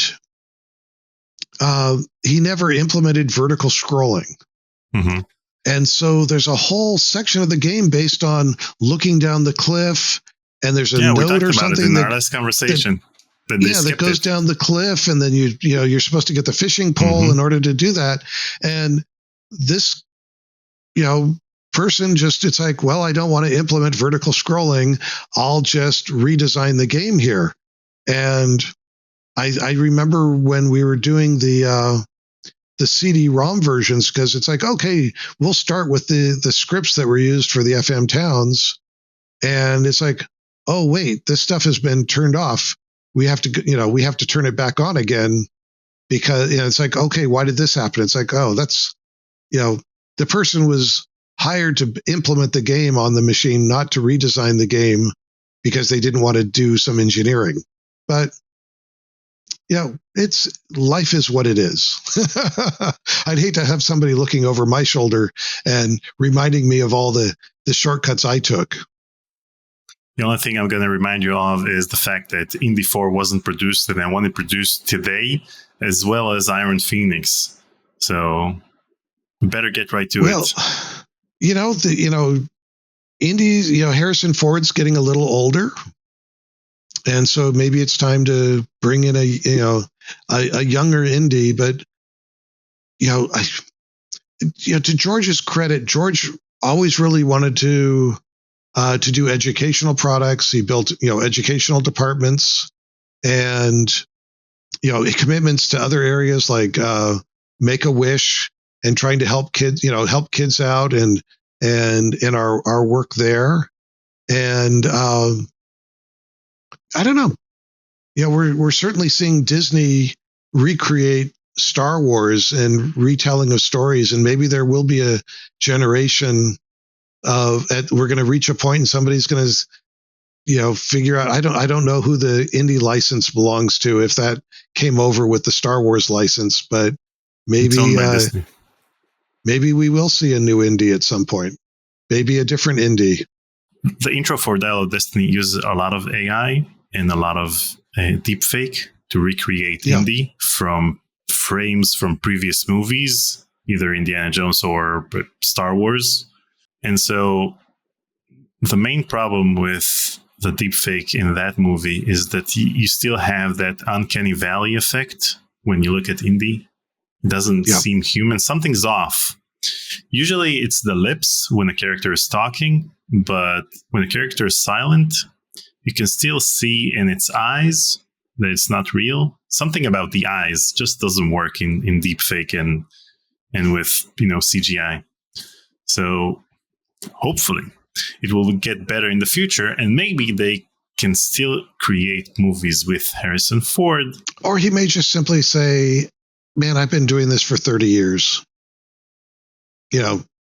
Find somebody new. And there've been, take a look at Patriot Games and Clear and Present Danger and Hunt for Red October, and all the different characters who played Jack Ryan. Mm-hmm. And then there's the Jack Ryan series. It's like, it's like, I think human beings can deal with having other actors play even iconic parts.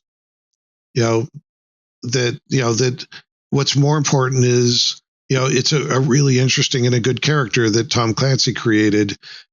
It's not purely the actor that was hired. Yeah, but in this case, Harrison Ford is Indiana Jones with Jack Ryan. Jack Ryan is Jack Ryan. Harrison Ford isn't Jack Ryan. And now with Obi-Wan, for example, the TV series, then they didn't use James Earl Jones for the voice of Darth Vader. They didn't bring him in to record new lines. They used AI with his permission to recreate these lines. So that's why in Obi-Wan, he sounds like a younger Darth Vader, like he sounded in Episode 4, as opposed to how he sounded in Rogue One, which is how he actually sounds now, which is a lot older. Yeah. So maybe if James Earl Jones approved the use of his voice using AI in the Star Wars franchise, maybe Harrison Ford will agree to using his likeness in future Indiana Jones movies, even without his involvement. Who knows? You mentioned if deepfakes and AI improve, there's no question about it. We're seeing improvements, weekly, monthly, daily. Yeah, exactly. How many new versions of Midjourney come out, or a new version of ChatGPT coming out? And I'm enjoying, there's a group that's doing these wonderful sort of 1950s versions of, you name the movie. Yeah, I saw that. And one of the guys that, one of my friends recreated Star Wars as if it was like a 1920s black and white. Mm-hmm. Instead of George Lucas, it was Giorgiano Lucchesi, director of the wonderful Star Worlds, movies. And it was amazing watching the AI recreations of the Jabba the Hutt character and even R2-D2 using sort of the 1920s, 1930s, it's always a guy in a suit, kind of approach. And what's amazing is, as well, is, the motion starts to go crazy. You mentioned the lips aren't quite right, but a lot of these scenes, they cut very, very quickly, because anything with characters moving or animated that goes more than about 3 seconds, it goes off the rails. Mm-hmm. Are they going to fix it? I completely believe they will. And I'll look forward to seeing I'll look forward to seeing those universes, and going back to them. It will be interesting. It's like, I grew up on Star Trek and have enjoyed most of the Star Trek series, but I've also watched people trying to recreate classic Star Trek episodes. These super fans that it's like, well, I'm the writer director and I'm playing Captain Kirk as well. And it's like, it just doesn't work for me. And, but they've recreated the bridge and they've recreated models and and everything else. But, will I find new Star Trek stories satisfying?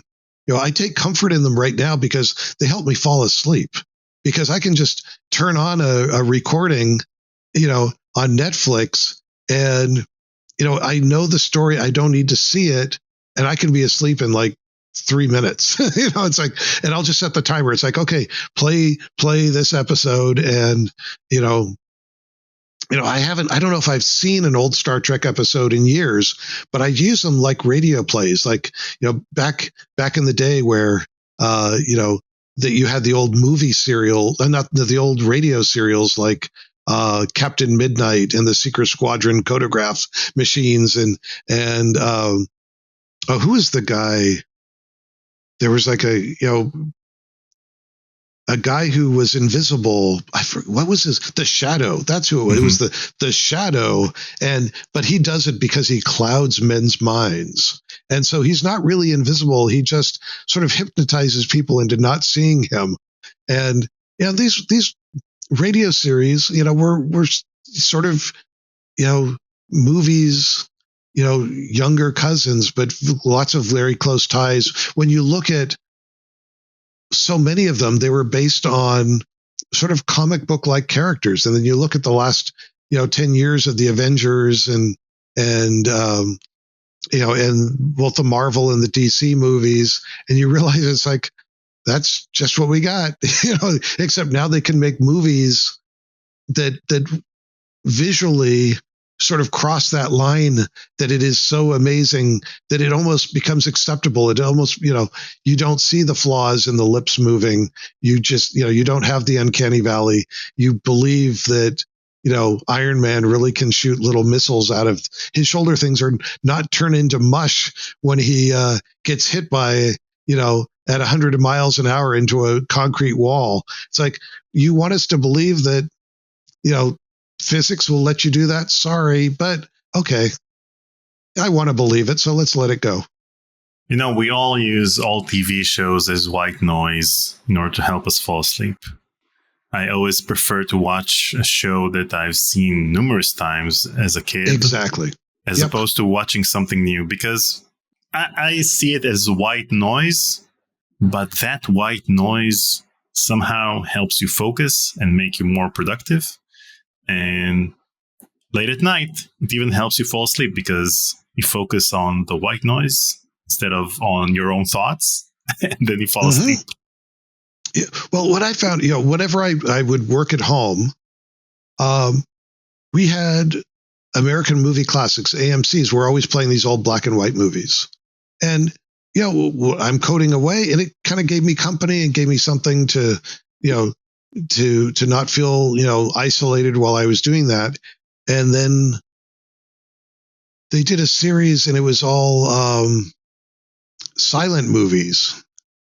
And it's like, and I'd want to watch these, but I couldn't work and watch silent movies where you have to read the subtitles. And then I would try this in foreign language movies. And it's like, I could sort of watch a foreign language movie, say in German or in French, and I could pick up enough of it to see what's going on. But without the visual combining with the voice, I couldn't work that way. It's like I needed to just be able to go, okay, now they're going into a bunch of dialogue. They can, go focus over here. And then when I try to go to sleep with movies I hadn't seen first, it keeps me awake because, this action going on. And then secondly, I find I'm watching the same movie for like a month. It's like, okay, I made it through the first 10 minutes. Now I got to rewind 5 minutes to try to find the spot. Now, okay, do I remember seeing that? Now I remember something a little later because I did wait. It's like, no, just stick with something, something that helps you get the sleep you need. Exactly.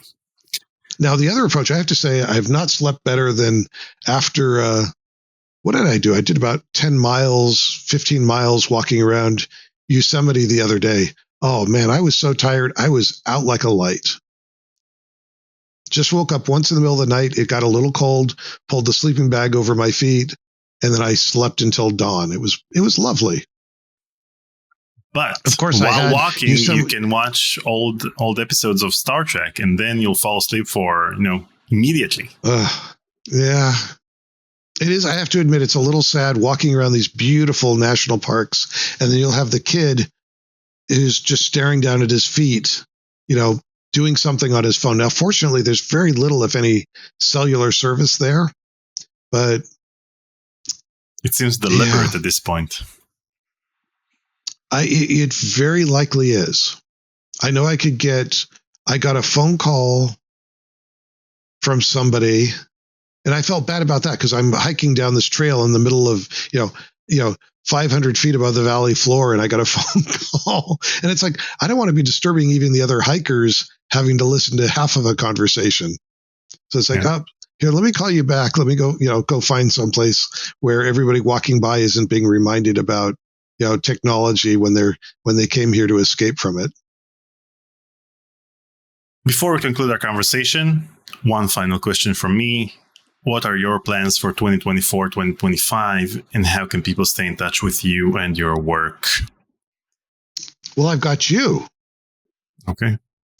Just call me up and say, hey, I've got this idea, and I'll come back and I'll say, well, and maybe we explain a little bit, you very kindly offered as you were doing your tech plays Mhm. And you explain to me, it's like, oh, I'm getting in touch with these designers, and we go through games. And I'll tell you, I just didn't feel comfortable doing other people's games where, yes, I did the technology behind it, but I felt the designers really should have the first crack at it. So I came back and said, well, how about this?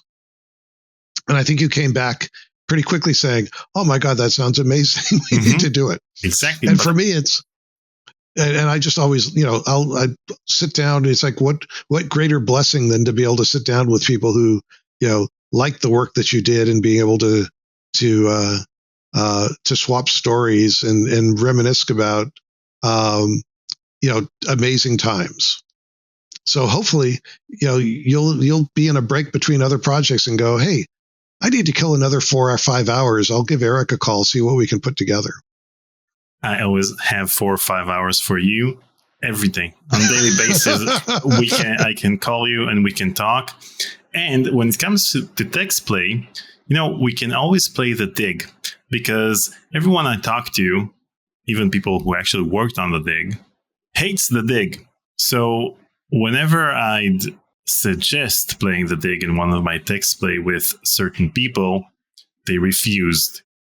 They wanted to join a text play session, but they didn't want to join the dig text play session. So that's why I presume that eventually we'll get to playing the dig together on a text play session. Ooh, I don't know if I can fulfill that fantasy. You see, don't tell me you also hate the dig. I think it's not.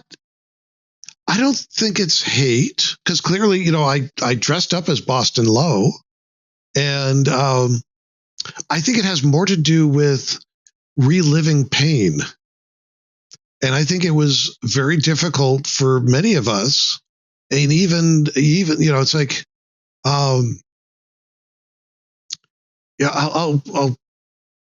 I'll tell you a fairly personal story about a friend. She started a company, and she with 2 others, and the company became very successful, and she became pregnant.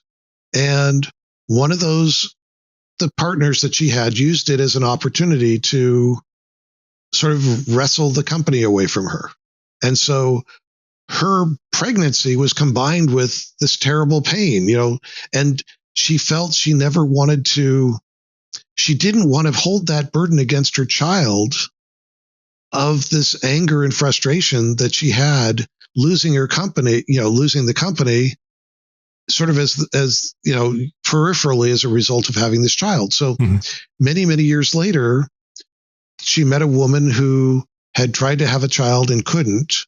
And she said, I'll have a child for you. She offered to have a child because she wanted to sort of replace her memories, her painful memories, with happy memories, and helping build this family build a family for somebody who wanted to raise a child. So, if we could find a way that people could revisit the dig without having to revisit all the pain and anguish that they experienced, you might find a few takers. I'd have to really think about it. I think I played it through once, so it may actually be like a whole new game. Sort of.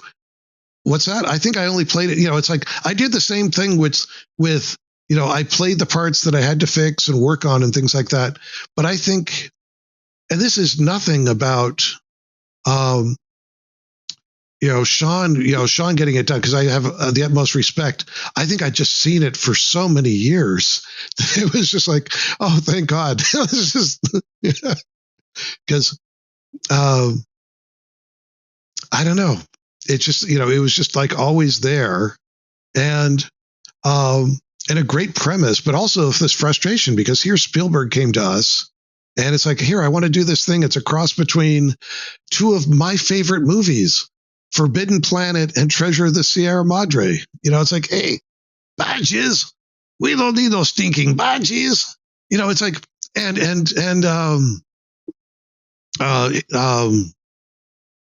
I'm just, man, the name just went in and out.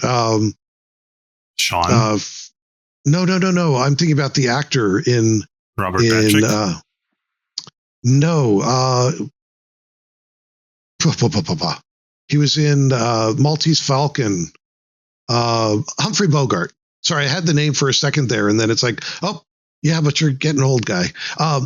I love him as an actor. I love that movie. The greed, all that stuff, and I love Forbidden Planet with Walter Pidgeon in it. And then that movie has Leslie Nielsen in it, and it has Walter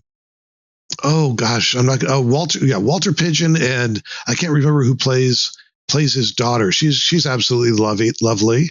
And there's a great scene in there where the ship captain, who I think is played by Leslie Nielsen, is visiting the house of Professor Morbius, and his daughter's swimming in this like little pond outside the house.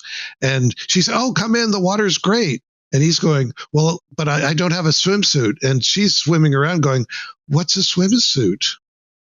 So obviously she's not wearing, it's like all the subtle stuff that they got past the censors. And plus Robbie the Robot. It's like all this stuff I loved in that movie. And I just, before I play it with you, I'd want to go play it myself.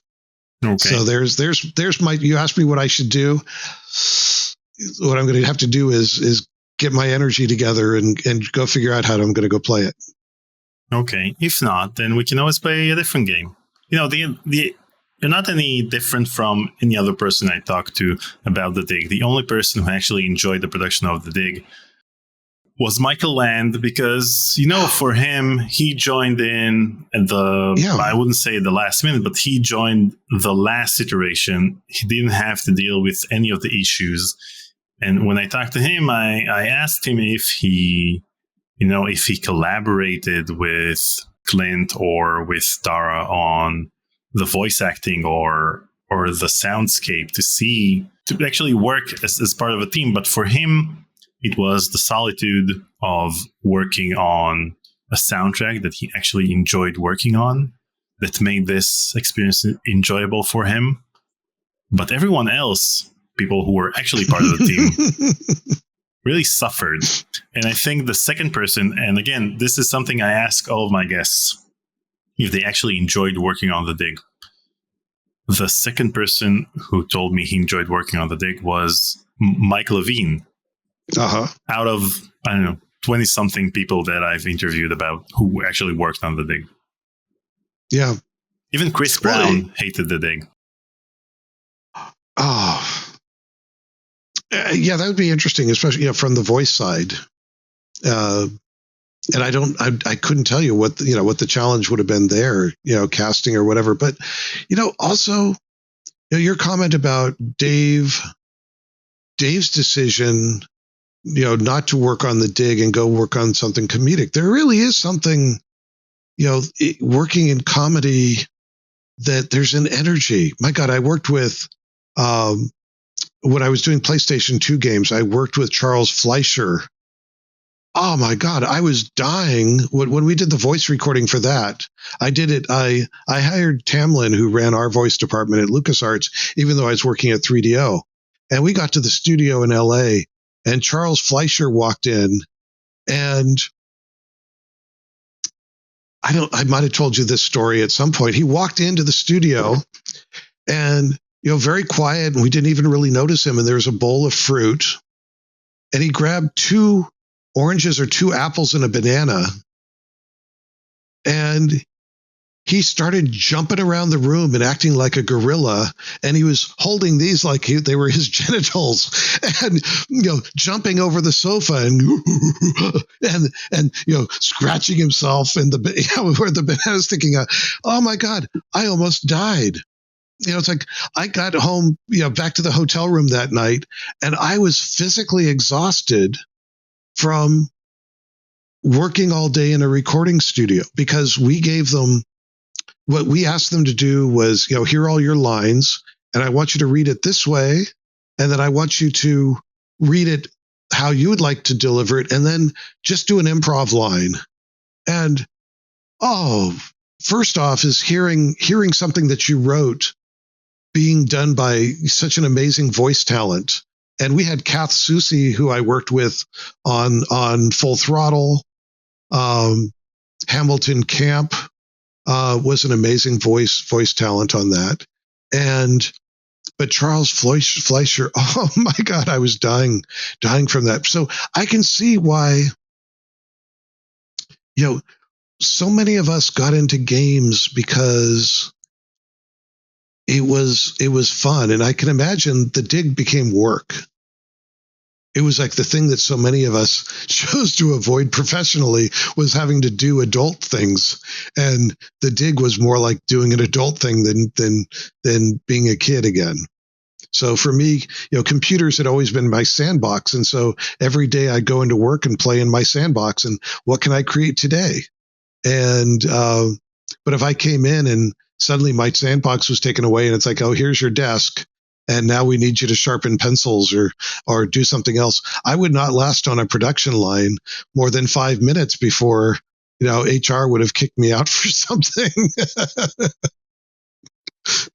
Okay, but my invitation still stands.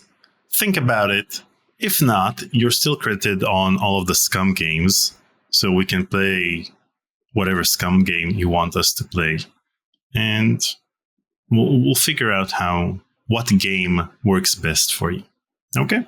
Well, one of my great blessings was whenever I was asked what my favorite game was, and it's like your kids. It's like you never want to say, oh, I like one of my kids better than it, because you like your kids for different reasons. And so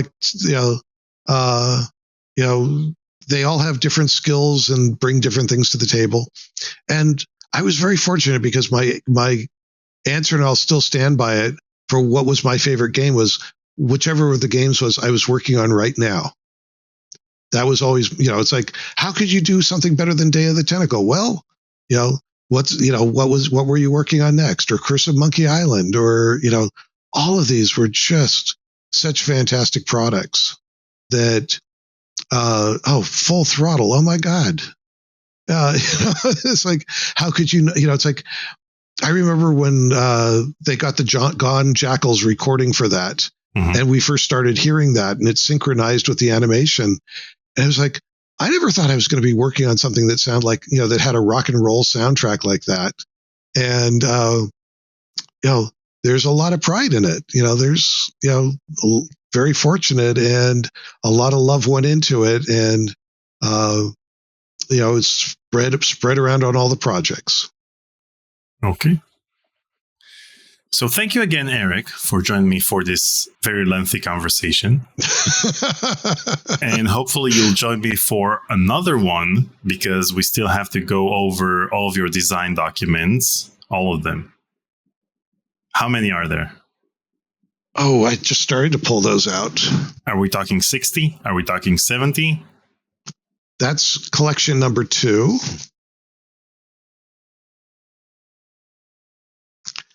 That's group number 3. Let's see what this is. I love the fact that when you place the folders on the table, then the camera shakes. It gives it the effect, the required effect. Yeah. What do you want me to measure these in? Inches or Are we talking 70 games, 80 games? Prehistoric Pie, Grim Fandango, Rebel 2, Helicopter Simulator, Clockwork World, Stinky and Bob. When we do this interview, the key message, the key takeaway is the reason there's so many designs that never got built was because we got to pick the best. It's like everybody, it was open to design. It was like this golden age of, if you had a computer in front of you and you had an idea, just write it up and show it to a few people and see what they think and see if you can get enough momentum going forward. Yeah, but you may think that what you produced is the best, and that may seem as if what wasn't produced was inferior. But I don't think that's the case. I think there are things that weren't produced because you didn't have the manpower to produce all of the projects you wanted. All of them are great. I don't ever want to give any impression that these are inferior. Some of them are inferior, granted, but the level of quality of these writers and designers and such, spectacular stuff. And, in some of them, there's, Ron and I had a bit of an argument at one point because I'd found the design for I Was a Teenage Lobot. Mm-hmm. And Lobots was artistically based on a short piece in the animated movie Heavy Metal. So there's a scene where there's this guy who's goes up he's on a space station, and there's a trial of some sort, and it's got this very big, long, stretched out animated faces. So it had this amazing look to it. But in this case, you wake up and you're a Lobot, and what Lobots are is AI failed, but we still need servants. We still need, so we've got robots, but without the AI component, what are you going to use? So people who committed crimes get lobotomized. And what do you do with the gray matter? You stick it in the back of a robot, and you get a Lobot, and it can go around and do, menial tasks. So don't commit crimes, and you won't end up as a Lobot. But on the space station, it's like, there'd be robots or Lobots running around sweeping up and cleaning up and doing your laundry and things like this. Anyway, you wake up and you are a Lobot, but you never got lobotomized. So you are, your brain is fully functional, but you're inside the body of a robot. And I think you're a shoebot or something like that. So you go around and you're supposed to polish people's shoes. But the neat thing is you can go around everywhere. So something has happened. You wake up, you're inside a robot's body. And then over time, you find out that your real human body is still out there, but it's going to be going through the trash compactor sometime tomorrow afternoon. So you're going to have to solve this issue and go find your body and find out who actually committed whatever this crime was, and then why they did this to you. And maybe it was actually a friend that kept you from having all your memories wiped. And it's like, oh my God. It was so, such an amazing concept. And I think that's what Ron was working on when Last Crusade entered a point where it's like, okay, we need everybody's hands on deck. We need to get Last Crusade built. This movie's coming out. Mm-hmm. So, was it deficient? No, it was. I love the idea. It was just a matter of time. And by the time, Crusade was done, Ron was ready to move off, and do something else. So, every game, one of these games has a story. Every one that didn't get built has a little bit of heartbreak, but that doesn't mean that you don't love them because, at one point they were your child. Yeah. So, okay, I'll wait to hear back from you, and then all great success with your. It's the whole series, and arm twist. You'll have to twist my arm to do that. Maybe you'll have to come out here, and then I'll take you camping, at Yosemite or someplace. Take you out to Muir Woods or Point Reyes, and we'll sit down at the computer together and both play the dig. Yeah, and we'll do a live stream of that, like an actual live stream. We'll sit next to each other. I'll take a 16-hour flight because that's what it takes to get from here to California. And so, don't remind me, what time is it for you right now? 2 a.m. Oh, okay. So it's better than last time because last time we started later, and so it ended at 4 a.m. So we're good. Okay. Hey, I got 2 hours. I can go on for another couple hours. Okay, so text play with the dig or any other game. And next conversation will be about the design documents. And thank you again, Aric, for being so generous with your time and being so generous in general. Daniel, it's always my pleasure. And like I said, being able to sit down and reminisce and share stories, it's like, I'm not particularly religious, but the word that's a blessing is very applicable. So what you've given me is a blessing, being able to go through and share my time and stories with you. You've given us the blessing of having a great childhood, of playing these amazing adventure games that you were an essential part of, given the fact that you created the system behind them. As part of a team that created the system behind them. So, yes, thank you. Thank you, Aric.